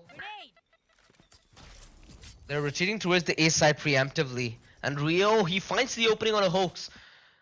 For RGE, somehow clawing this back on inferior weaponry. They don't have ultimates, which is going to be a prime concern. They have to take the gunfights, but they're not necessarily favored. Fishball with that operator ends up going down. Just as we thought they clawed their way back, it boils back to a dead even standstill with RGE on inferior weaponry. Oh, but more utility available here for God's Rain, and honestly, back to positions. Because while Rio has the op, he's stuck trying to push Sai off. Vibor will get one, playing from the top of sight, and Sai with yet another. And while Soulmate is able to find a trade, he's sandwiched inside. Gets another, but he's running out of time. And the flash for Ember to deny. God's Rain win yet another round, and with a 7-4 lead now. Remember how Round crucial in the this half. first half was. Right there. I'm just thinking, you know, looking at the composition from RGE, don't you think hypothetically the chances for them to get rounds on the attack is way better? I mean, I think the logic would be for me that the chances are high because of the double duelist. Godsrain don't necessarily have a lot of stopping power, but it's Knight Rider, man, on that off that I think will really terrify because they have no real way of pushing him off except the breach. And if you use that breach to shut him down, you won't be able to get into side for Reckoning. They decide to get proactive. They find a couple, and while Sai is able to find a trade, it's not just what they need because Reckoning, they're trying to get the crunch down. Ember's stuck in the middle of nowhere, and Hawks coming through on the flank. This position Finally given spotted away. out. It's all down to Ember to shut this Viper down. Does exactly that. Now Ember in a 1v3 should be able to take this orb, so he's on 5 out of 6, 5 out of 7 orbs, and then try to get a kill, but he's just trying to get the plant, and Reckoning their proactivity, it pays off. Right there. Switching sides. And, you know, Right there. not to get them wrong or anything, but they have been proactive even in the rounds prior. It's been Fishball who's been paying the price of that proactivity, especially towards A main. This is how it looks when it works, CA, and that's the distinguishing factor. Sometimes it's better to play reactive than proactive, right? We had this discussion in the VLT game as well, Yep. and we are contrasting styles. So I feel like RGE could have done better reacting because their reactionary utility is way better. If they know Okay. a player is in a position, they can nade him, they can swarm him, they can molly him, they can, you know, do a lot of things to him and force a fight that's on their books. And that's exactly Yeah, what they but- have a choice to do on the attack. Oh, the nade stun don't check. combo should push the Brimstone off, but yeah, they don't check the container boxes. And Hawks, he's only able to pick off one. Should, in that position at least, the value should be a double. And because of that, God's Rain, they will not be able to equalize the advantage. Reckoning able to hold it on, and in that fast push, now leave Ember and Knight Rider in a 2v4. Plan goes down, Ability as well. and it's looking almost undoable for God's Reign. This Ember finds like two disgusting right clicks here, not possible, and Fishballs almost cements it. Knight Rider should try and inflict just a little bit of damage if possible. Take a couple frags so that he might be able to farm a couple of orbs towards the 34. It's not going to be the case. Reckoning. They were able to do exactly that, right? Use the utility in tandem to flush fights, which they're in a firm advantage over. Sure, they did not clear hooks there, but the way they got around the entire arcade area and then clear towers while still getting the plant down and having eyes towards canteen. It's all stuff that enables that's enabled by having such a decent talking- lineup going in back terms of to our- utility. Placing swarm grenade. Yeah, and going back to our proactive versus reactive discussion, right? Gozrain don't have the same luxury. They have to be proactive, man, with the double duelist. They need Exactly. to continuously look for those fights, and you can see Reckoning, especially in this eco, expecting exactly that. Happy to play it safe. Asai's in a nice position and drop a surprise he hasn't picked up a shorty because with that classic he's unlikely to pop one off. Terminated. Gets instantly taken down. Hush expecting it as well, but they are delayed. Won't matter though, not for much long. Satchel out. Hooks and Ember playing on this side, now Oh, getting sandwiched. deleted. Hooks with a clean one to take Fishball off the map. His teammates though rain down with vengeance and they've chunked both of them out. That's a side picked up for Reckoning and should be an easy flop for Night Rider. Clean as ever with his shots. Will still pick just one off. And they've only lost 2 members here, Reckoning. No spot of bother whatsoever. Good chance to be on the comeback train. We get back to a dead even scoreline. God's Reign. They'll have everything that they desire, except for Sai, I think, who had to compromise on his satchel. Reckoning Esports, they have 2 Spectres, 2 Sheriffs, and a Bulldog. A gift. Might just see a repeat of what happened in the pistol round, you know, a quick push alongside utility to close the distance. This way. Go, go, go. So lucky to make it out alive there. Yeah, and And everybody's from Reckoning now just gonna play it relaxed. Again, like I said, the pistol. You remember the retake that Reckoning orchestrated? yeah, The it's first exactly pistol? that. Yeah. Oh.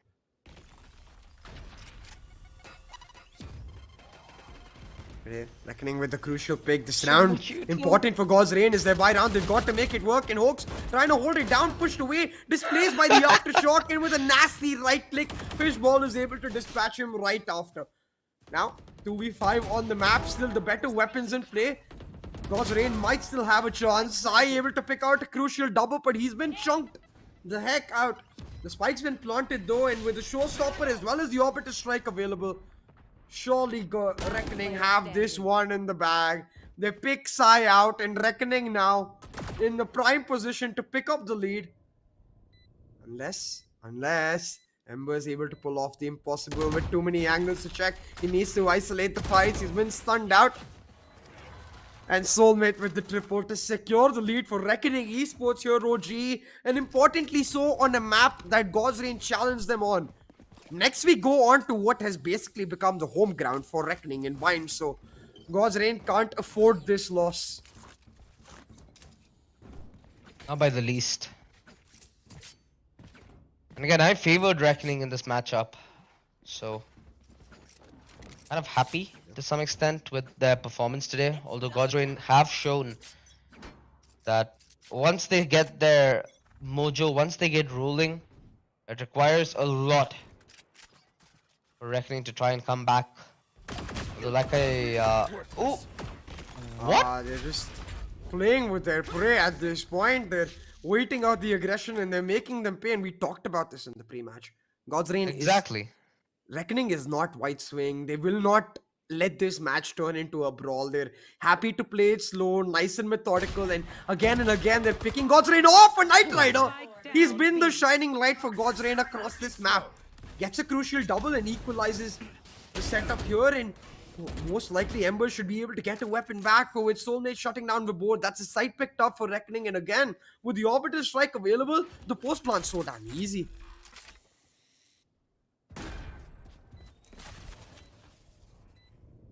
I don't see anybody giving away individual fights here on the side of Reckoning. Yeah. It's gonna be Harsh who will take first contact, and the rest of Reckoning can just focus into its main.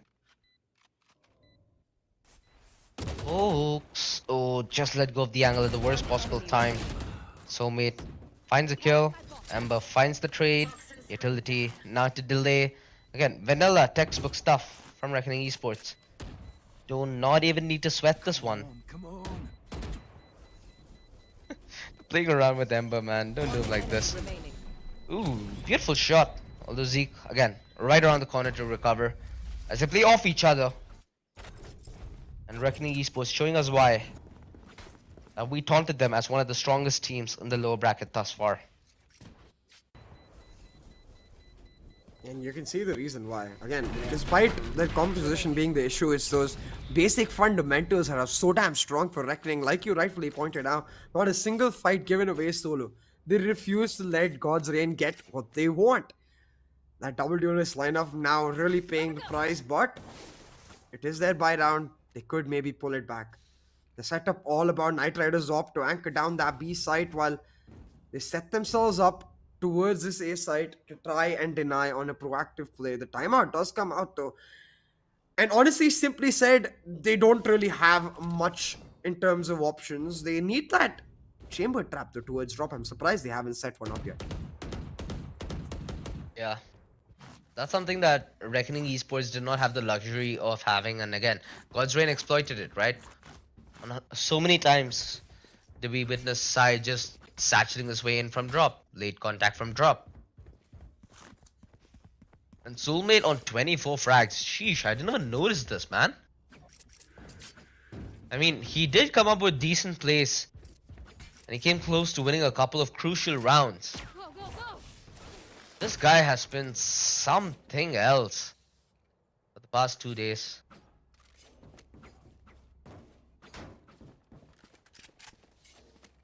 Was definitely. And look, at this point, God's Reign, they're running out of options.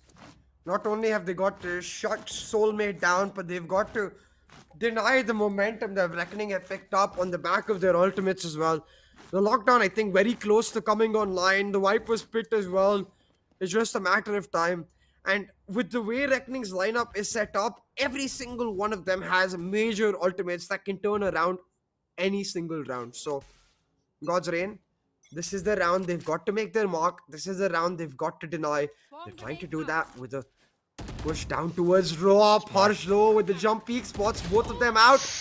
Nice And a try. slight hesitation. I think he was going to take the rope and back out, but decides to go back for the fight and gets shut down. Reckoning though instantly answer back with a push of their own, and they get the ace sight. And that's a worthy trade, because while the killjoy taken away, now they get the ace sight again with the operative strike for the post plant. They might have lost Harsh, but they still have a decent bit of utility to fall back upon, especially Soulmate with his orbital strike. So it's crucial that he stays alive. It's possible for Fishballs to even pop his party and buy a lot of space. God's Reign trying to make a gamble here. Two members coming in from the back lines, and the showstopper does bring a momentary stop to the push that God's Reign are trying to commit. Fishballs! The showstoppers go either way, with Fishballs being so dead low from the very get-go. I don't really blame him for going down there, but he's made this a more doable task. Zeke, an immaculate play, a very crucial kill to keep his team alive. The orbital strike on top, it buys so much space and time.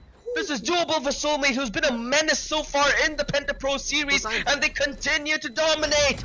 Utility, winning, RGE, crucial rounds, and maybe even the game. Exactly, because not only is Soulmate able to get the round, he's able to ensure that none of the weapons able to escape. No safes for God's Reign. Their economy now broken apart, while Reckoning build themselves up. 10-7 on board, and so many key ultimates traded away. The showstopper taken away from God's Reign, while the Viper's Pit and the operative strike committed for Reckoning. For Reckoning, they just won't care. Harsh now just 1 point away from his lockdown, and once again play on that lurk. Reckoning just trying to play it slow on that static default, expecting the aggression from God's Reign, and they will get their answer. The turret spots out that arcade push, so immediately Reckoning said head back towards that B side. Harsh's lurk still very much viable, They would you? anticipate this. They anticipate that after that alarm bot breaking, that God's Reign will be like, you know what, they're going to play it slow, so they're going to overthink themselves. And they might be right in that assumption if they're trying to play cold contact. Very doable, considering the positioning of Harsh. Knight Rider could be a sitting duck. Oh, the white swing, and Knight Rider not TPing back might be at risk. Harsh missing his timing, and Soulmate missing his life. Two-man deficit now for RGE to fight back from, but they still have Zeke, who can try and provide hard cover. Timing is of the essence. No! I mentioned that at Harsh. A crucial It's kill there for demolished by Knight Rider. Ay, Yeah, ay, and ay. now God's Reign. They should be able to get this round back, OJ. 30 2v5. Here, an impossible task for Zeke and Rio. No ultimates available as well, and you can see God's Reign, they're expecting just that, but they're still playing deep angles to ensure they don't get caught out.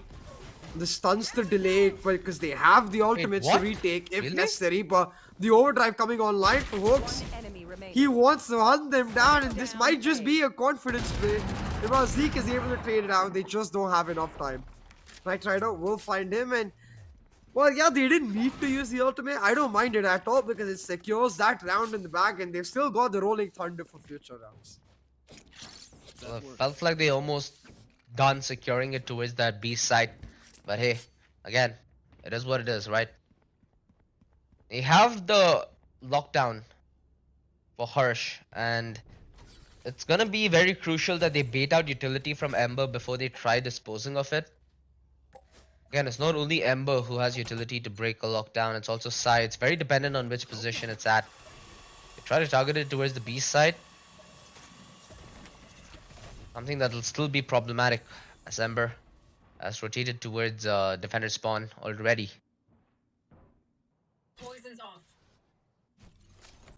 Harsh is still gonna use it though. But the Look at Zeke's aftershock position. available for Ember. Yeah, I think it's a bait. I think it's to sell the fake. Look at Zeke's position. He's looking to make this play. He wants his 1 versus 1, but little does he know he's gonna walk into an operator who's posted well beyond his smoke. 3 players detained though, what the heck? God's Reign, they don't break out the lockdown, and it's almost like the players detained as well are a bait. They walk into the operator, Ember able to find the lurk as well for Fishball with a miraculous double to turn this round around. 2v3 now, he's got his hands on the operator, and Leo, ever so closer to the Rolling Thunder. Not much utility available though, so the smart decision to play on the side, but it's all down to Fishball to shut down Sai. Yes. To take out the opposing rays. Fishballs, he's got to find this particular kill, but Sai with He the gets the white tag. string, despite he gets getting chunked out, is able to find the trade. Now the Rolling Thunder coming through, and Rio stuck on side. God's Reign with a clean retake to bring that scoreline ever so closer. 10-9 on board now, and boy oh boy, this map could go any single way, Oji. Considering that they had both the flashes and the stun, I'm surprised that they opted in to use the Rolling Thunder in the 1 versus 3. But hey, I think it's respect that God's Reign now need to display to the roster of Reckoning. And respect. Will they demonstrate the same up against Pistols? The only way Reckoning win this round is God's Reign force uncomfortable fights and Reckoning trying to win out those fights and landing their hands on weaponry. That's the only possibility that I see where Reckoning are the ones coming up with the lead in a round like this to maintain their lead, in fact. I'm not called. I think it's a good moment to allow Reckoning to try and recompose themselves, as they should be aware that an operator is present. They now can stand a chance to try an anti-strat.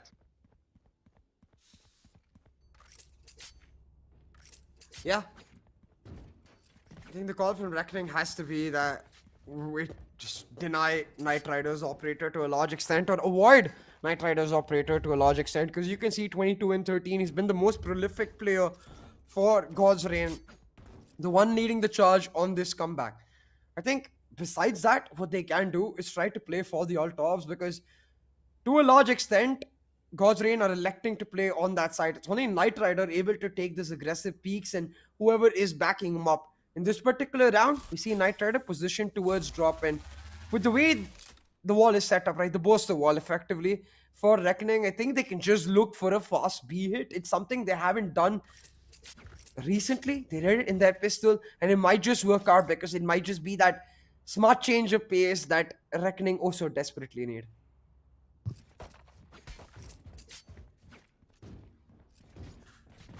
I mean, now that there is an operator, what are the odds looking like now? The A side, it's pretty easy if you're a chamber to dodge the stun and then to peek thereafter. Heck, even if you do use something like a nade or a boom bot, it's so easy to play around with that you just get that frag and you snap back to safety. So I think A main is out of the picture. B, I feel like it's a more viable option, because if they layer it with utility just right, it's possible to push an operator back. But the A side has just too much of a wide corridor that you can start dodging everything thrown your way and still be safe, get a frag and make your way back. Which is again the exact reason why Chamber was changed by Riot, right? You wanted to avoid such an oppressive agent like this. Especially when it's a person like Knight Rider wielding an operator up against you, he's gonna use every possible inch and snag away a mile from your mileage.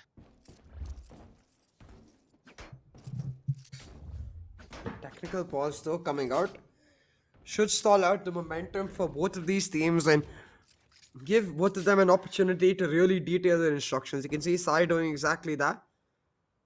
Wonder what the call is. We will get to see it in action though, so we'll soon find out.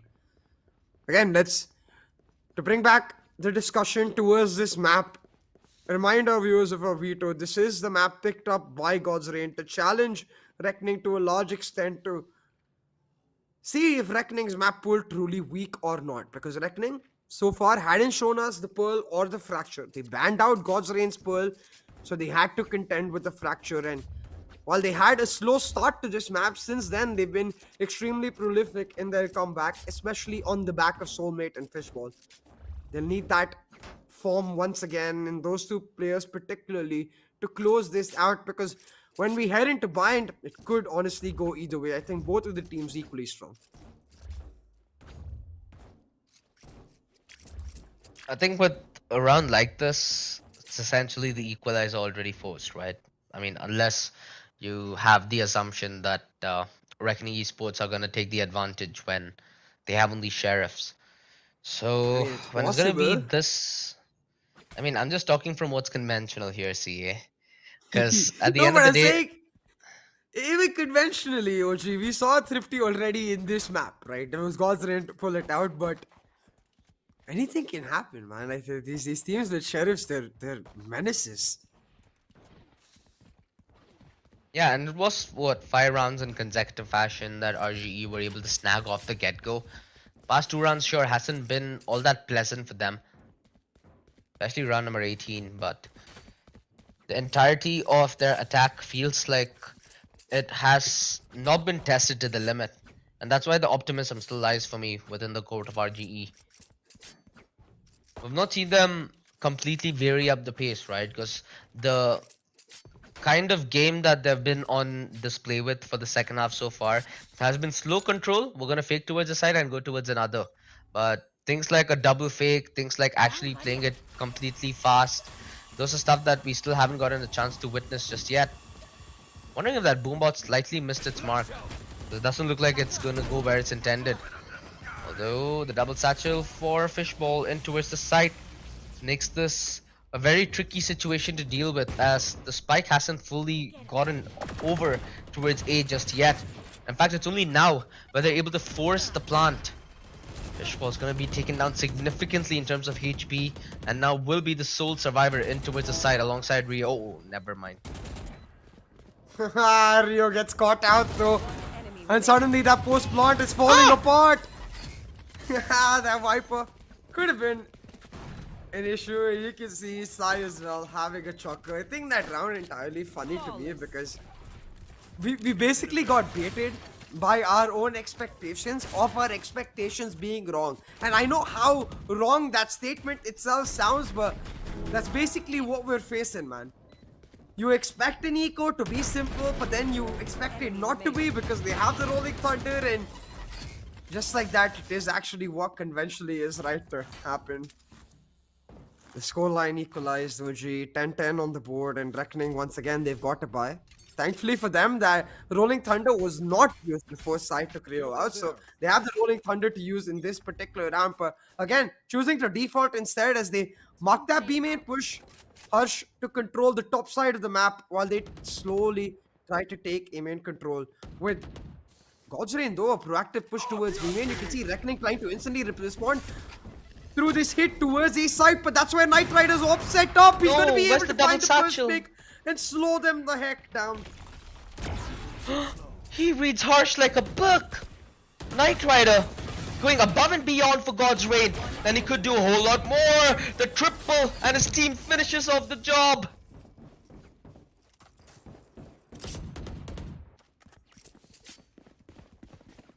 A lot of things could have gone way better than it actually did there, CA.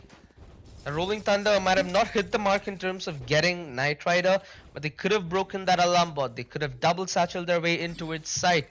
They could have discovered and evaded his shot.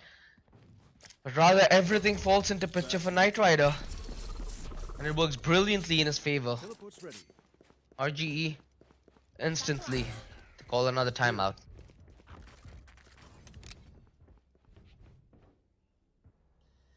And look, I think it's just brilliantly done by God's Reign to push them towards Knight Rider to a certain extent, because they set up the fake B main push almost, where they smoke out B main. They use the neon stun to make Reckoning feel like there is a fast flank coming in from B main, but they don't actually commit to the push. Instead, they stay on the site, and Reckoning, in their reaction, immediately push their way towards the A site into the hands of Knight Rider. So you can see Sai's detailed instructions clearly working out. And we talked about this coming into this map, OG. It's that IGL battle that is especially key, especially on a map where neither of these teams have necessarily got a lot of experience. How the IGLs get their teams to adapt can be absolutely crucial. Now, a broken buy for Reckoning, it's still a save, but they are able to afford a broken buy with a couple of Spectres, a Bulldog, and a Guardian. The Sheriff for Rio as well, so it's really down to them just finding some contact. And I think Reckoning, they need to pick up the pace. The slower it is, the easier it is getting for Knight Rider to find these picks. And he's once again set himself up towards Arcade. Not flashed out, not stunned out. Knight Rider with the option, but that second flash finally gets him. But immediately Vibor and Sai pounce. While they might be able to push Knight Rider back, they cannot deny him his second shots. They try to do everything right there, Reckoning. It still falls apart. And again, like with this tournament running on the old patch, the fundamental way to punish a chamber now is only a KO. Down B. Without them having that, they weren't able to punish Knight Rider's aggression. Rather, they feed into being on such an aggressive stance that they had no fallback. For, if I'm not mistaken, Ember towards tower. Eesh. Things not looking a whole lot good for Reckoning Esports. There. God's Reign, Can I get a drop? the kind of drive that pushed Knight Rider into becoming such a beast, you hope that that's gonna stick around in Binder as well.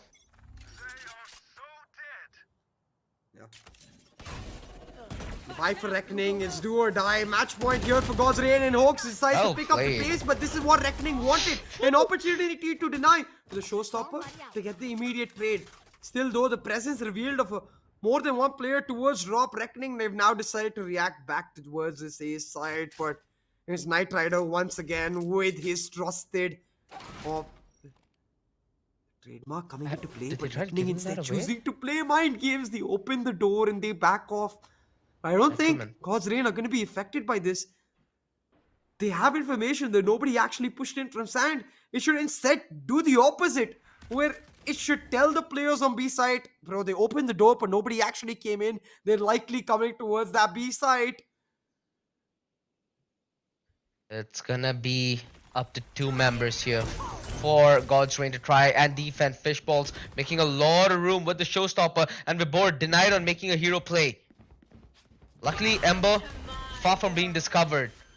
Although Fishball does anticipate 30 presence seconds left. towards Arcade. Spike And he's planted. not going to be wrong in that assumption whatsoever, as Sai doubles up. But little are they aware, Soulmate is around the corner and he's ready for business. This man has been a terror for God's Reign in their matchup so far. Standing. And Soulmate strikes when the moment is right, gets the back of Ember, and this should be the round well secured by RGE. We might get into overtime here in map 1, ladies and gentlemen. By no means are Reckoning out of the fight just yet. They buy themselves a small semblance of hope here in map 1, as both teams vie to stay within the Penta Pro Series by tonight.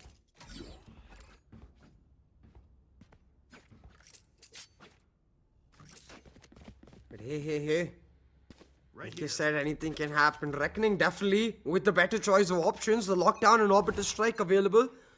With the op still very much there for Knight Rider. With 27 kills, he's shown that he can definitely make it happen. Again, that B-main push to flush them out and push them towards Knight Rider's op. But Sai with the nade, while he does chunk them out, ensures that Knight Rider doesn't get that shot. It's all a bait though.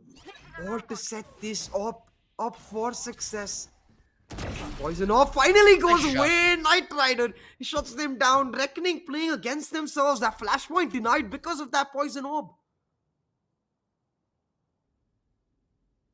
The man disadvantage, although they do have harshest lockdown to play out of. And there is gonna be side towards the side, so it's possible for him to deny at range. Oh no, he doesn't have the nade. Dodge. Oh no, he's caught! Placing swamp grenade. It's not There's no right. He's in a utility to safe deny spot. them in that kind of a scene then. They still have the man advantage though to play retake, but it's easier said than done. Soulmate's Yeah. got the Orbiter Strike to play on the post plant and with drop control as well as aim control. God's Reign, they're gonna have to pick up the pace. We're both moving in to deny that position for Rio, and he's gonna have to make his way out when Knight Rider spams him, takes him out. Hawks with yet another, and the retake is most certainly underway, but the time is running out. It's all about that orbital strike for Reckoning to save their lives on this map. Sai finally nabs out the defuse, but before the orbital strike comes out, he's able to get half, and that's absolutely huge. While Hawks does get taken out, Knight Rider with a beautiful shot, It's and done. Vibor will get the defuse to secure map 1 in the bag. That slight delay on the orbital strike was all God's Reign needed, man. Yeah, a second earlier, and he already had the lineup for his Molotov thrown out. Should have bought him a little bit of time. But hey, God's Reign, it was long. It was strenuous. Could have been disastrous. But it came close to the wire. And for that, Reckoning Esports should be proud of a performance that none of us expected on the map pick of God's Reign. Ooh. Damn, these guys really are gonna duke it off, aren't they?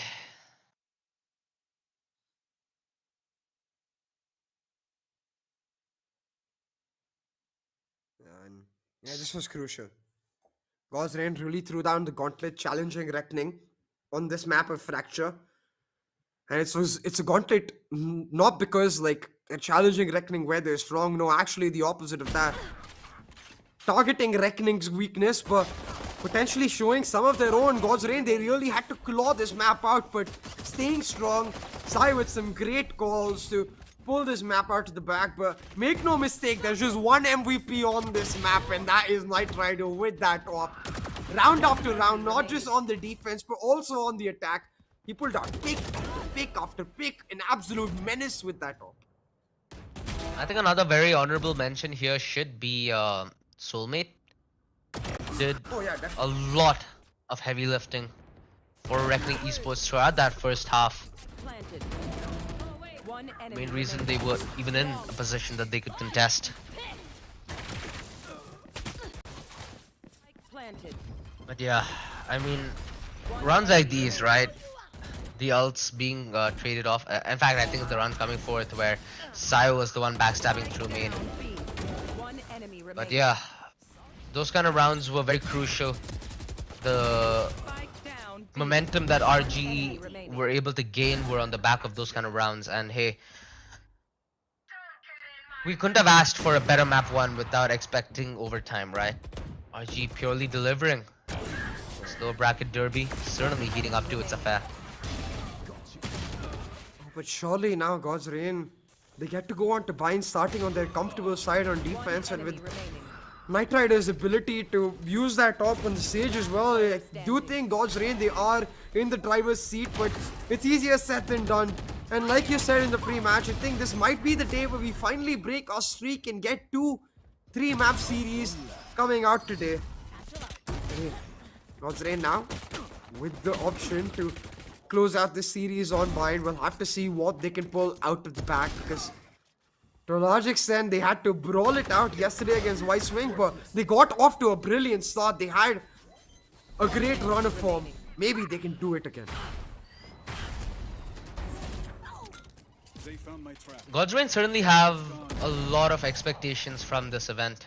In my chat with one of them, it was a very clear indication that they really want to make it top 2. So this kind of result against Reckoning on Fracture. Now, like you said, we're gonna head in towards Bind, right? Where we can expect to see more of the Sai raise, more of the Knight Rider on his standard operator duties. especially with that chamber on bind. It's still very viable considering this tournament is on the old patch, ladies and gentlemen.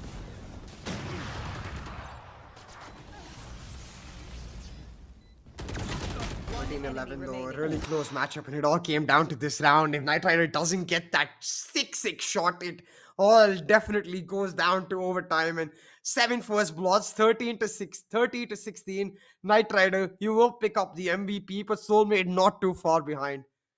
29 Damn, to what a 16. matchup And of fightings. man is on a damn Brimmy out of everything. Yeah. A Brimmy being Brimmy with one the skill. frag behind. Eesh. Unparalleled performance, dude. Considering And that we're heading into bind where the controller is all that more important, that the controller really doesn't fall off from what standard expectations are. Soulmate certainly has us all by the edge of our seat. So Reckoning, again, not out of the fight just yet. yeah, and I would be very surprised if we don't get that overtime, because Rio and Zeke didn't have the greatest of performances here on this map, and you could clearly see even Hutch to a large extent, right? Just not comfortable in their positioning. I think just a little lost, not enough practice done on this map, but the same cannot be said for Bind. When they head on towards Bind, all of these players get back to their comfort. They get to bounce back to their strengths and push back against God's Reign to try and keep themselves alive. And like you said, for God's Reign, they have high expectations from this tournament. The same for Reckoning. I think not You know, just in this team, not just in the coaching staff, but especially their yeah. owner, they're going to want to at least make their way towards the top 3 to try and deny Revenant an easy chance towards that top 2 and get revenge really for both of these teams. Considering the fact that we get to see a lot of ascent on South Asian tournaments, I'm so happy that Yeah. the entire status quo has changed to bind. A nice bid farewell. Yeah. Oof. It's been a very long road, ladies and gentlemen. So both me and CA have a lot more that we can look forward to, especially considering the fact that RGE off the bat of such a fundamentally different draft were able to bring this back to a 13-11, right? Even if you do look at this graphic, sure, Godrain might have had 15 first kills, quite a bit if you ask me. However, Reckoning Esports weren't relying on only their gunfights. In fact, that was, I think, one of their weaker points. They were relying on the trade game to work out in their favor, which in the rounds that they did ended up winning purely based on that most of the time. B, the utility. We got to see that on prime display, right? On multiple occasions, not only on the attack but also the defense. So don't take anything away from Reckoning's performance here on Fracture, ladies and gentlemen. Even though it might be a L on the paper, it's not the W that they were looking for in the context of this best of 3. That's gonna be their sweet revenge on Bind. And again, Reckoning on Bind, that is a scary combination in and of itself. Despite the kind of experience that we have on the side of God's Reign, it's still going to be something that they need to slay with respect and mercy. Oh, 100%. Which is why I want an overtime going into Bind. I think both of these teams at the edge of their seats, giving it their very best and playing for their lives. Nothing would justify better than overtime. But in this particular map, it is Knight Rider, the absolute beast, 30-16 to 2, with a first blood percentage of almost 30%. That's basically 1 in 3 rounds. You're going to lose a member because Knight Rider has an op. And that's absolutely ridiculous. They need to find a way to deal with that and Bind as well, right? Like you mentioned, no slouch on the stage whatsoever. And hey, considering the matchup that they now have, it's possible that they might even relinquish the stage and go to a chamber. I still feel like the chamber Rage duo is something explosive towards Hookah, and it's been a long game for everybody involved. As we get to see both the teams reset, let's hear a couple of words from words of wisdom from the MVP of the game prior. Let's hear from Knight Rider.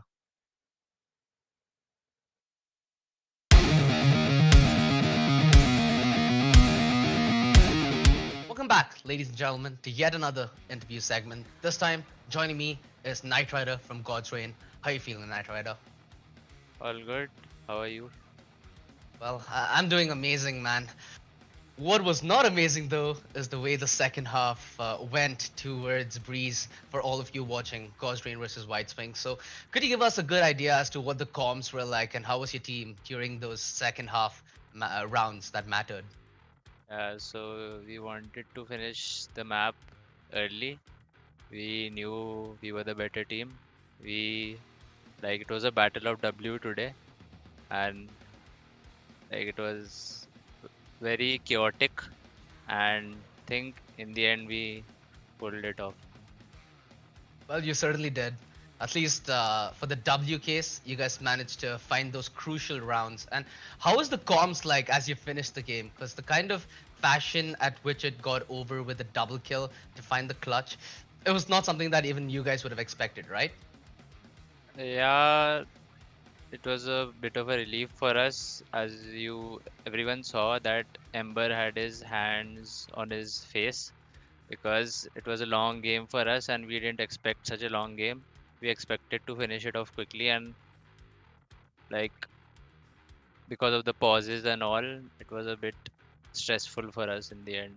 But Yeah. we finished it off and it was good. So you find yourself in the lower bracket duking it off against Revenant Esports to decide your tournament lives. How do you feel about that matchup and what do you envision happening? Yeah, so the last three times we have faced Reckoning, we have won all the matchups against them Wow. in semi-finals and in grand finals. So we are confident going up against against Reckoning, and we know about their playstyle and we know how to counter it, and we have the confidence that we'll beat them because we are the better team. Well, that sounds pretty strong of a message coming from both you and God's Rain. How's your past few months been with God Rain? As I see you're joining with them in the boot camp, how's your experience been so far? The experience been good. The organization is really good. They're supporting us like all the time whenever we need them. And we joined as a bunch of friends. Like we, as everyone knows, like me, Ember, and Vibhor, we go way back. From our CS:GO days, we played in God Particles in CS:GO. Me, Ember, Yeah. and Vibhor, and we formed a team. We needed an IGL. We took Sai, and we needed a young talent, so we took Hawks. So the team composition is really good, and we have a good mix up of young talent and experienced players. So the experience has been good till now, I'd say, and but we hope to do much better than what we are showing right now. We know as individuals we have much more to give, and as a team we have much more to give. Well, well said there. You know, coming into this tournament, it's the top two that's going to make it out of the playoff stage, right? Where do you see you and God's Rain, and what are your expectations at the end of the road for this tournament? What place do you think you'll get? I think nothing besides top two. Matlab, it will be a disappointment if we don't get top two. We expect us to be up there with the with velocity, competing against them, and we expect to come top two. I think that's the goal. Well, down in that lower bracket, it's going to be a long and hard road, but considering the roster that you guys have and the experience put together, I think that that road is very easily traversable by people of your caliber. And I truly wish you the best of luck, man. Any final Thank you. messages before we end this interview? Nothing much. Just shout out to my parents, my friends, the organization. I have a special friend. I have to give a shout out to her. Her name is Rose. She has like been with me through like the ups and downs, and like special shout out to her, I guess. Well, that's beautiful, man. And I wish that you guys duke it off in very close fashion against Reckoning in that lower finals. Again, good luck to you and God's Rain. Let's see the results on the server, guys. Cheers, bro. Thanks. Well, I certainly think that we got to see the results on the server, right? Nitro had absolutely tearing everybody apart. And hey, in that interview, he sounded pretty confident. He clearly stated that he feels like they're the better team. Well, they took it this close to the edge at Fracture. Let's see how they perform now on Reckoning's map pick of Bind. Yeah, and like you said, right, this is Reckoning's map of choice. It's really home ground for Reckoning to a large extent. So we expect a better performance from Reckoning, but after a 13-11 scoreline or fracture, the only thing better is to either secure the win or give us overtime. So I think we have to really just keep our options open heading into Bayern, because at the same time, this is God's Reign most played map altogether. It's one of their most comfortable map as well. So I think what we can expect heading into Bayern is a cracking affair, a cracking matchup to a large extent. Now, what I want to know is, after Knight Rider's performance, do they give him that chamber or do they stick to the Sage? Because on one hand, that chamber way better for the defensive half, where he can play a lot more aggressive on the operator, but on their attacking half, that Sage makes life so easy for them to set up the plot. For sure. I think it's going to be about playing to your strengths, right? And I think right now, the clear strength on the side of God's Reign has to be Knight Rider. He's been tearing it up with the Operator, and it gives Sai the flexibility to then play the race. Because you obviously would not want to give away a race on a map like Bind, right? So Yeah. I feel like that would be the most logical choice. I know that Knight Rider has been playing the Sage on this map. I know for the fact that he does pick up the Operator while he plays the Sage on this map. You just really can't make the same comparison though when he's on the chamber and playing an operator and when he's on a sage and playing the operator, because of obvious fundamental difference in what kind of fights that you can force and what kind of comfort you'll find with you pushing the limit. Yeah, exactly, right. You can't really push the limit. You can't really push the envelope to a large extent when you are playing the stage. You have to play a much more passive operator. But it's sure to be that this map is going to give him a big boost of confidence getting into Bind, irrespective of which agent he's going to play. So a player for us to look out for. Now, I will say, I think Hawks, while he did play a decent game on Neon, should definitely come alive on that race as well heading into Bind. So it's not like God's Reign are going to completely disappear. Unlike Fracture, where we expected Reckoning to have a tough time on this map, God's Reign should actually be quite comfortable. And I think this is why maybe the veto is slightly flavoring God's Reign. But it's at the end of the day, because it's our top four teams left in this tournament, these slight margins really come down to execution in that particular map. How the pistols go, how the bonuses especially go, and how the ultis are utilized can decide an entire map. But hey, heading into mine, I do want to ask you, G, like, do you have your eyes on any specific player to pop off from either team? I mean, we already had quite the Knight Rider show to begin the day off Yeah. with. Fishball really was a little unlucky for the side of Reckoning, especially when he tried to force the issue on the defense, right? You saw on multiple occasions he was picked off by Knight Rider. So I'm Yeah. hoping to see a resurgence of Fishball, because Soulmate already had a brilliant game.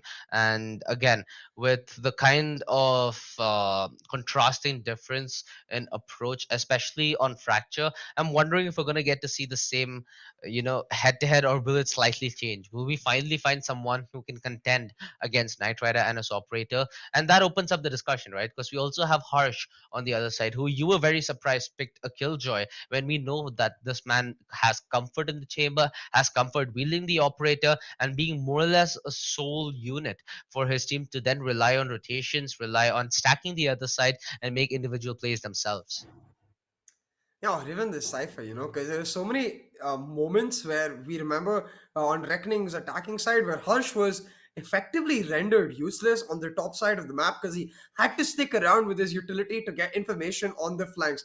Maybe with a cipher, he can just lay down a trap on either side and actually join his team to help them out. But hey, at the end of the day, that map is over and we head into Bind. And it is going to be similarly so for both of these teams in their comps, where the only difference then lies that Reckoning preferred to play that double controller composition with the Viper coming through and the Brimstone, the Sage and the Sky and the Rays. That Viper replaced for the Fade on Sai for the side of God's Reign. And I must say, at least me particularly in this region, I prefer the Fade comp. The Fade can be so damn good on that map of Bind. But hey, like we were talking about, the first map was a challenge from God's Reign onto Reckoning to try and deny with that map of Fracture. Reckoning now picking up Bind. God's Reign get the advantage of starting off on the defense, which I think they're much better off on. So I'll have to see Yeah, if they can take true. advantage of that first half.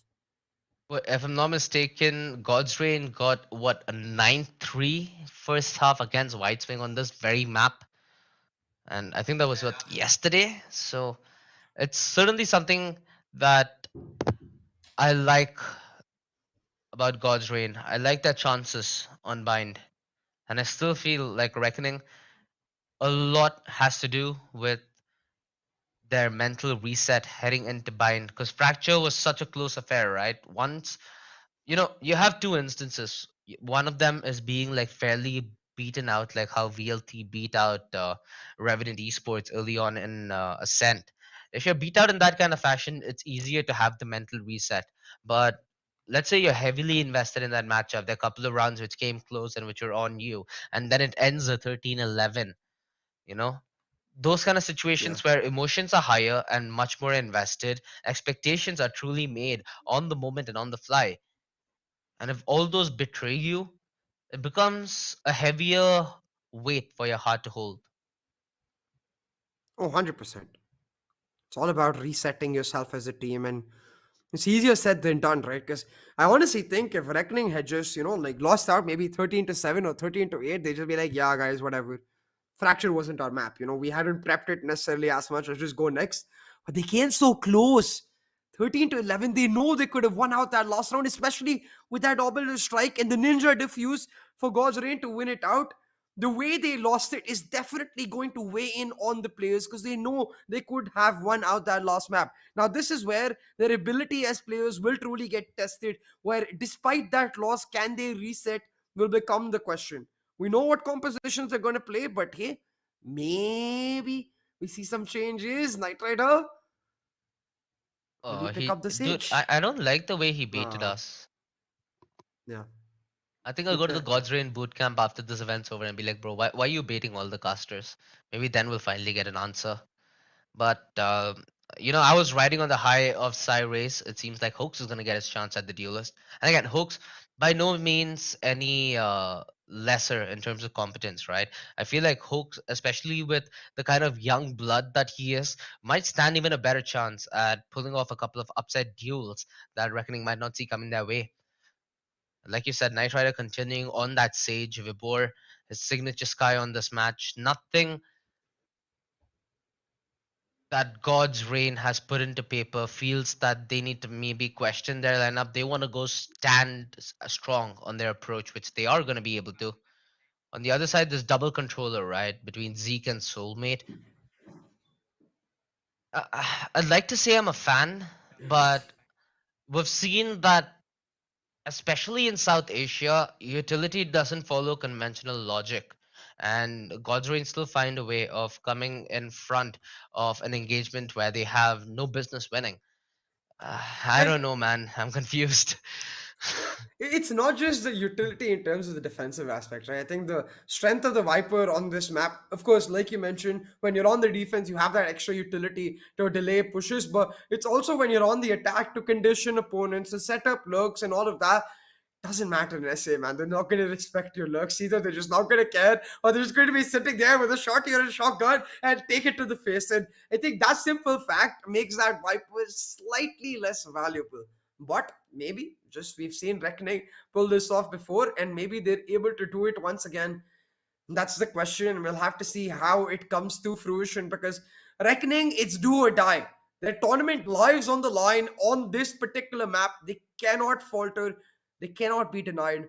They need to get off to a strong start, especially so because I feel like if you let God's Reign, especially even win the pistol, right, get themselves into a good position, let Knight Rider get his hands on an operator, that sounds like a recipe for disaster.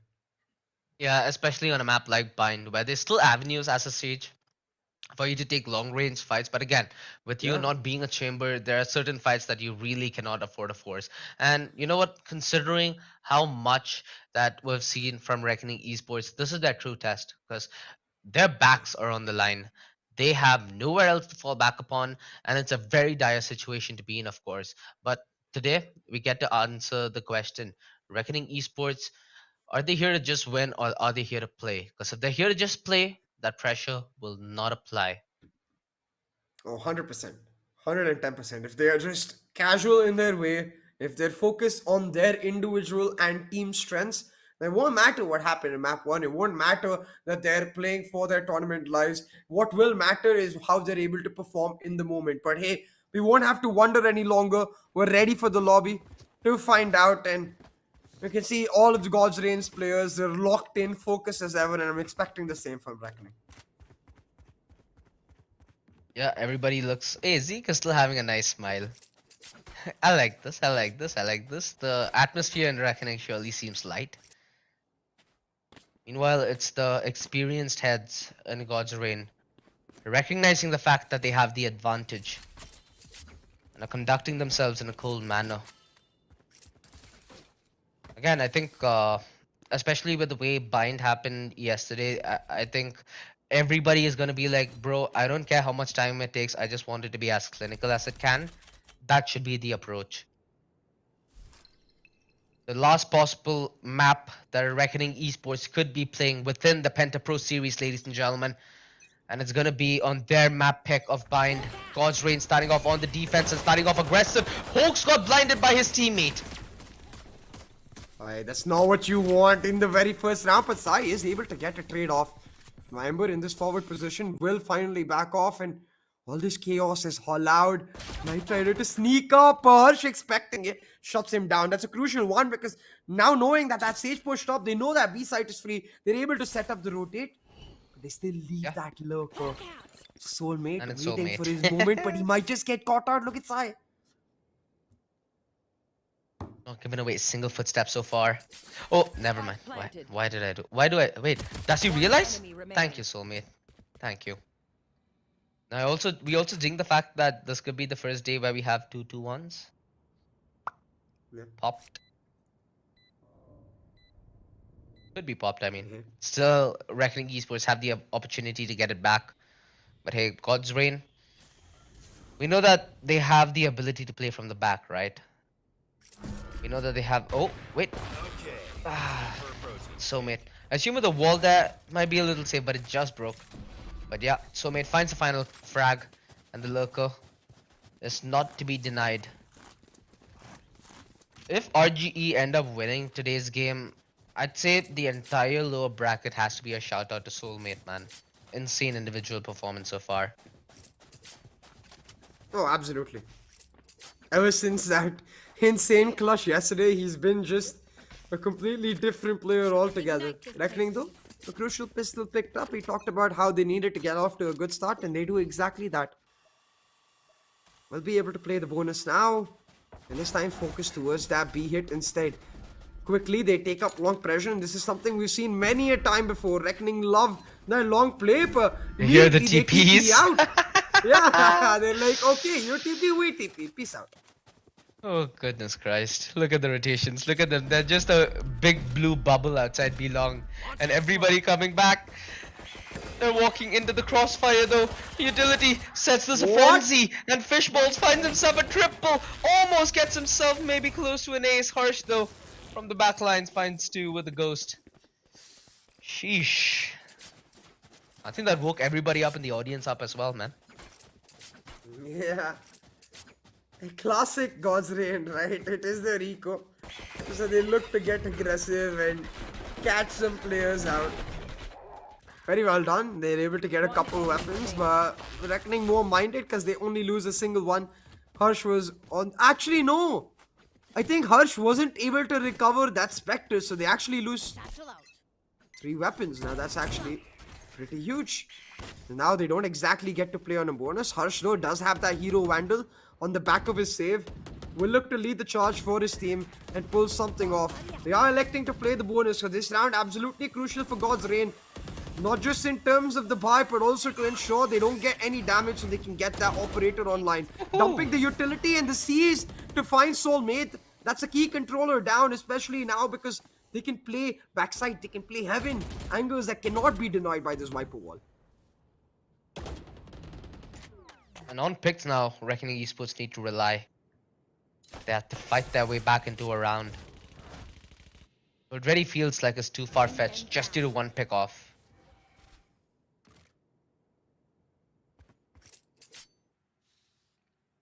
And Godtrain are playing this smart, right? Even though they got that first pick, they do not elect to play aggressive like they've been doing in the rounds prior and in the games prior as well.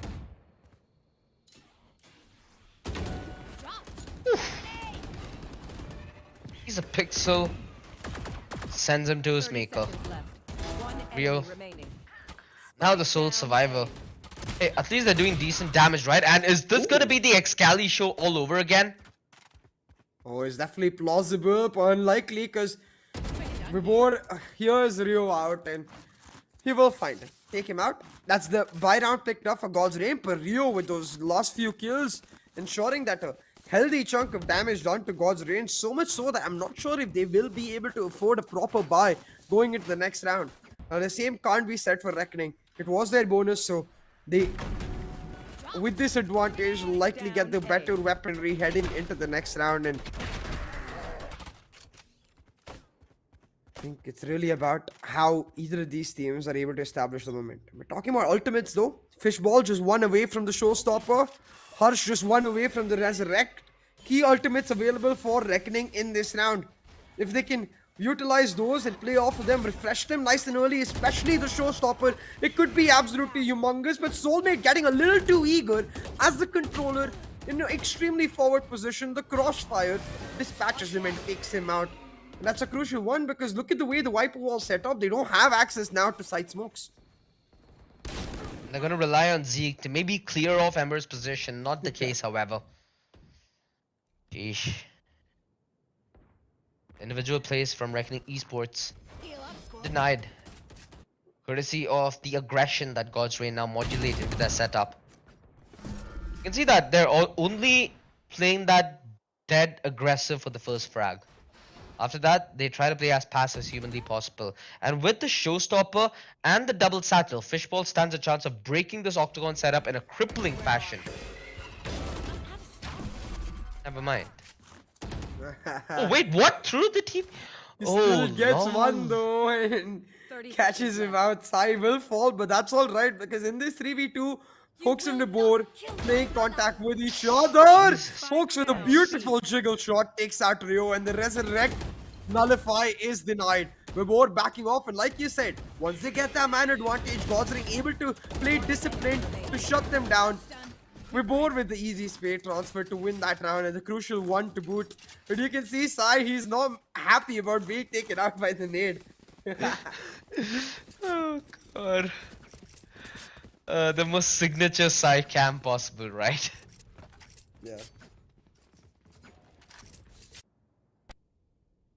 Oh, so damn crispy to begin this game off with, man. We talked about Yes. it, right? Like heading on to that race, he's clearly a lot more comfortable, especially on this map as compared to that Neon. Quick break. Already off to a great start here and likely to be a stalwart to get God's Reign to 2-0 in this series. But Reckoning now on an eco, they're trying to once again force showers, and everywhere they go, it seems like God's Reign have that crossfire set up. It was long the last time around, but Finally. in showers this time, it is fireworks going down. Ember taken out and Fishball with a beautiful shot to get another. Can this be the Thrifty to rally Reckoning back? It's only Sai who stands in any vicinity to stop that. Oh, brilliant nade! And it allows Sai to re-aggress to his shot. He finds a little bit of room, he finds a little bit of success, but he's going to be crunched upon. And Soulmate, easy to do so. Folks, nowhere in position to support his teammate. And a difficult call now on the table. Did they go for the save or did they still attempt? Oh, okay. Hoax. If he finds frags like that, you obviously try and attempt stuff like this. It's all down to one man. It's all on a Vibor. He has the Seekers. Rio though on the flank, the timing is crucial as Vibor turns around.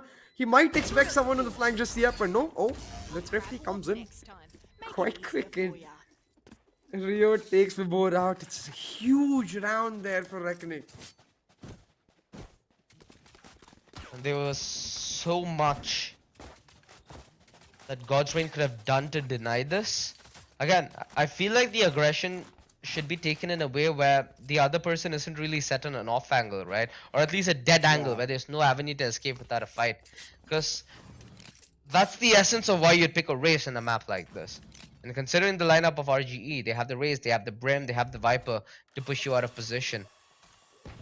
You gotta be a little careful with how you set up your two-pronged aggression. Despite the multiple rounds, one back-to-back for God's Reign, the Rico not able to build up, so they're relegated now to just a couple of sheriffs here and there, respected on by both. Still, Thrifty is possible, like we saw Reckoning pull off, so Reckoning electing to play it safe, not necessarily showing their hand. For God's Reign, they have a read, man. Or a gamble, I'm not so sure, but it might just work out. They're stacking this A site, and it's exactly where Reckoning seem to have their sights. I think Sai just spotted Zeke's. Oh! Yeah, there we go. Fishballs, what? What a brilliant transfer! Close range. Hope's not able to do much with the shotgun, and Sai, trying his very best, still lands a shot on a Harsh. Night Rider not given away with that flash. Rio at range, trying to cover, but he could be taken by surprise. Night Rider gets himself the double! The heal, still possible. Oh, what's he planning? No! Night Rider needed to come up with a reply quick there, because Fishballs forced the issue. And that's the best way that Fishballs could have played a situation like that, not leaving on the onus of Night Rider to take that fight. Because if he's the one taking it on his terms, he's darn near close to winning it. Oh, absolutely. Fishball. A lot of damage done, Really dude. stepping up. Yeah, he's stepping up. 12-5 on this map. Looking amazing already. And that showstopper so close to coming right back. But for me, it's all about the Seekers in this round. They're going to take long control early. Look to catch out aggression towards shot maybe. It's all about how they regroup towards the later part of this round. Again, Night Rider with the operator. Misses out the first shot. Gonna wall and try to get himself out. But that's a lot of utility baited for just a couple of guiding lights that Rio doesn't really need with the Seekers available this round. True. Again, the guiding light does restore itself in what, like 40 seconds? So you can take the sweet time here.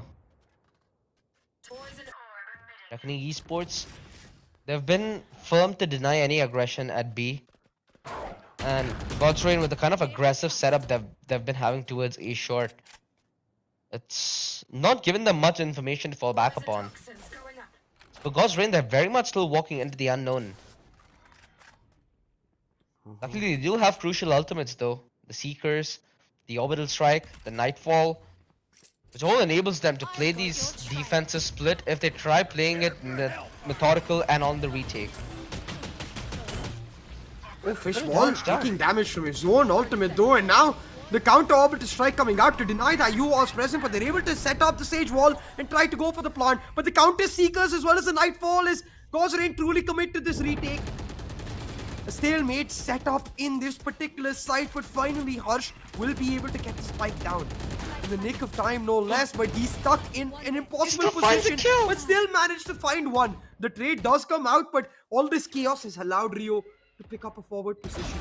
It's all about the flank though, and Night Rider, he gets shot down, and all those ultimates committed by God's Reign might just be to no avail, because now in this post plant, you can see Soulmate with the Molotov available. Reckoning with Lamps control. They're in perfect position to close it out. Folks though has something to say. Will deny, and Ember with yet another. They will nullify that man advantage. 2v2 now. But the flank coming through. The rotation from Zeke. And Soulmate's Molotov in the right moment to shut this round down. The monstrous round there for Reckoning, because not only do they really solidify their lead, OG, but huge ultimates taken away from God's Reign. Yeah, and Ember trying to see what the call on the fly is gonna be. They have a couple of sheriffs here. And again, this is God's Reign. They have the ability to convert rounds on the sheriff, but it's only reliant on Reckoning giving them an olive branch, essentially. I must say though, I think a slight error by Ember on the usage of that orbital strike, considering the time factor, right? Sai with a nice push to get one. But yeah, considering the time factor, could have instead used the orbital strike to deny the plant. But hey, irrespective, God's Reign, they're looking to Look at get the aggressive utility. and push onto site.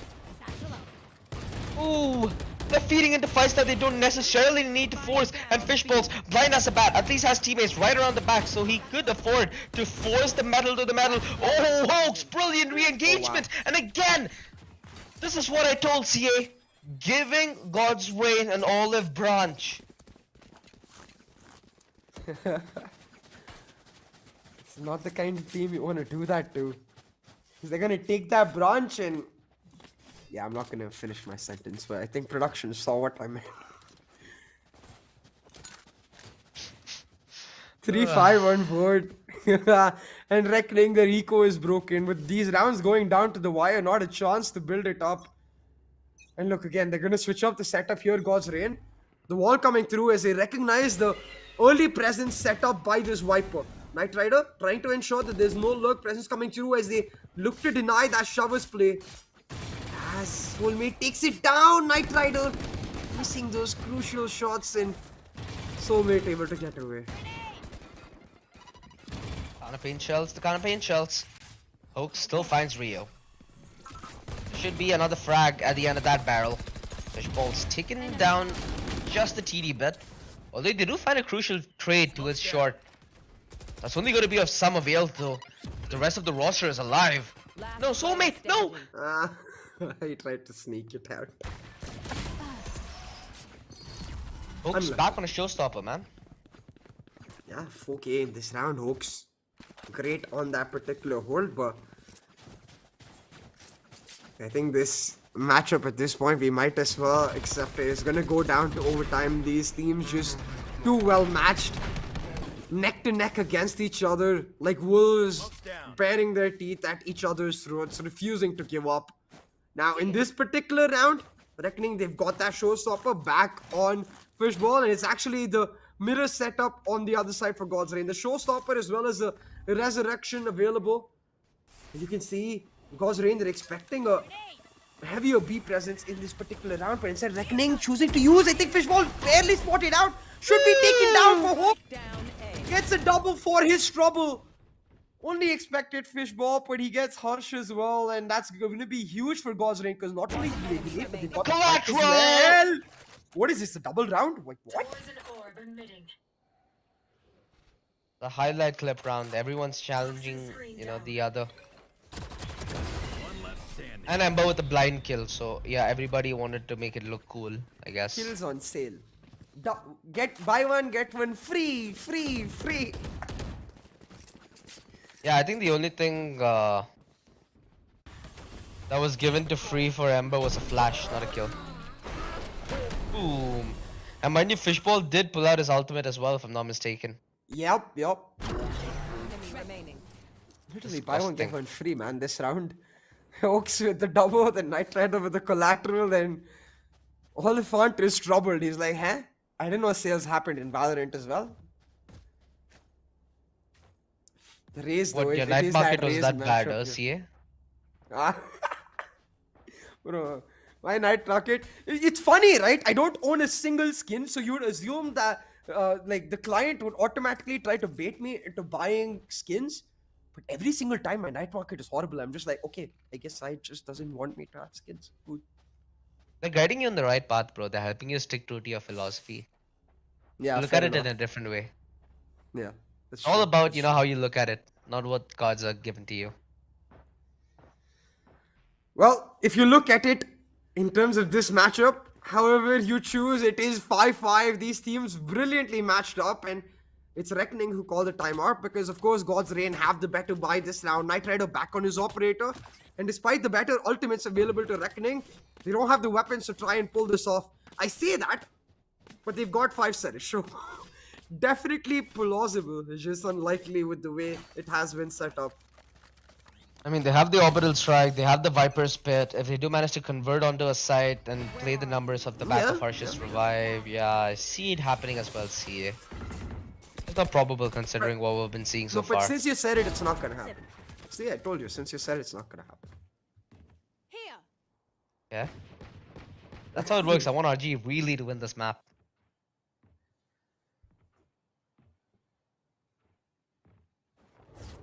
See that happens. Trying to hold on to that contact. Sai, he smells something fishy in the Prowler to check Rio out. He doesn't spot anyone, but Sai happy to still play aggressive. The Trailblazer finally pushes him back, but Sai will not give up this angle. This is what happens when you put Fade in the hands of a duelist player. just happy to fight.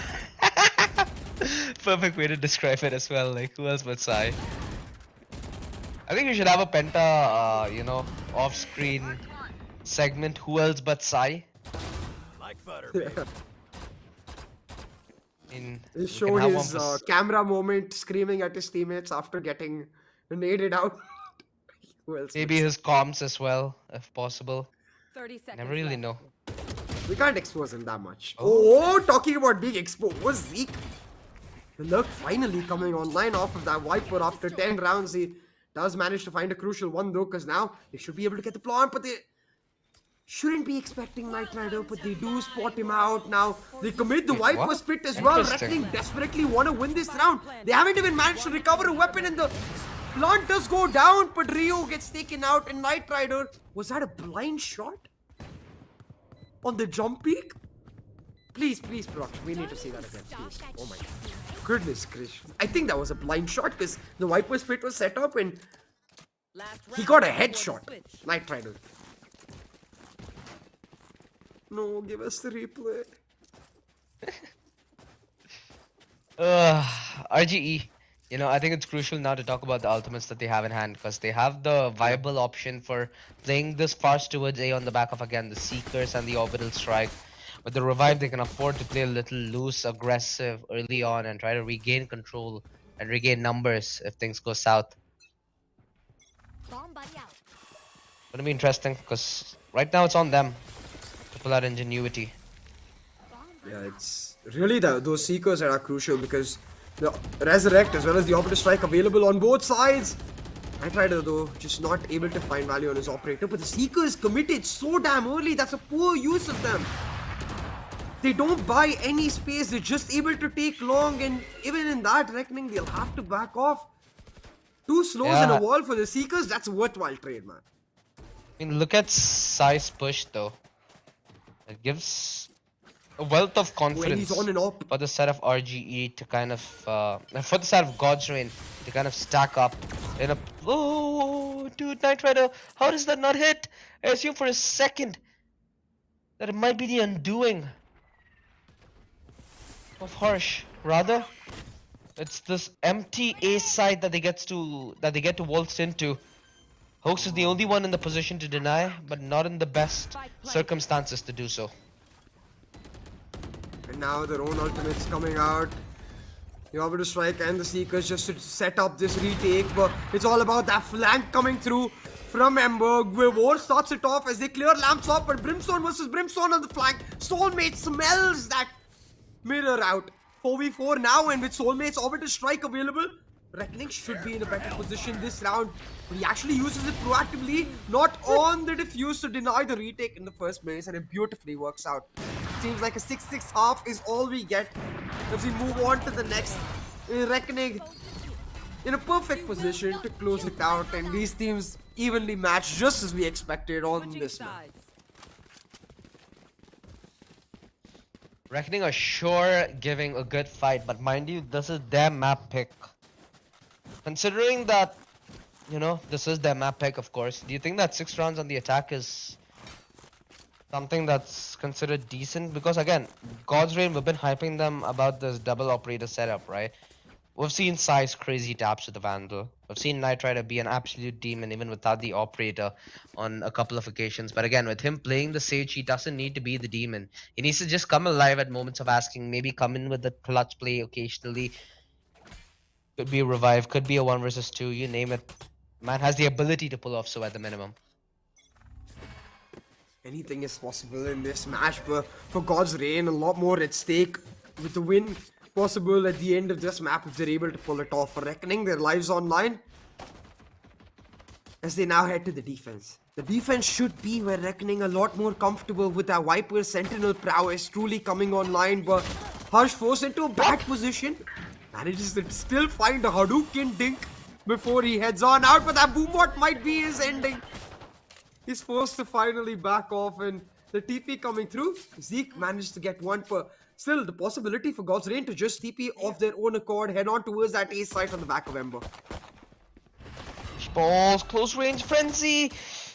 falls back. They're playing off each other's aggression here, but Sai is still able to tap fishbowls out of the equation. Zeke trying his very best with the burst classic. Sai still survives, and Oh my Coach god. Wayne's still making work of this. How? It's individual fights across the board in RGE. Yep. Just giving it away. God's Reign. They thrive in this chaos, and when it comes to that chaos, they are truly gods, and they 100% reign. You cannot give in to their brawly style. You cannot give them those fights. Doesn't matter what their HP is. It doesn't matter what position they're in. It doesn't even matter if they've got backup. They will win every single time. It's just like they thrive on like that deathmatchy style of Valorant where they want to fight, and it's so refreshing to see because we see teams like Reckoning and Revenant play purely methodically, which it's really nice to see that discipline. But God's Reign is like, nah, we don't care. We have the individual prowess and we will win our fights. So they stay true to their own signature, and that's what I like, a team recognizing their strengths. RGE essentially giving this round away as it's only Fishballs who has any kind of weaponry to work with. And God's Reign will try and be as diligent as they can with the endeavors of winning this round. Sai, no, that's the Vandal out of the board. Reckoning Esports could maybe even, oh, okay. Could maybe even use that against RGE, but what's the, against God's Reign, but what's the use when he can just save it? Man does one better, he throws it out of the map. I think perfect. Their execution here, RGE. They've done undoubtedly quite a bit of damage. Most definitely. Cell will try to pull this round off. This they head on towards side. Zeke gets a crucial one, but before he pulls it back, and with now Zeke tagged out, the nade as well coming through. Not enough time left. It's Vibor to secure this round in the bag. Ensures that he doesn't take any damage as well. So a clean round from him at least in that regard, but not necessarily from God's Reign. Quite a few weapons lost in Reckoning. Once again, they'll be happy with that.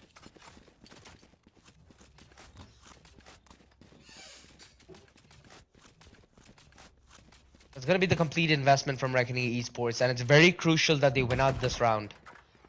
That's the only way they can contest the second half from an even standpoint. Otherwise, it'll be God's Reign running away with a firm advantage, and maybe even to double digits. I like the understanding that Soulmate had in a situation like that. The deep smoke is heavily indicative that he knows the range needs to be closed down to make this weaponry and the strategy work. He's trying his very best to deny it, but little does he know. 5 rifles on the other side Almost will five. mean that, yeah, it still will mean that if there is a delayed engagement and RGE are somewhat clinical with their utility, take their fight at their time. And They're the comfortable. way we've seen this from God's Reign before, right? The way they play their bonuses really speaks to their style.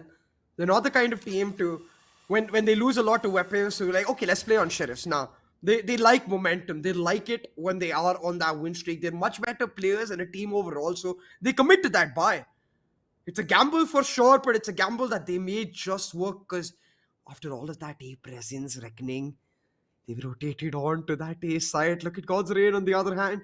Only 2 players heading on towards B. 30 seconds Zeke left. now with a big task at hand, but all of that, The double those 2 bluff? players just to create presence to pull back the rotation. They haven't managed to do so though, because Zeke's giving the call. I got this, my guys. Hold on to that A side, and that call might just work out beautifully. So Ember gets one. Harsh with the immediate trade. It's still God's Reign coming out on top despite the post stack. Player standing. What's happening? Left. How?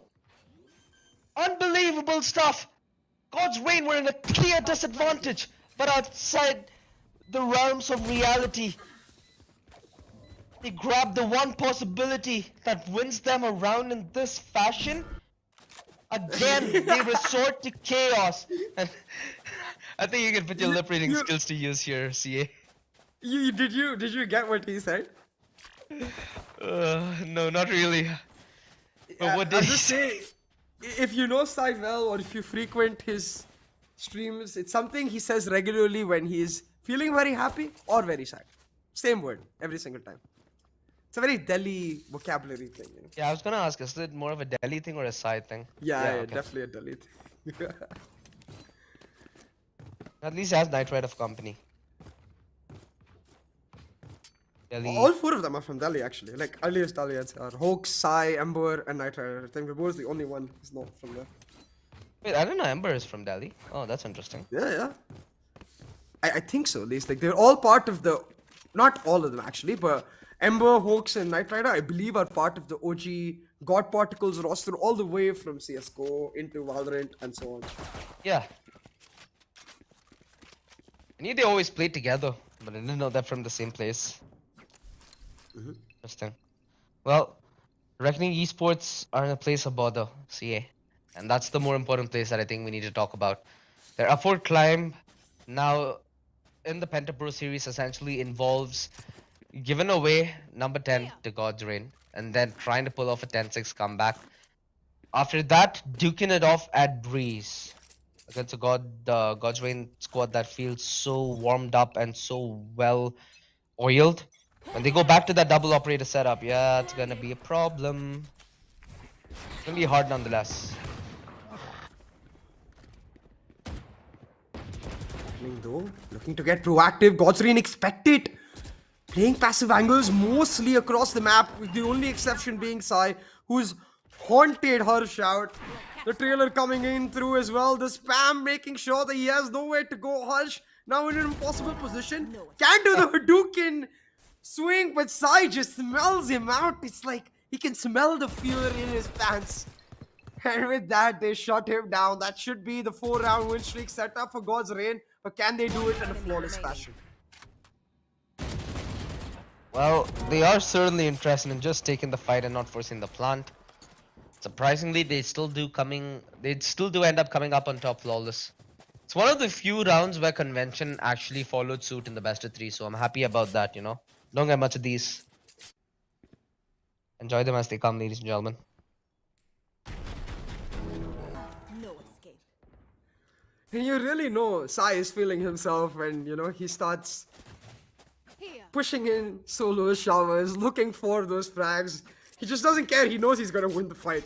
And he's definitely feeling himself today. 16, 10, and 4. He's already got that Nightfall online. And with the Orbiter Strike available as well, they could just opt for a fast execute, but they still want to default it out and spot the Opper inside. This is what I meant. Absolutely popping off the white swing to shut the Opper down. And Knight Rider with yet another God's Reign, man. They gambled on that bonus to get this momentum going. And they're feeling it now. The confidence, the momentum, all working through in their favor.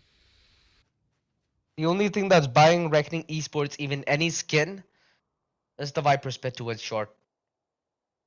Fishbowl, this anticipation from Knight Rider is so heads up. Good attempt. Face your I'd almost fear. feel bad if I was Fishbowls.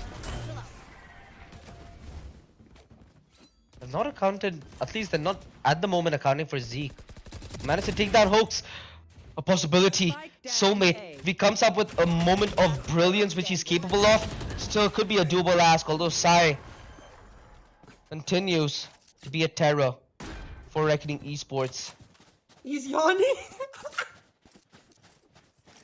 Man, honestly, I could just spend the entire stream watching Sai.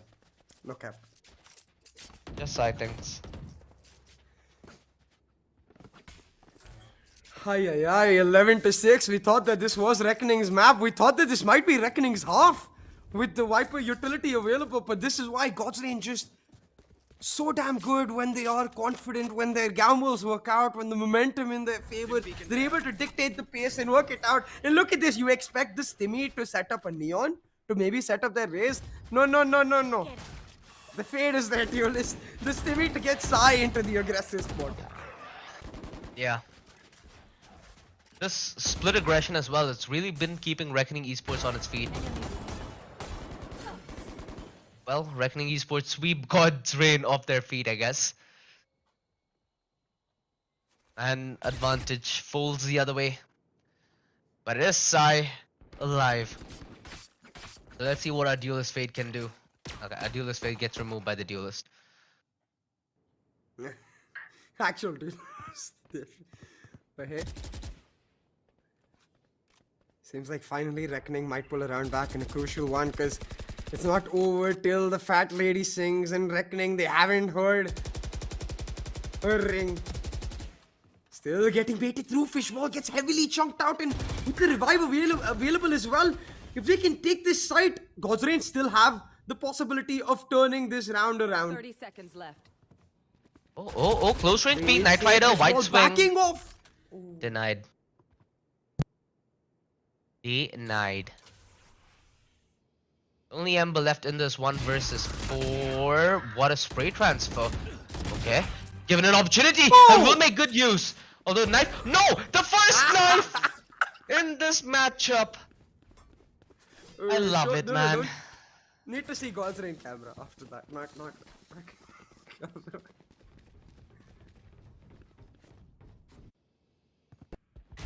Sign art happy with that. But Ember, man, Brilliant cool as a attempt, freaking though. cucumber. Yeah. So calm under these high stress, high stakes moments. He's not going to be happy about being knifed. But I honestly think that if any player on God's Reign was to be knifed and it to not affect his gameplay, it's probably Ember. Because I feel like if Sai got knifed, Exactly, dude. we might, God's Reign might, either pop the heck off or be in a lot of trouble. Well, that wall slightly delayed. As their members already present in that AoE, they end up making their way through hookah. Although slightly delayed, that's all. The double satchel though, and Hawks just about survives by the skin of his teeth. He's found valuable position in towards the backside, but not unnoticed, however, by the Reckoning defense. He needs to pick his fights comfortably, but it's Harsh who doubles up. Soulmate from the back lines to add into the tally. Then Knight Rider with that revive is gonna change the name of the game. Fishballs! Beautiful job! I got this. He takes down Ember at elbow. He takes down Knight Rider towards side default and is left with a Vibor, who's vying at the clutch. One of the most experienced members in this roster. Was the back pillar of Velocity Gaming many moons ago. And now needs to pull off a very crucial play. Had the opportunity to try and take the TP, but with that flash he stands a chance to take an individual duel. The individual duel offered to him in a silver platter, and before so close to the clutch, 1 HP. 1 HP! God, Reckoning, they stay alive, and Zeke comes up with a curse. You can see the gulp going down his throat. He knew how close that one was. Almost like a cartoon at this point. Yeah. Need to watch this again. Before with the adjust. He pulled the mouse down just a little bit more. Yeah, I think trying to account for his spray, but Yeah.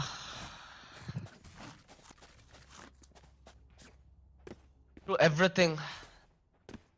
Absolutely everything that God's Reign. The revive, the double satchel commitment. Still doesn't help them and their prospects lot of of- taking a W. oh no. This second half is such a God's Reign half where everything goes right when they have the momentum in the conference, but everything goes wrong just as soon as they start Party! losing. The nade fails, and now with the party, Hawks looking to find the trade, obliterate his opposition and shut them down, but they will all just dissipate. They do get the plant though, and Knight Rider with the wall waltzes himself up, but the trade immediately comes through. Still, 3v4 on the post plant, and God's Reign have got some really nice positions. They know that there's one player in the TP. It's all about that 1v1 Big revive. The numbers now swaying the other way. If Hawks is able to hold his own towards side, it'll allow side to make the long rotation, but it's heavily reliant on him finding success. Does have a teammate set up right next to him, and that's Vibor, who wasn't able to find Jack. Size backstab discovered, and RGE read that reposition like a book. They win this off the bat of losing Fishballs initially and forcing the revive. So they have the economy now under grasp at a very crucial point in the second half. God's Reign thought that they had this game under wraps. They thought that they had Reckoning dealt with. But I think just like yesterday in Breeze, they might have left. They might have gasped their breath of relief a little early. The timeout coming out to ensure that they just settle themselves down. And like you said, they might have overheated. They might have thought they've got the victory, but Reckoning saying, no, no, no, not just yet. But let me just remind you, ladies and gentlemen, that this was the tale in our very first map. Reckoning almost pulled it back, and I don't say that just in terms of the scoreline, which was 13-11. I also say that in terms of the literal last freaking round. So irrespective of how close it may be, what comebacks may happen, anything can happen in this half. For all we know, Reckoning will push this all the way through and win the map. God's Rain, though, they're not going to go down so easily, OG. This time out, all to ensure that they can pull it back. And with Bor 1 point away from his Seekers, God's Rain, they're going to look to pick up the pace, turn up the temperature, and hit that B side. Reckoning Esports very much in the momentum spree. And God's Rain need to do something to deny. Like you said, Vibor being 1 point away from the Seekers. It's something that, sure, will enable them to take fights, but I don't think that's been their biggest problem. It's not about how they initiate fights, it's the kind of fights that they initiate themselves into. And Reckoning just forcing them to initiate those kind of fights after trying to play such a weird defense where they bait them in and have one man as a pivot late. And that man right now as a pivot being soulmate, trying his very best there in that close position that he was stuck in. And Sai being so dead low really needs Ember to try and trade him out. The entry from Hoax not denied. The man advantage taken. And Fishballs forced to concede site. Oh, but Zeke gets a crucial one. Suddenly it's a 2v2 on this side. Sai, though, he has the spike with the plant, will get the Nightfall online. It's all about the paranoia he can set. Zeke trading out his fallen comrade, leaving Sai in a 1v1. A lot of dreams available for this member, but in this nightmare, he will not succeed. Instead, it's Zeke coming up huge, ensuring that this site is his, and Reckoning pull yet another crucial one back. 11-10 now on the board. Reckoning, they're bouncing back here, OG. Do you think we're gonna get an overtime? Considering the fact that of the bat of the previous round, Zeke found the Viper's pit. 100%, man. At least Reckoning have everything going in that direction to force it. Heck, if not the overtime, at least the equalizer at the minimum. And another round where God's Reign completely reinvest. So it's going to be all the more crucial for them to find success. And Zeke should be able to throw his Viper Spit towards short. It forces the rest of God's Reign to contest this B-long position. Oh.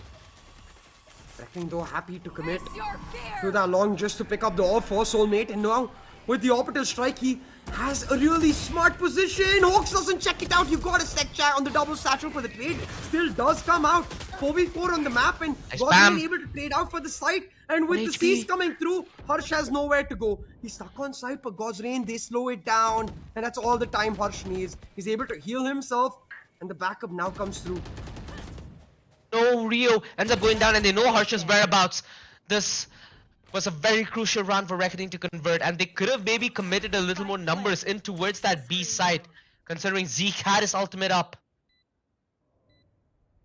The heartbreak, again in Cinderella fashion. Reckoning very close to winning out map 1, had to bow out. Almost an identical case here in map 2 of Bind. Match point. And I think Sai is giving a pretty loud instruction. Do not fall for their BS. I think it's going to be a default that's going to be held. CA, Reckoning Esports, at the pressure, at the moment of asking. This truly needs to be a Reckoning Esports that shows that they can come through regardless what odds stack up against them. Like you said though, the default setup, Sai solo taking over that showers area while his teammates pressure this long. They're able to bait out all of that stage utility, and now they're going to immediately back off. Knowing showers is free, But it's almost like Reckoning is inviting them into sight because look at Reckoning's ultimates. They've got the Orbital Strike as well as the Showstopper. Reckoning want them to clump together, to regroup, to hit this site, just so they can set those ultimates up. A Fishball chunked out the nade in his face. They might just be in trouble before they get to pull off the ultimates. The Showstopper does come out, but it's a 1-for-1 trade. And a crucial one no less because Knight Rider, he's now able to get the point. The Resurrect available on the back of it too, but Soulmate he re-aggresses and he's able to shut one down. But Knight Rider, he's pushing, he wants it. Resurrect and he instead gets taken down. That's the spike. Taken away and God's Reign in an impossible spot. Ember. A lot of responsibility on his shoulders and he's heard the gauntlet. Oh no, he has the Orbital Strike himself. A huge play. It buys a little bit of space. What's their options now?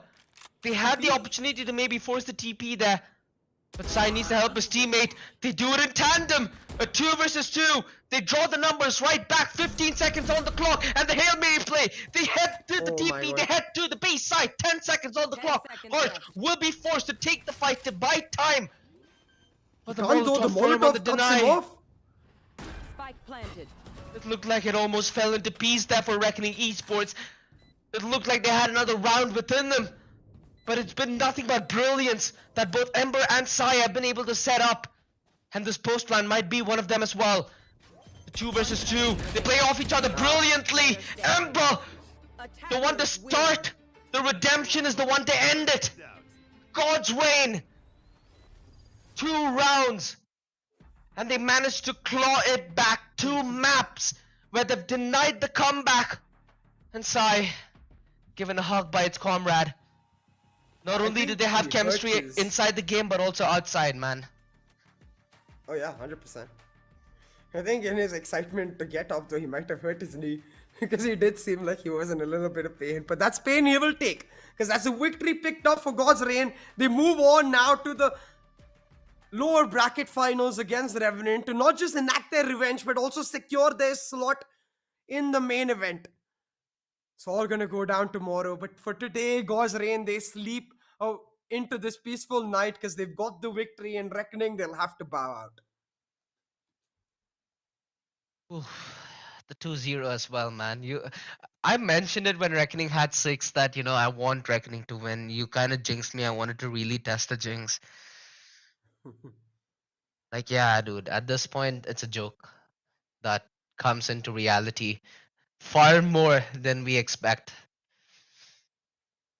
What wasn't the joke though was that matchup. It came close to the wire on both maps. Did Reckoning fight their hearts, soul, blood into it? The bloodshed ends with God's Reign progressing through the Penta Pro Series to now take their fight against Revenant Esports. Oof, tomorrow is gonna be a tale of revenge, destiny, earning not only the ability to play against Bleed and Boom, but also the acknowledgement that God's Reign have it in him to make it at the top 2 in the playoff, which is something that every individual in that team is vying for. So expectations truly and surely are set, CA. 100%. Expectations high for both the teams that we're going to see tomorrow. All 3 actually, I must say, because that's what we've got. 3 teams left in this playoff stage. For God's Reign though, should be just enough. 13-11, 13-10 in this map. They pick up the win, and man, the rounds, the way they went, it could have honestly been our 3rd map coming out, but it's those crucial plays, especially in this map by Ember and Sai, to make it happen, to find the win. Absolutely humongous. And a little bit of They luck. have to give it to Hoax, man. Hoax. The kind of explosiveness that this man had to offer was the primary reason that God's Reign are able to even close this in a 2-0 fashion. His performance in Bind has been sublime. No escape. One enemy remaining. And it clearly shows that God's Reign have invested into the right young talent. That was the idea behind this pickup. Good attempt.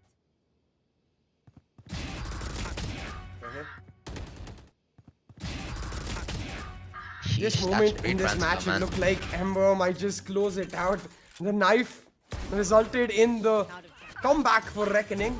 They push it all the way to 11 to 10. Fishball especially had a phenomenal map. A series overall, let's say, for Fishball, most definitely great. He was a stand-up player for Reckoning, but I must say, You fought well. not loving certain calls like the Seekers in this particular, not in this particular, in old rounds where Reckoning was attacking, or even that Viper in general, while Zeke played it amazingly, that utility didn't matter as much. So God's Reign just refusing to respect, and this is the round where it all fell apart, where despite Soulmate getting that initial pick, despite looking like Reckoning had the positions to deny God's Reign when they brute force any site, it feels like they're nigh unstoppable. Yeah, considering the fact that Reckoning tried to. At this point, they tried everything, man. Like, there's nothing you can even say, but good luck for the next time. Nice try, valiant effort.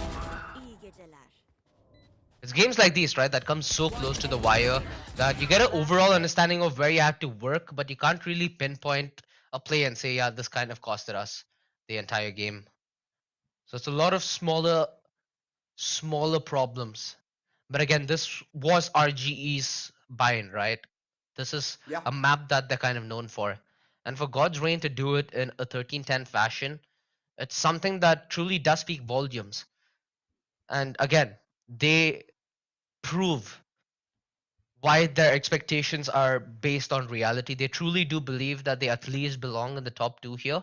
And they're going to get a very good chance to prove that very easily at tomorrow's first matchup. I think at what, 1 a.m.? Yeah, 1 p.m. 1 p.m. Yeah, it's been a long day, my friend. Yeah, it's gonna be a longer one tomorrow. But hey, it's all worth it. I think again, props to be given to Sai. He absolutely popped off on this map, and overall the calls as well.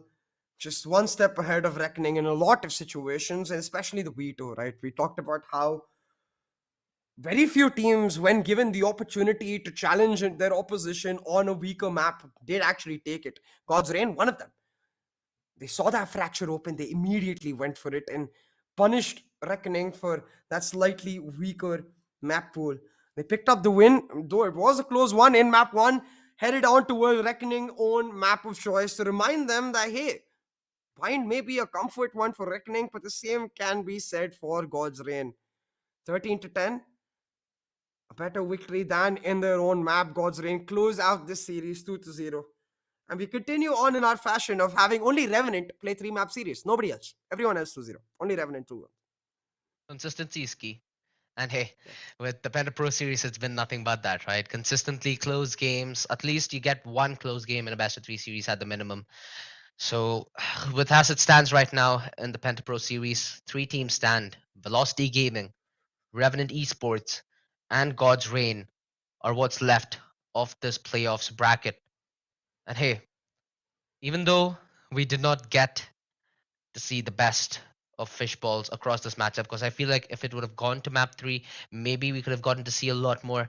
Map 1 wasn't the way that fishballs ideally would have wanted to start off the series, but he more than redeemed himself in map 2. But yeah, like I said, we're left with 3 teams: Velocity, God's Reign, and Revenant Esports, 2 complete South Asian rosters. Meanwhile, Revenant, the only team within the top 3 to have international talents housed, 2 Filipino players, Ching, alongside his comrade in the form of Josh S. We got to see have a brilliant duel with Deathmaker today on his chamber.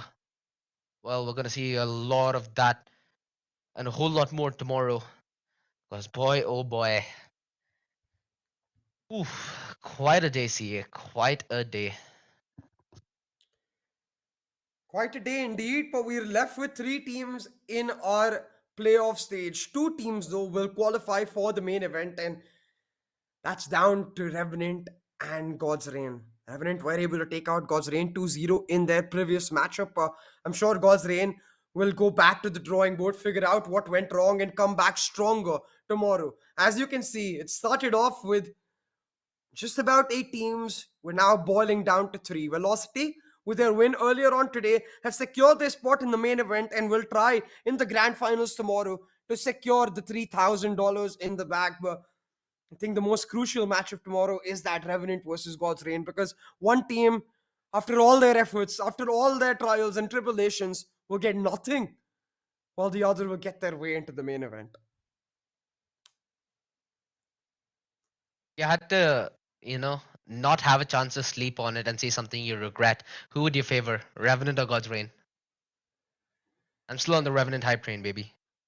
Yeah, I still feel like I, Revenant across the board I will say have. like statistically Revenant, but I love God's Rain's confidence. I love the way they play, not like in the sense that like they're purely disciplined or methodical or anything like that. They're just confident, man. They just when they feel it, they feel it. They're instinctive players, and that's something that's rare to witness. So I think it's gonna be a close one. So I'm not really sure. Usually at the end of the cast, I told you I'm like a sugar rush guy. My brain just poof.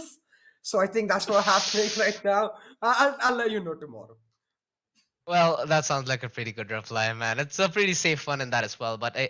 I'm in the boat of Revenant. I really want my boys at Revenant to have a chance to take on that VLT matchup yet again to see if they can prove anything other than that VLT are the favorites. At least in my eyes, I think that's the most ideal way this lower bracket run should end. And hey, with the way God's Reign played today, they surely do look strong. So make no doubt of it, ladies and gentlemen. Even though I do predict Revenant, I have full confidence in the fact that God's Reign will have the ability to give Revenant a run for their money. Something that they are going to rely on. Because again, this is a revenge matchup, right? Considering the way Yeah. Revenant sent God's Reign to the lower bracket, especially that matchup on Pearl, I'm sure that Sai and the boys are gonna have a lot of interesting ways to deal with that hot blood.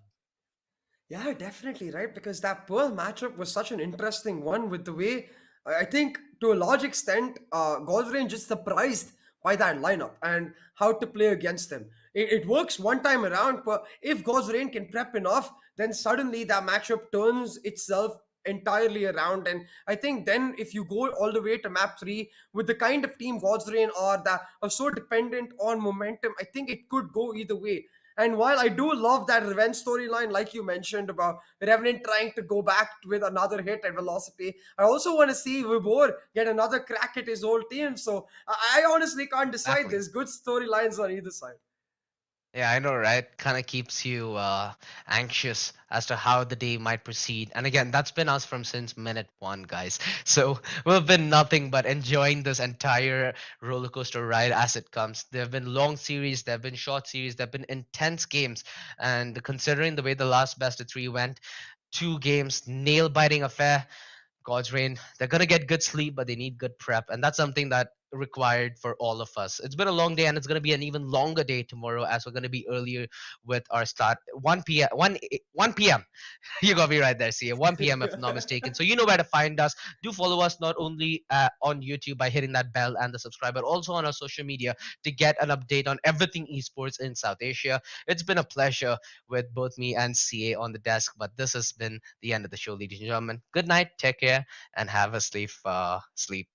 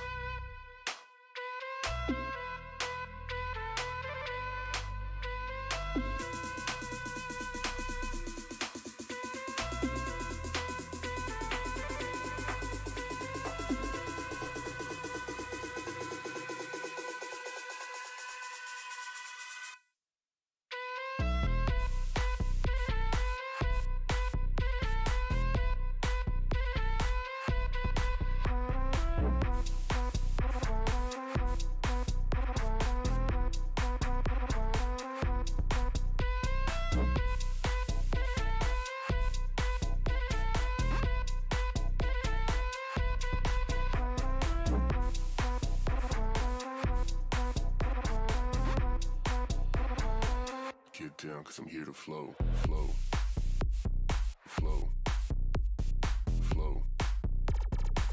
Get down, cause I'm here to flow, flow, flow, flow. Get down, cause I'm here to flow.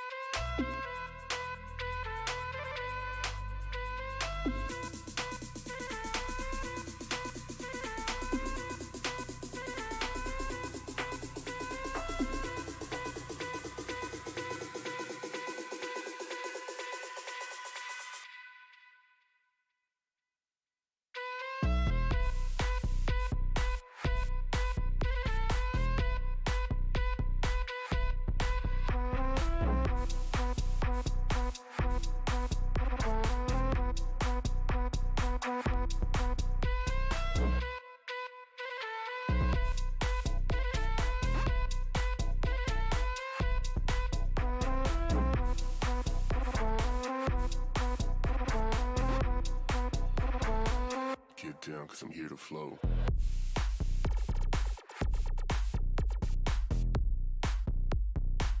Get down, cause I'm here to flow.